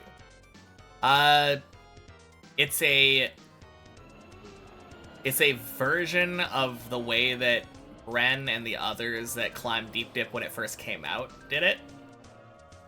Just with a slight handicap in my favor. My philosophy is that, like, when Bren wanted to practice floor 11, he had to climb to floor 11 every time that he wanted to practice it. So when I want to practice floor 11, I want to climb to floor 11 at least once before I practice it. That's the idea.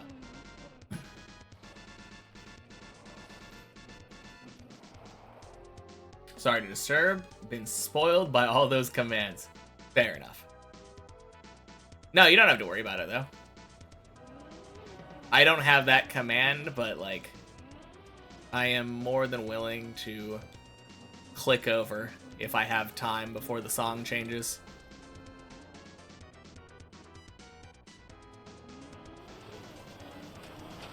But yeah, it's mostly just, like, it's about playing the map in the spirit of Deep Dip. I want the Deep Dip experience.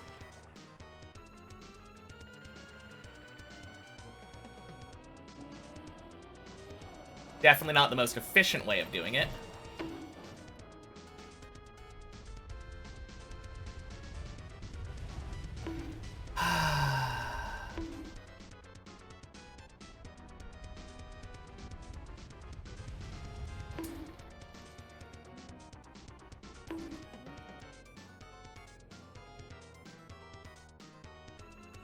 So, like I said, not the most efficient way of doing it. I have wet tires. Shit.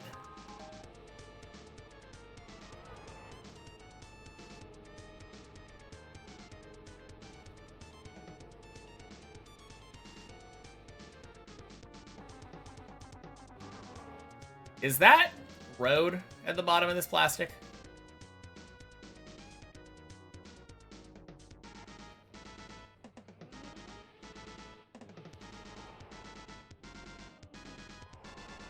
Probably not, right? No?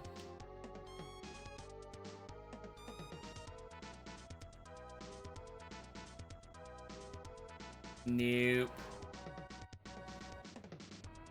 Clearly not. Tires not changing, yeah.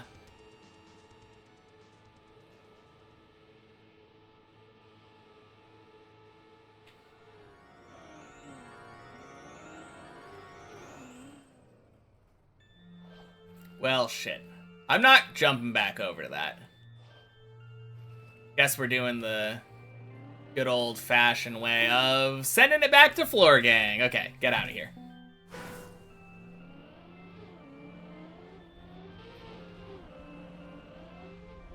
Man.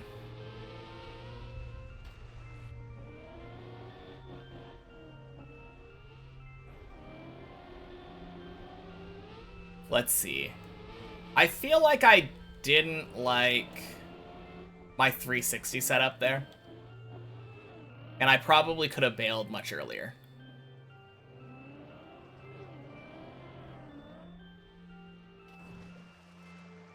I don't know. I tried bailing the 360 earlier today, and it caused me to die, so... I think I would rather just try to recover it. Anyway, sucks that I'm 1 for 3 360.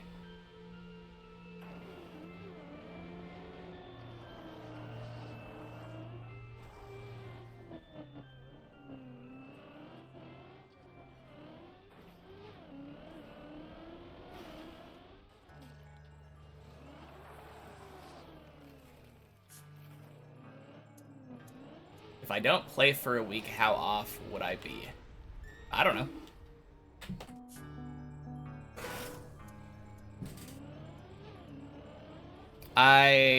When I first started, took about 2 weeks off.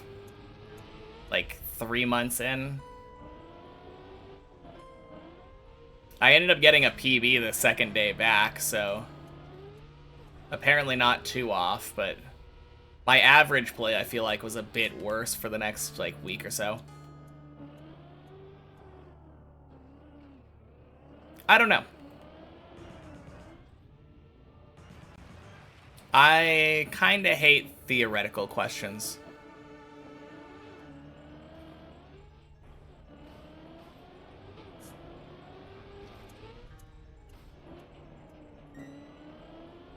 Not that it's your fault for asking them, but, like... I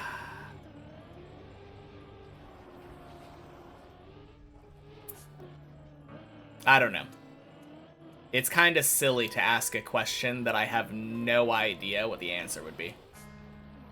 I can only make complete conjecture, and then, like, what's the point of asking in the first place? Saying, like, yeah, probably this. No, I don't think it would be that bad if I took a week off. I'd probably get a bit rusty, but I think I would get it back really quickly.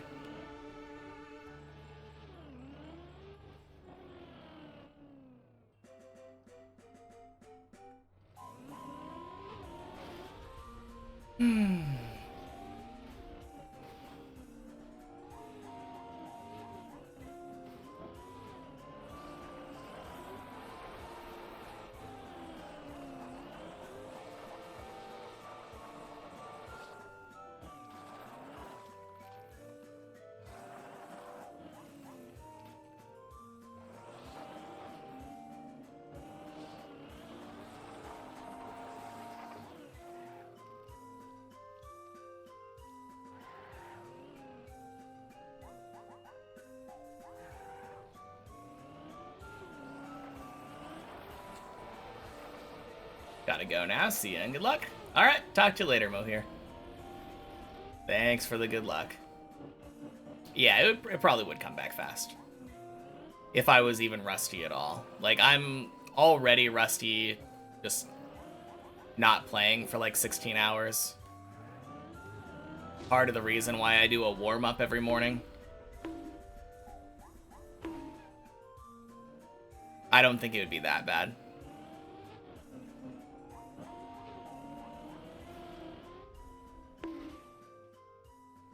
Specifically with my pattern of practice, my methodology. I'm not doing quick learning. I am grinding a map into oblivion. I have played the floors that I have played like 30,000 times.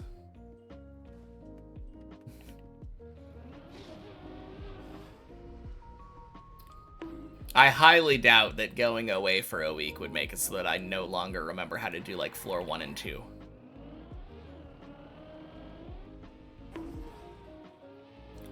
Bleh.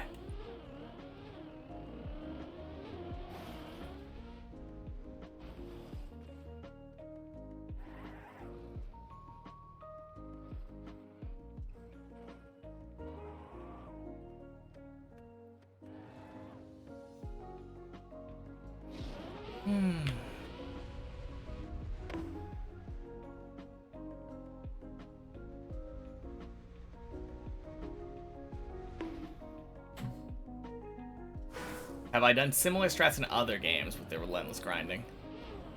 Closest thing is old school RuneScape. Yeah. One of the dumbest messies that I think I've ever had. Unique. Not very often you get bounced up and to the right. But like, come on now.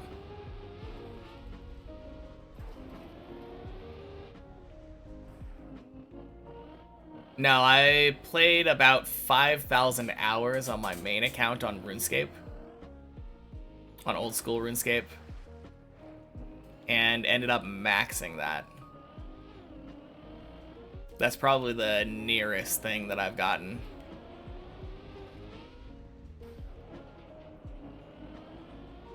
But yeah, at one point I had all 99s in every skill. All quests completed, all achievement diaries done. And soon, only one of those things will be true again. Well, actually, they could add an achievement diary. Like, I could imagine them adding, like, a Varlore diary.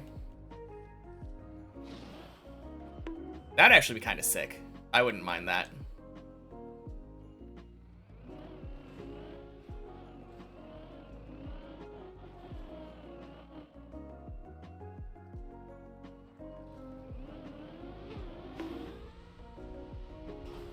But yeah, the sailing skill, I think, is coming out this year. Relatively quickly, I think. I think it's supposed to come out in fall.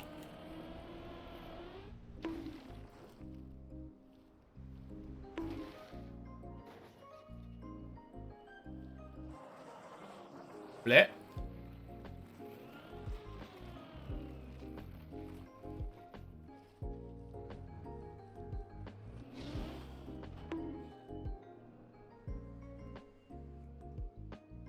And once sailing comes out, I will no longer have 99 in every skill. There are quite a few quests that I haven't done on the main account, too. Like, I haven't done Desert Treasure 2 yet, even though that came out, like, a long time ago now. But I think at the time I was already maxed, so, like, I was no longer enticed by, like, skill rewards. That was my main reason for doing quests a lot of the time back then. You finish a big quest and it would hand you a fat chunk of XP. And it just felt inefficient to do them after you were already maxed in the skill.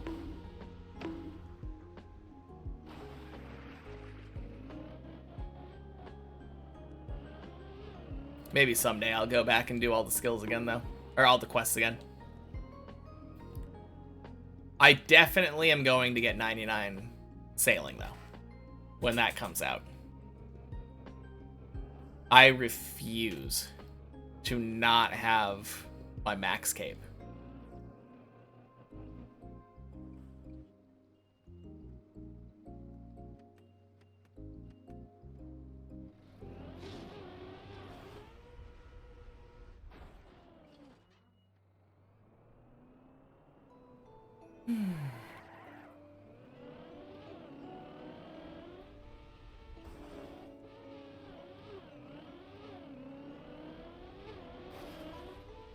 Ooh, I wonder if they're gonna add something that prevents you from sailing to Max Island.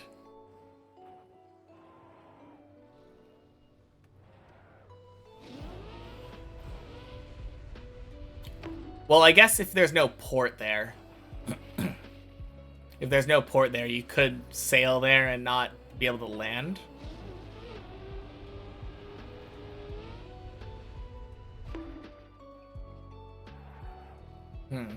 Because I'm pretty sure that's how it works.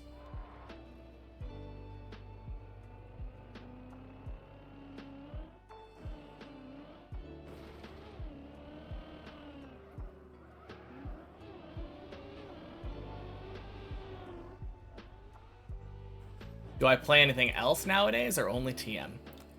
I play lots of stuff. I'm currently on a small break from old school, but that won't last for very long. Anytime now I'm gonna go back and start playing that again.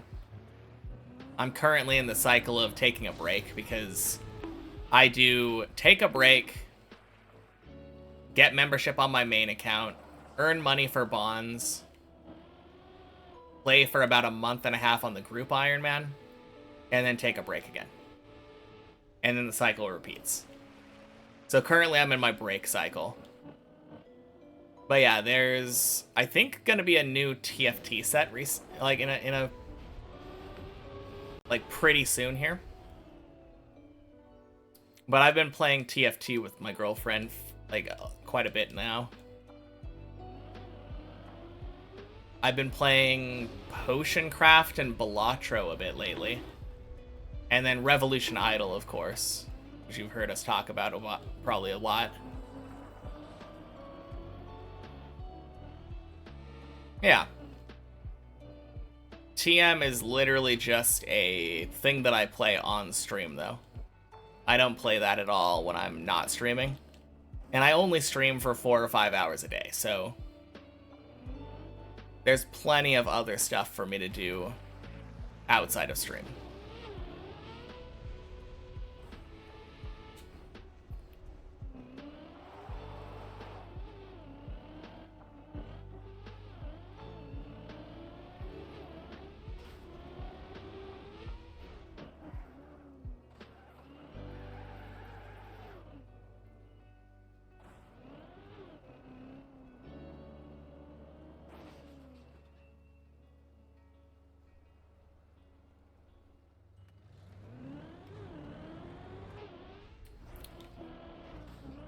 Alright. Random weird question. Can anybody tell me what race Rexar is?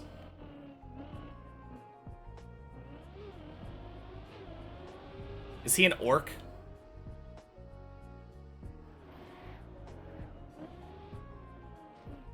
I don't know. I don't know WoW races very well.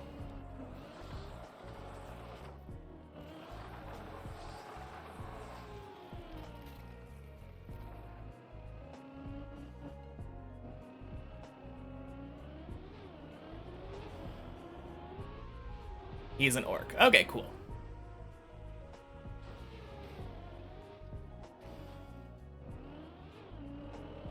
Apparently half ogre. Okay. I do feel like I remember hearing that at some point. Cool.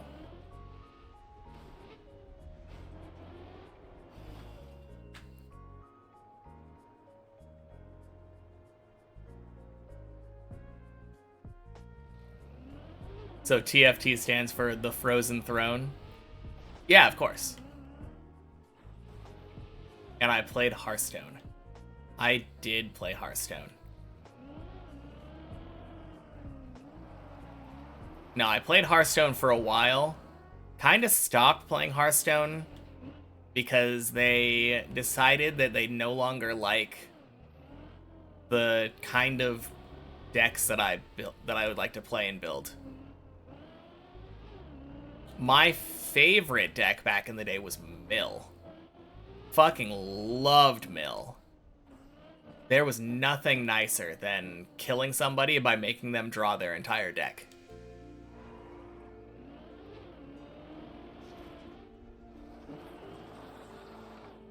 But yeah, Mill was a lot of fun. Any kind of control or attrition-based deck was always fun too. I loved the idea of letting my opponents play all of their cards and then just having an answer to everything and then still having stuff left over. And every time they do something, just answer it. And then eventually, they're literally helpless. Doesn't matter if I can't do any damage to them. I have like 100 armor or something. Oh. Control Mage was pretty good too. Although, Control Mage tended to be more of a combo deck, right? Are you talking about like Archmage Antonidas, kinda? Like...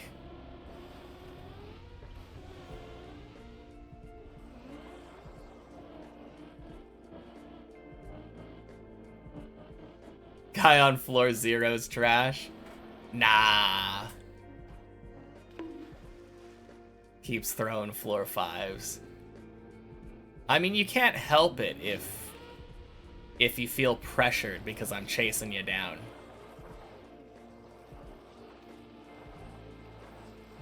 But yeah.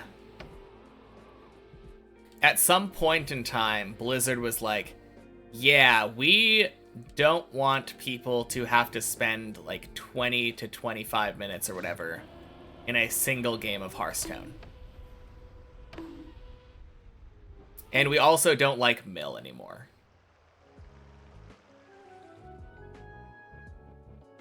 Dude on floor 0 tries their best. Heck yeah. Exactly. Heck yeah.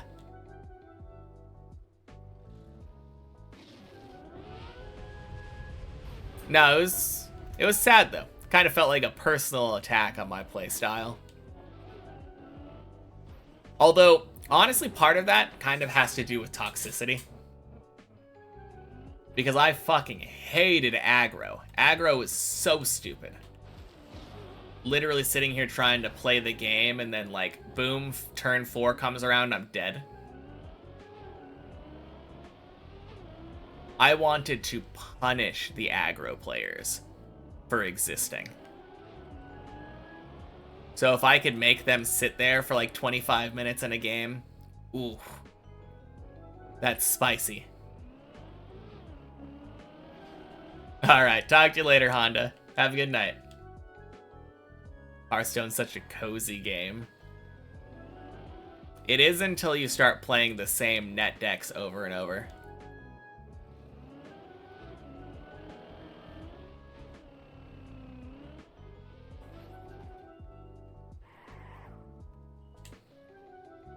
Now, I've played some, like, degenerate decks over the years, though. To give you the kind of idea of what kind of player I am, Shutterwalk Shaman, loved that. Boar Priest was great. Quest Warlock, that was a lot of fun.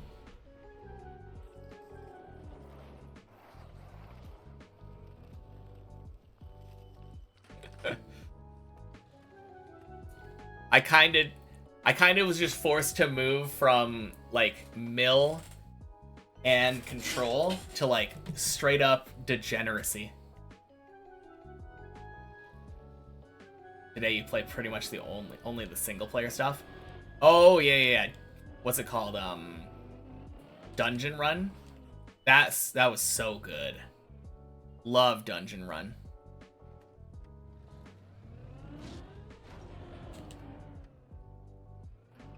And the adventures. The adventures are always really cool. That was fun, like, once. After that, it was annoying.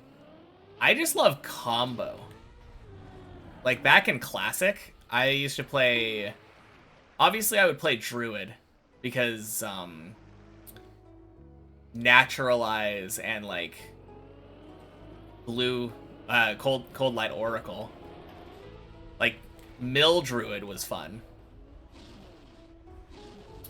But also, it had the, Force of Nature Savage Roar.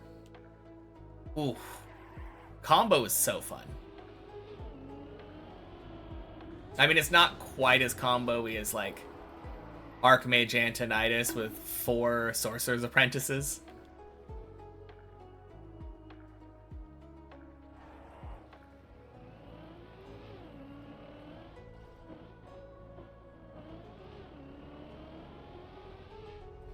I do wish that, Rogue's also combo heavy. Yeah? Not quite in the same way, though. Quack. You're not wrong. Rogue was definitely combo heavy, but... I feel like after Classic, Rogue tended to be more on the control-oriented side. Not control, aggro.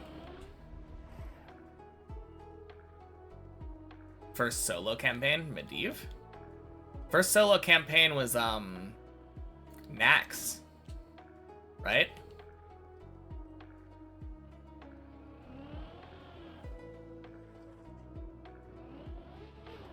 I thought it was Nax and, like, Blackrock Mountain.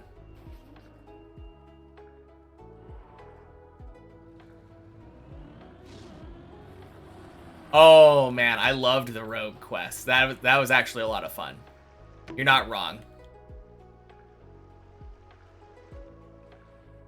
No, I have played a decent amount of Rogue, actually. Now that you mention it.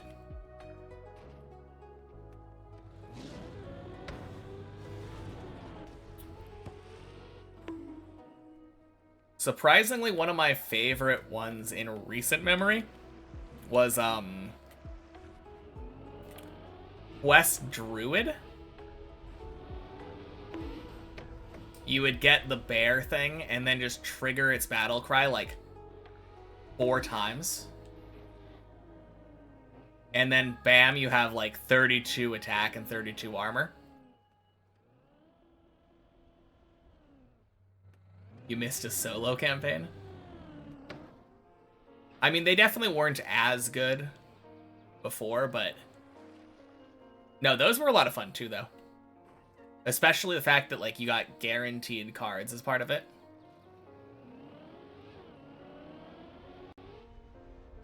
Nice save. Thank you. It was actually kind of a cool save. I did really good air control there. Pretty proud of that.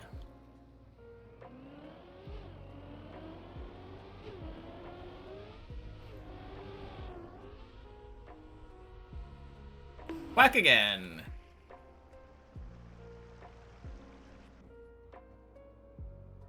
But yeah, Blizzard kinda... I mean, obviously there's the other stuff, like them being a bad company to work at and stuff. A lot of people don't like that. There's also, like, the Diablo Immortal of it all.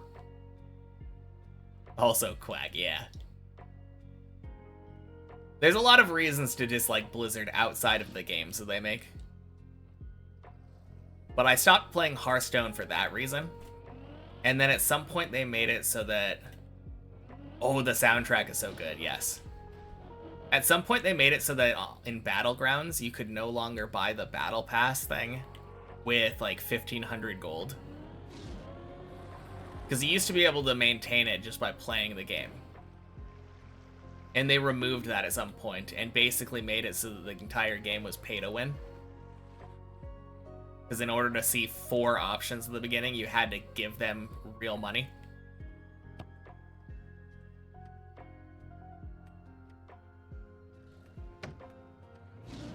Hong Kong thing. Wait, was that Blizzard or was that... I thought that was an unrelated company just making a Warcraft theme park. Or are you saying that they shut it down?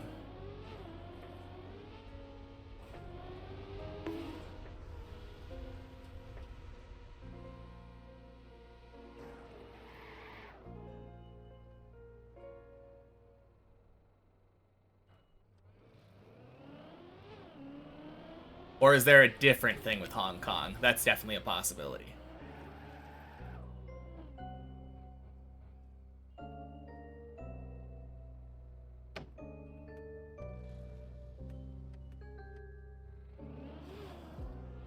Boink.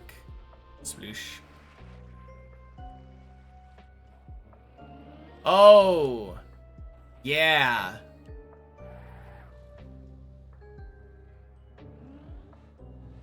Yeah. I mean, that's pretty scummy. But at the same time, like... I can kind of understand where they're coming from. Like, your professional competitive scene is not exactly the place for political activism.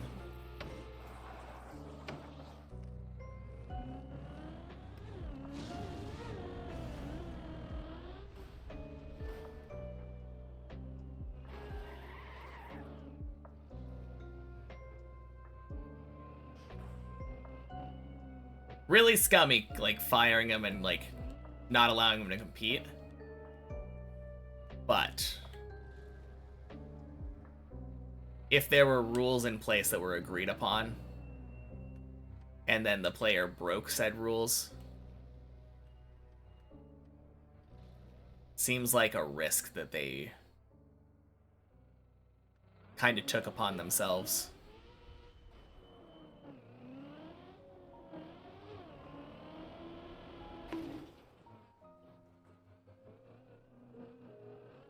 Almost feels like kind of a poking the bear situation.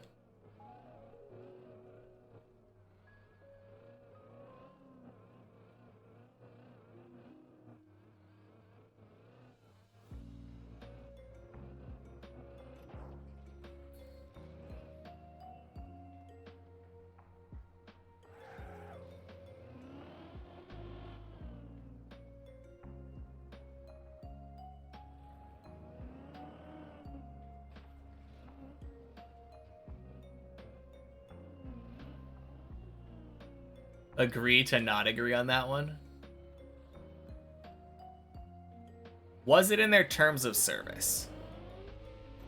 That's the biggest question that I have. I mean, morally wrong. 100%. I agree on that. Anyway, Hearthstone's a good game. Yes.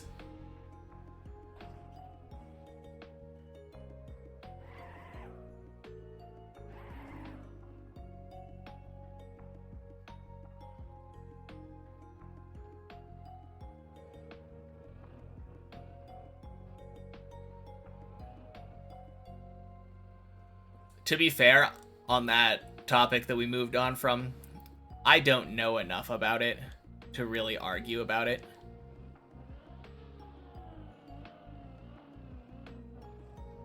But yes, Hearthstone's a good game.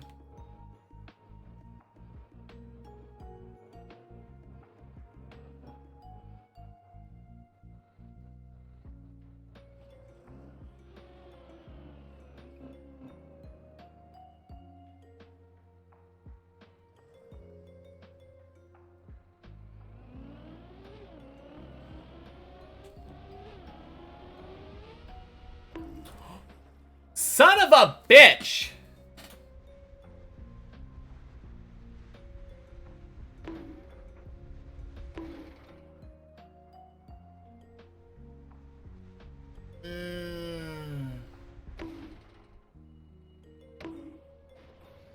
Know almost nothing about RuneScape. Only saw the HUD once and it looked interesting. Yeah, it's nice. No, I really like RuneScape. Are you kidding me? Are you kidding? Oh. God, that is so tilting.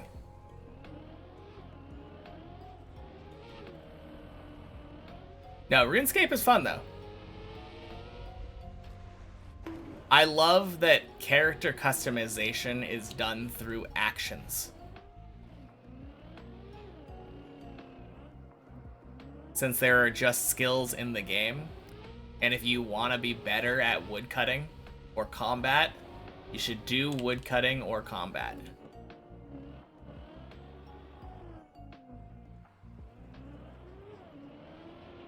And then doing the skill lets you unlock more things to do. Came out before 2000? I think it came out in 2004 in its earliest version. But the version that we all play today that's old school RuneScape came out in 2007. 2001? Okay. Fair enough. I never played Classic, but 2007 is RuneScape 2, as it's called. Played a tiny bit of RuneScape, like, close to the original release. Never again since. The original release. Dang. Yeah, it's changed a little bit since then. That's after WoW.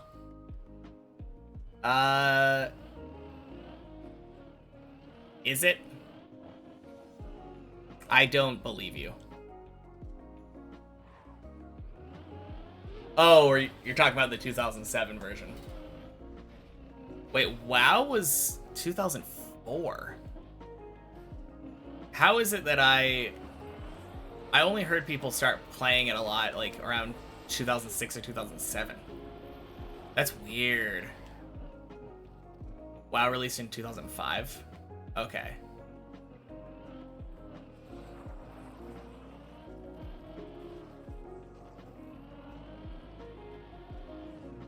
No, I had a friend in high school that was really into WoW. He was also really into League.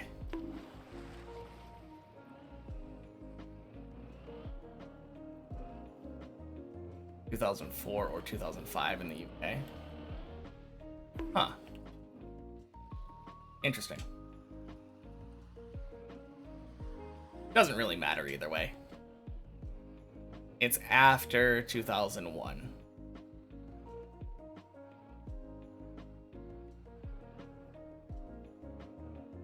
Really picked up a bit later. You know, that's probably the main thing then. Because I didn't hear about it very much until high school, which for me was like 2007 to 2011.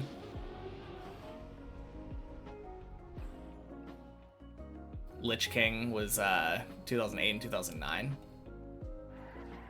That explains it.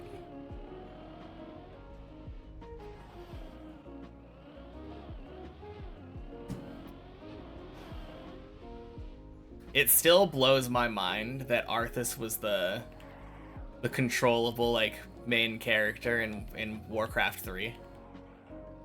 I never played, so I had no idea. I had always heard about him from, like, Hearthstone.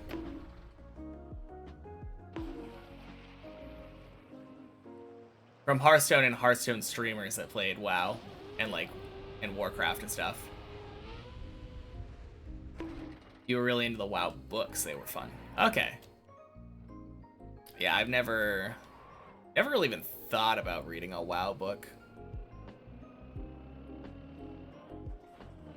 I can see that, though.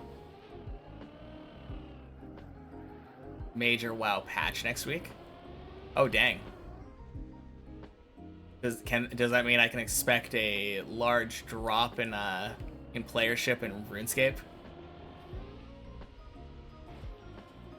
Warcraft 3 was a masterpiece. Plot twist, oh my gosh. The plot twist? Like... Are you talking about Arthas becoming the Lich King?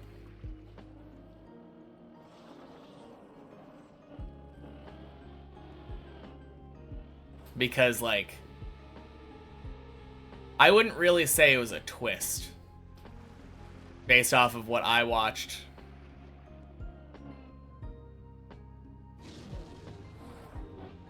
Because I was watching someone play it, I think, a couple days ago, or yesterday or something.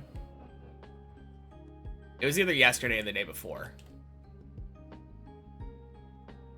And based off of, like, based off the stuff that I was seeing, it did not feel like a really big twist.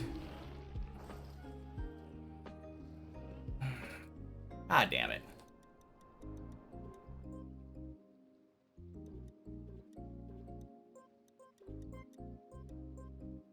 All right.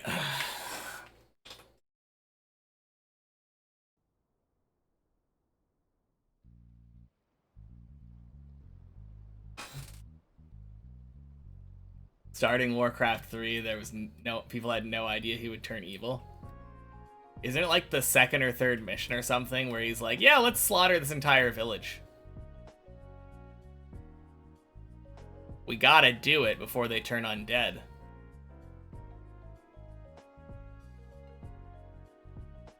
I don't know. Looking at it from the perspective of someone, like, an adult nowadays, it seemed like the biggest, like, most obvious character turns evil moment.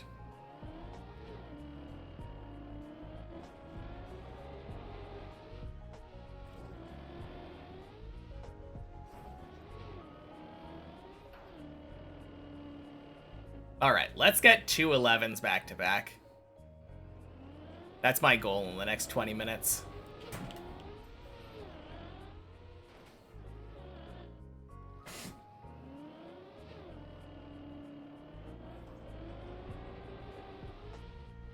Well, I got an 11 today.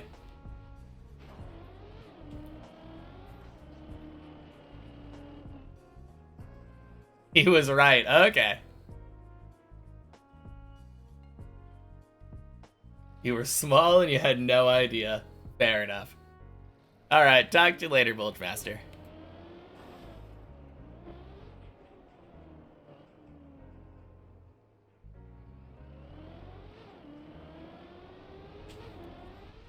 I mean, it definitely made it a lot more convincing when, like, Mal'Ganis showed up and started killing people, too. And, like, converting them to his army or whatever.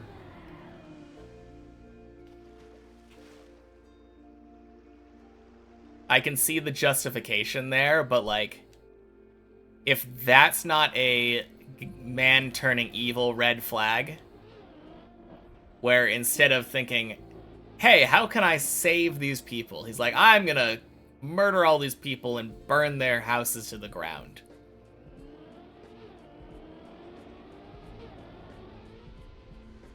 Feels like at least like a gray flag or whatever. RuneScape still gets updates these days? Yeah. Like, just last week, I think, we got a new boss with, like, a delve mechanic for the first time in the game.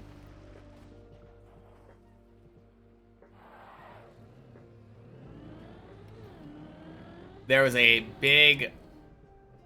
There's an extra continent, like, that's been getting added to over the last year or so, called Varlamore.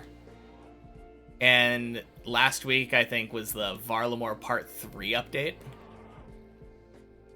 So it added, like, 3 more quests. It added, Mocha, the Delve boss. It added a new fletching minigame. Yeah, there's a ton of updates happening, like, all the time. Delve. D-E-L-V-E. Basically, you kill the boss, and then it digs down into the ground, and you can follow it and kill it again. And every time that you kill it, it gets harder and harder.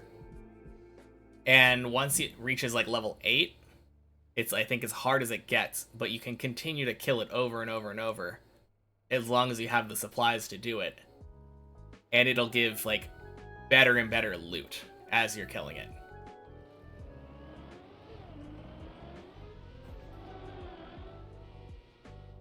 So it's like a high risk, high reward boss that like rewards you for mastering the mechanics.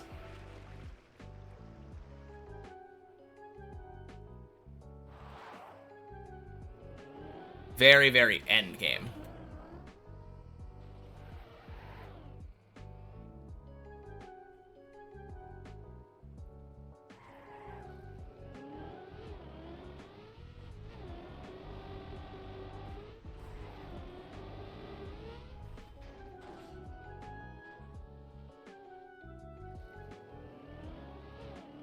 Anyway, 111 clear down.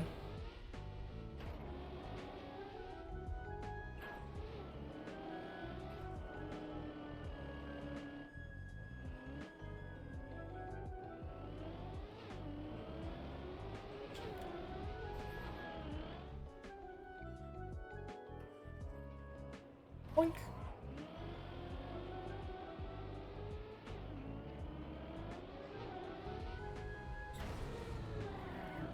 WoW added delves with TWW last year. They scale up in level 2. Doesn't really sound that similar otherwise. Yeah. I mean, this one is an individual boss. So it's probably not that similar.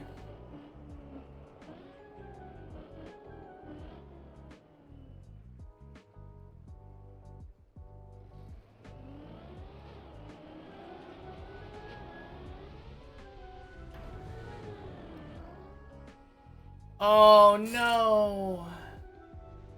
Mini dungeons that can be done up to solo up to 3 people. Okay, so it's like it's almost like a raid. Well, the difference between RuneScape and WoW is that very few things in the game are things that cannot be done solo. I feel like WoW is far more like party based and like what's the word? Cooperative. And that mostly has to do with like the nature of the two games. If you play WoW and you choose like, I don't know, a druid class or something, and then someone else chose to be a paladin, then like you're going to have different capabilities and potentially different roles. I don't have perfect knowledge, but like most of the time I feel like a mage and a paladin will function differently. Whereas a person in RuneScape, everyone has access to everything that anyone else does, and the only difference is what skills you've chosen to level up.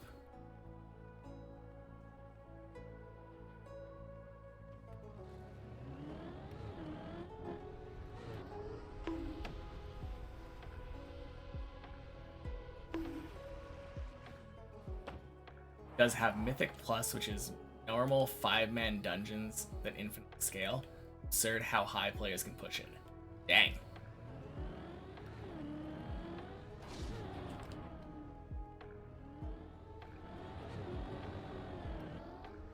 But yeah, because there is no like differentiation between any two players, for the most part, group bosses tend to be like, this enemy has too many stats, or like maybe they have group-based mechanics that have to be handled as a team. And everyone is just trying to DPS the boss down. Sometimes there can be bosses that like you can have one player take aggro or something and tank while other people wear different gear and do more damage. But a lot of things are just like, everyone kill it. Go, go, go. That's kind of funny that I chose probably very bad examples then. Druid and Paladin can do all roles, although Paladin can melee DPS while Druid can do melee and ranged. Mage just has 3 ranged DPS specs. Yeah. Exactly. So For a more like correct example, then, if you wanted to tank, then you probably don't choose mage. You're picking something like a warrior. Whereas if you want to tank in old school, you're getting your Din's Bulwark and your Justiciar.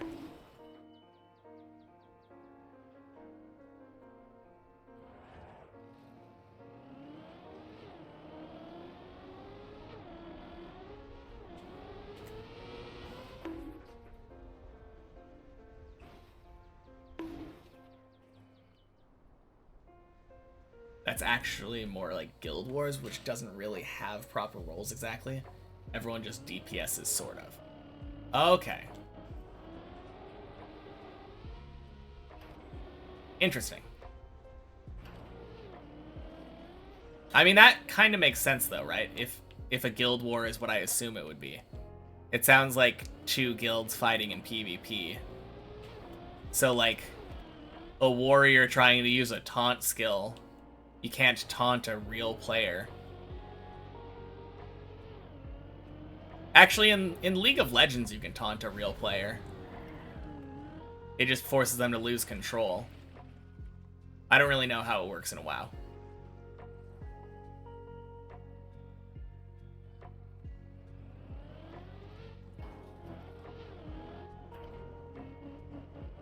PvP isn't as important as it sounds.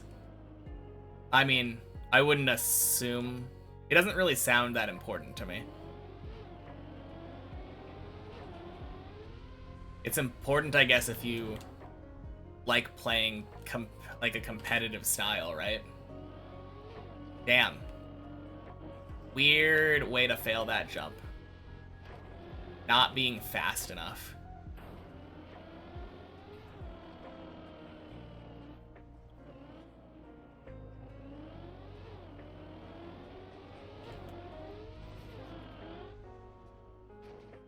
You mean in Guild Wars? Not much warring guilds. Oh wait, are we talking about like... Is Guild Wars a mechanic in WoW? Or are we talking about the game Guild Wars?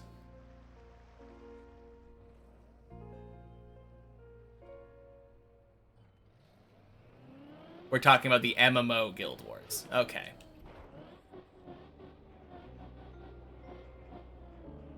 And also taunt in Dota 2. Makes sense.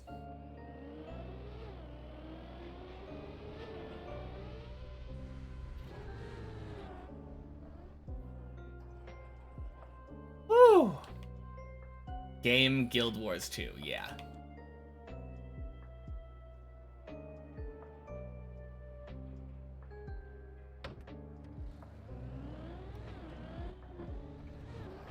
Yeah, I was still stuck on WoW. From what I've heard, Guild Wars 1 isn't really an MMO, though. Right? It's more of a just straight role-playing game that you can happen to be able to play online with friends.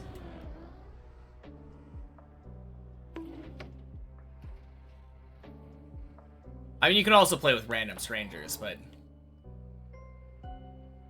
From the look of it, it's just...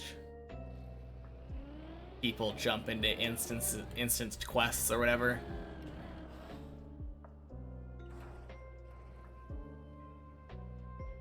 Not exactly explorable areas are only a party, but the towns are hundreds. Yeah. But like the town, I would assume, isn't the main gameplay loop. Hundreds when it was popular, yeah. Obviously, I would assume that's what we meant.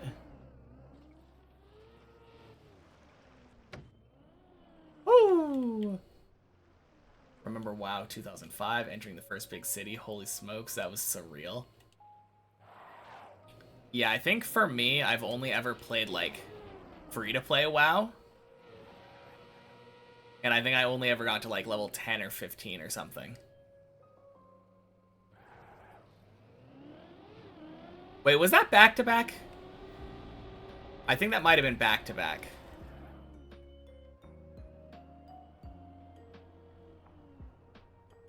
which was my goal.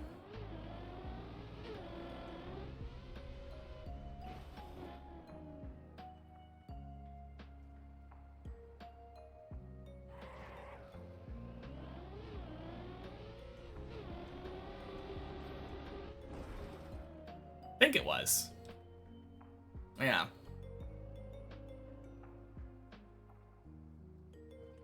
No worries.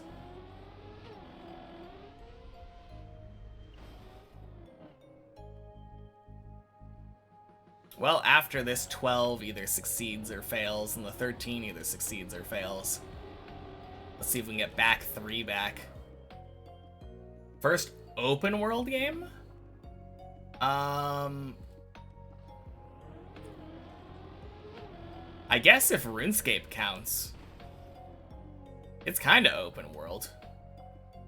It's not like you go through loading zones when you're walking from Lumbridge to Varrock. That would probably be it.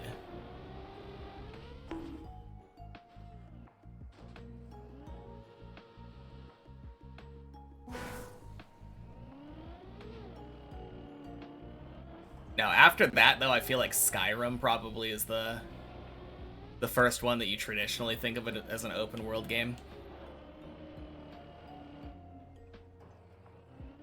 Although even that is kind of significantly less open world now that I think about it. I mean, I guess there are dungeons in old school that you go into and it's like an instance.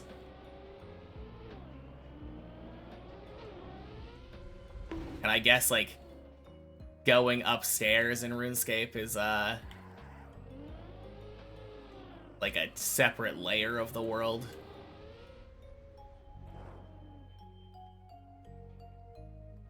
What's Gothic?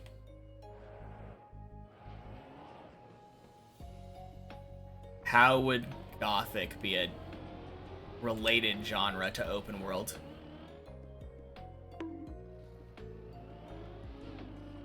Oh! You're saying Gothic is a game that is an open world game. Oh shit, I did play Morrowind. Never mind.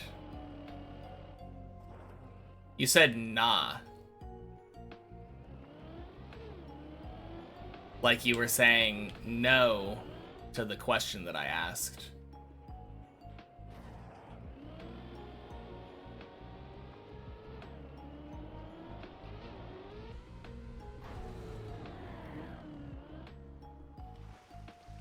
Yeah, kind of a weird response.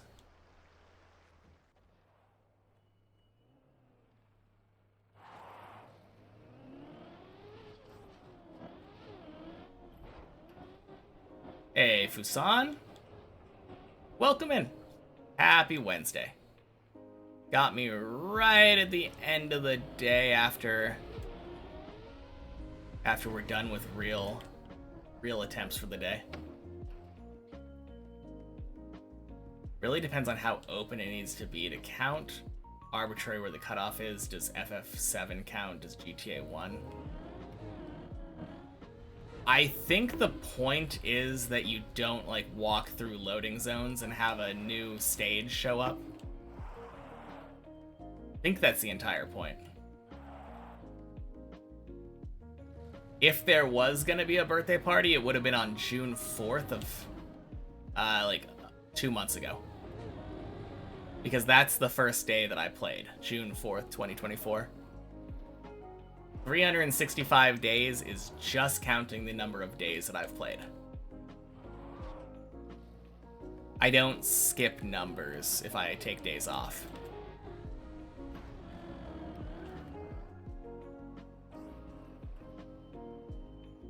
Not sure whether Skyrim's the first open world game people think about.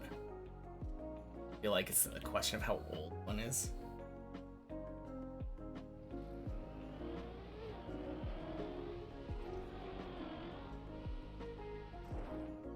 Yeah, I feel like a lot of games... Morrowind and Oblivion were very similar, though, where... like, you could walk from one city to another and not really have loading zones, per se. Like, there were times when it would pause and, like, load.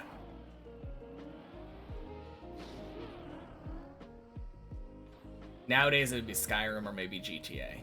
Yeah, something like that. They're both just as open as Skyrim. Yeah, that's what I was thinking.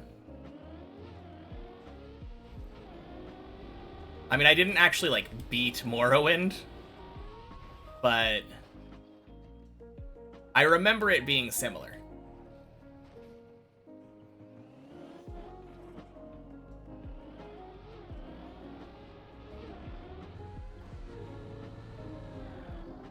Final Fantasy has a world map. Yeah, I mean, that's true of a lot of Final Fantasy games, though.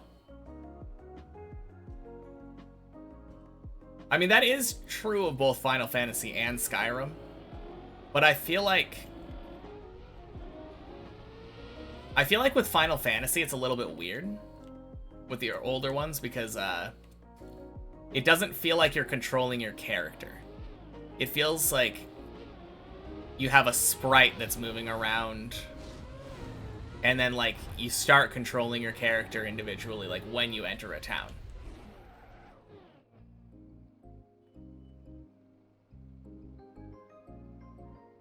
It kind of feels a little bit different to something like Skyrim. 5 years ago, a trailer for Elder Scrolls 6. What happened to that? I don't know. Probably still working on it.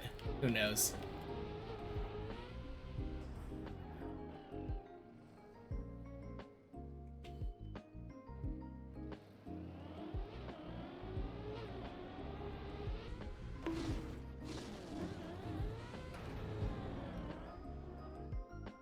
God, that was so scuffed.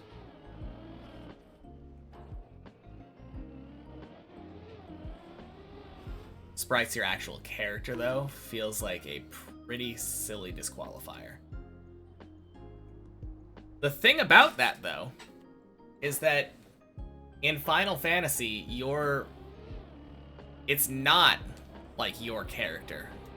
Maybe it's your party leader, but, like, that sprite only usually signified one character. I think something like Chrono Trigger would actually be a good option if we're going the old route, you know? Chrono Trigger feels a lot more like...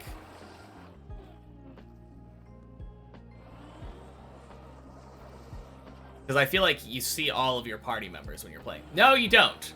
Shit. You only see them when you don't see all of them when you're walking around, do you? I think it is just when you, Wow, really? Really, I fail that. Doesn't matter. Doesn't matter. Feel my point. World map doesn't really feel like a world. Can't do anything other than getting attacked. Yeah. I mean, if all the map is like pictures of trees where you randomly get into, like, monster encounters in the forest or whatever.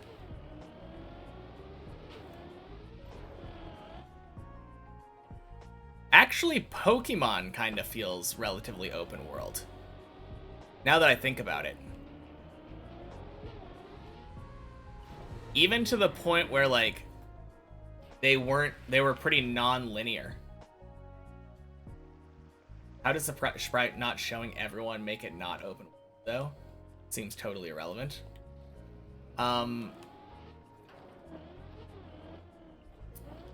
It's because the idea of the open world is that you see everything as it is, I feel like. It's not... like, it's not to scale, either.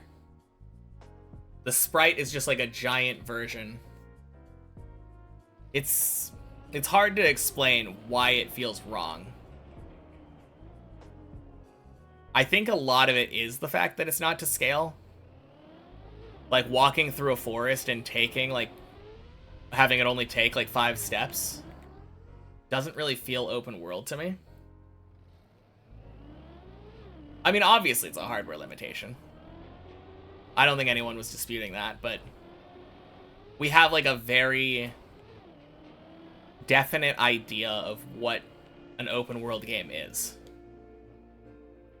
And I feel like a lot of the things that we think of when we think of open world don't fit the mold when it comes to like old Final Fantasy games.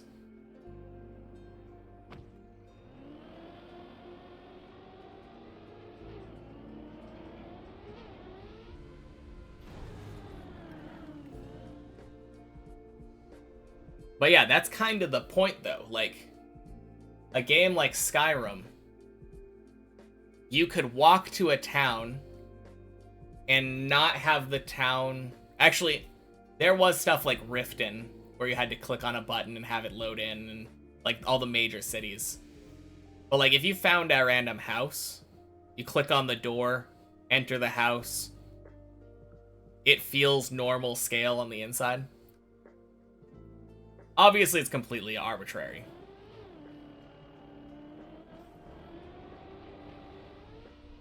I mean, at what point do you say that Pac-Man is an open world game?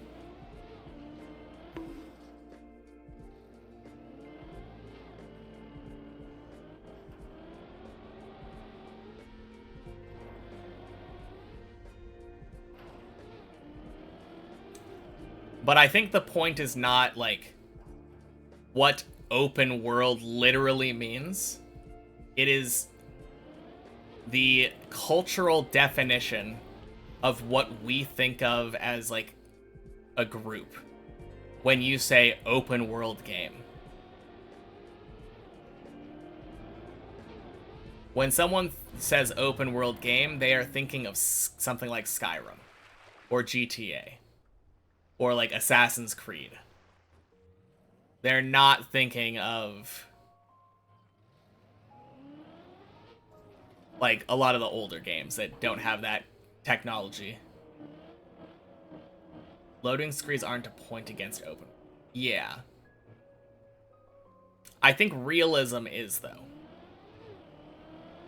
I feel like that is really the main drawing point of open world.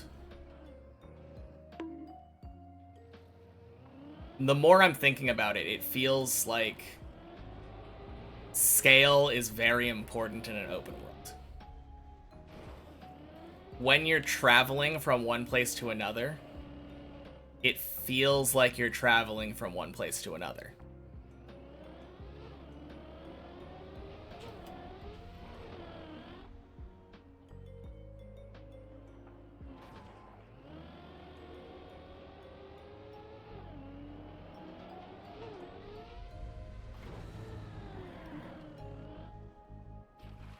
Skyrim scale's kind of hilariously small, though. I'm not talking about size. Size and scale are different things.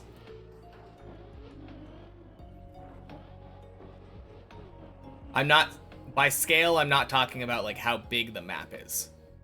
I'm saying that if you want to walk, like if you see a building and you go into the building, it's not like a tiny like 2x2 square in there, because that's how a lot of old RPGs felt.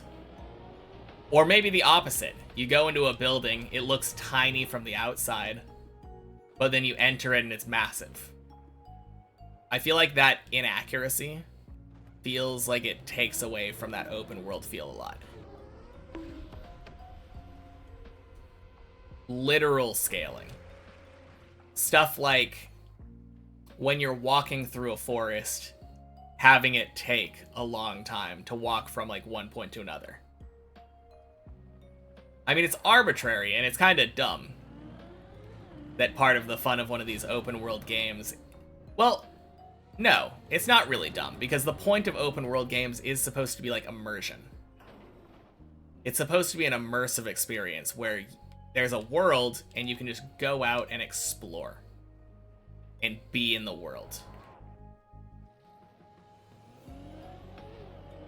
And I feel like if your character is a sprite that's like twice as big as any tree that you see, it doesn't really immerse you in it. It doesn't feel realistic at that point.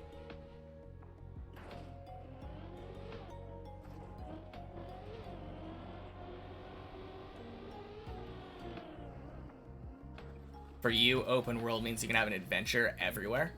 In Skyrim, you can go into a forest and find an interesting place, have an adventure. Can't have that in FF7 on the world map. I mean, with that example, it's kind of silly because Skyrim, you can't really have an adventure everywhere.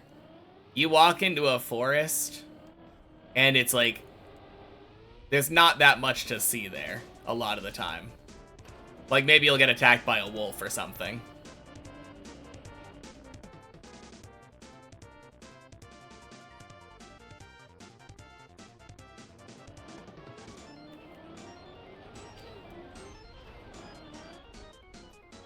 Yeah, I mean, immersive in and of itself is kind of a weird thought, though.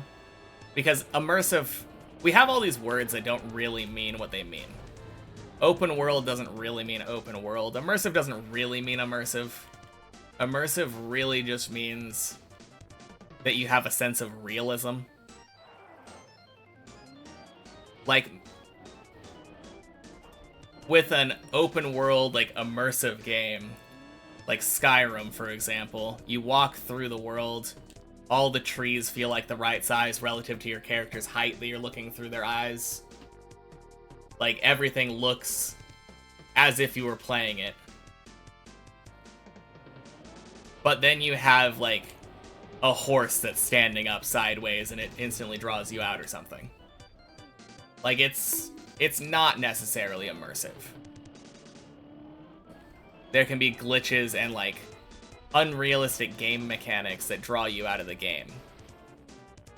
But I think when it comes to open world, it's very surface level and, like, what's the word? Like, the most important thing feels like it's appearances, I guess.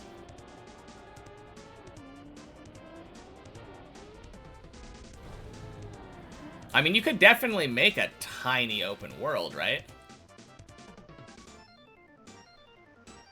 No. I think size does matter. Don't think anything needs to be realistic to be open world. Realism is more of a stylistic decision. I don't know. I feel like that is very important.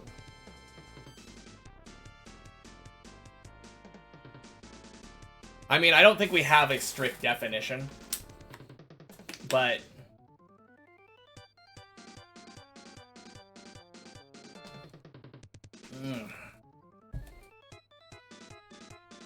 But again, the problem isn't that... The problem is that we have an idea of what an open world game is, and right now I'm trying to pin it down. Like, what makes these games that we're talking about as open world, open world? Openness and worldness of a game is unrelated to how absurd and stylized it is. That's the thing, though. What I'm saying is that counterintuitively, the openness and worldness of an open world game isn't really important to if it is considered an open world game. Because what we really mean when we say open world game is not, oh, it's open world. We mean it looks like Skyrim.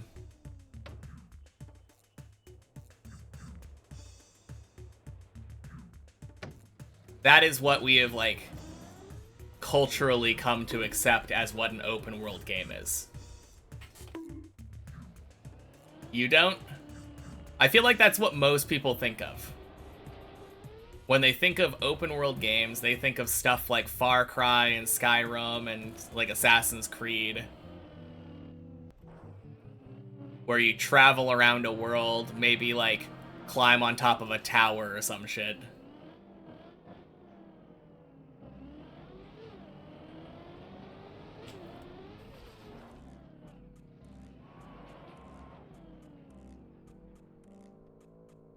Agree with that, mean that those definitely are, but it shouldn't be anything like that restrictive.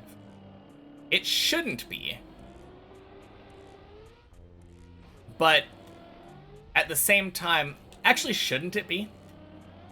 I feel like if you make it super lenient, yeah, Breath of the Wild, Tears of the Kingdom, those are obviously open world. I guess the main thing is exploration, but I think it's exploration mixed with, like, scale. I do think that the scale is a very big factor. Minecraft, yeah, that's another one, for sure.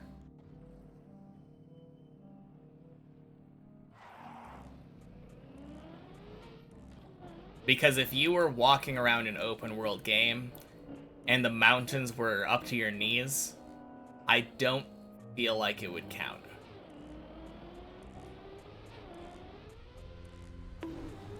It's, well, I mean, it could count. That could be part of the style. But it's not what we traditionally think of. And maybe what we traditionally think of as an open world game is too restrictive, but I think there is value in having a strict definition that discriminates against other games so that we can better describe and, like, you say one word, everyone knows what you're talking about. And I think that's kind of the most important thing. Not necessarily for the descriptor to be perfectly accurate, but for people to know what you mean when you are talking about something.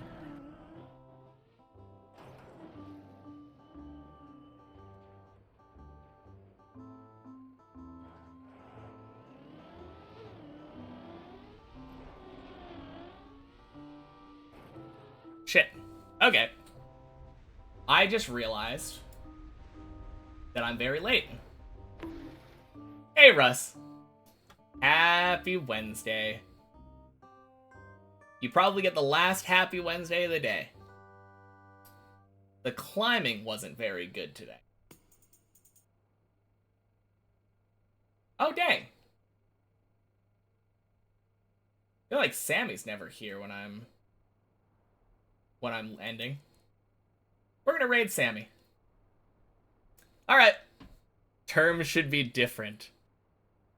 Don't think it has value to disqualify games from being open world at all when they're just unrealistic. Terms should be different.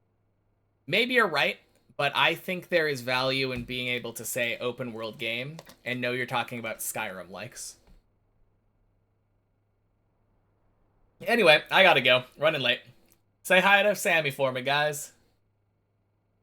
Hate to see him go. Love to watch him leave. Nice. Alright, peace, everyone.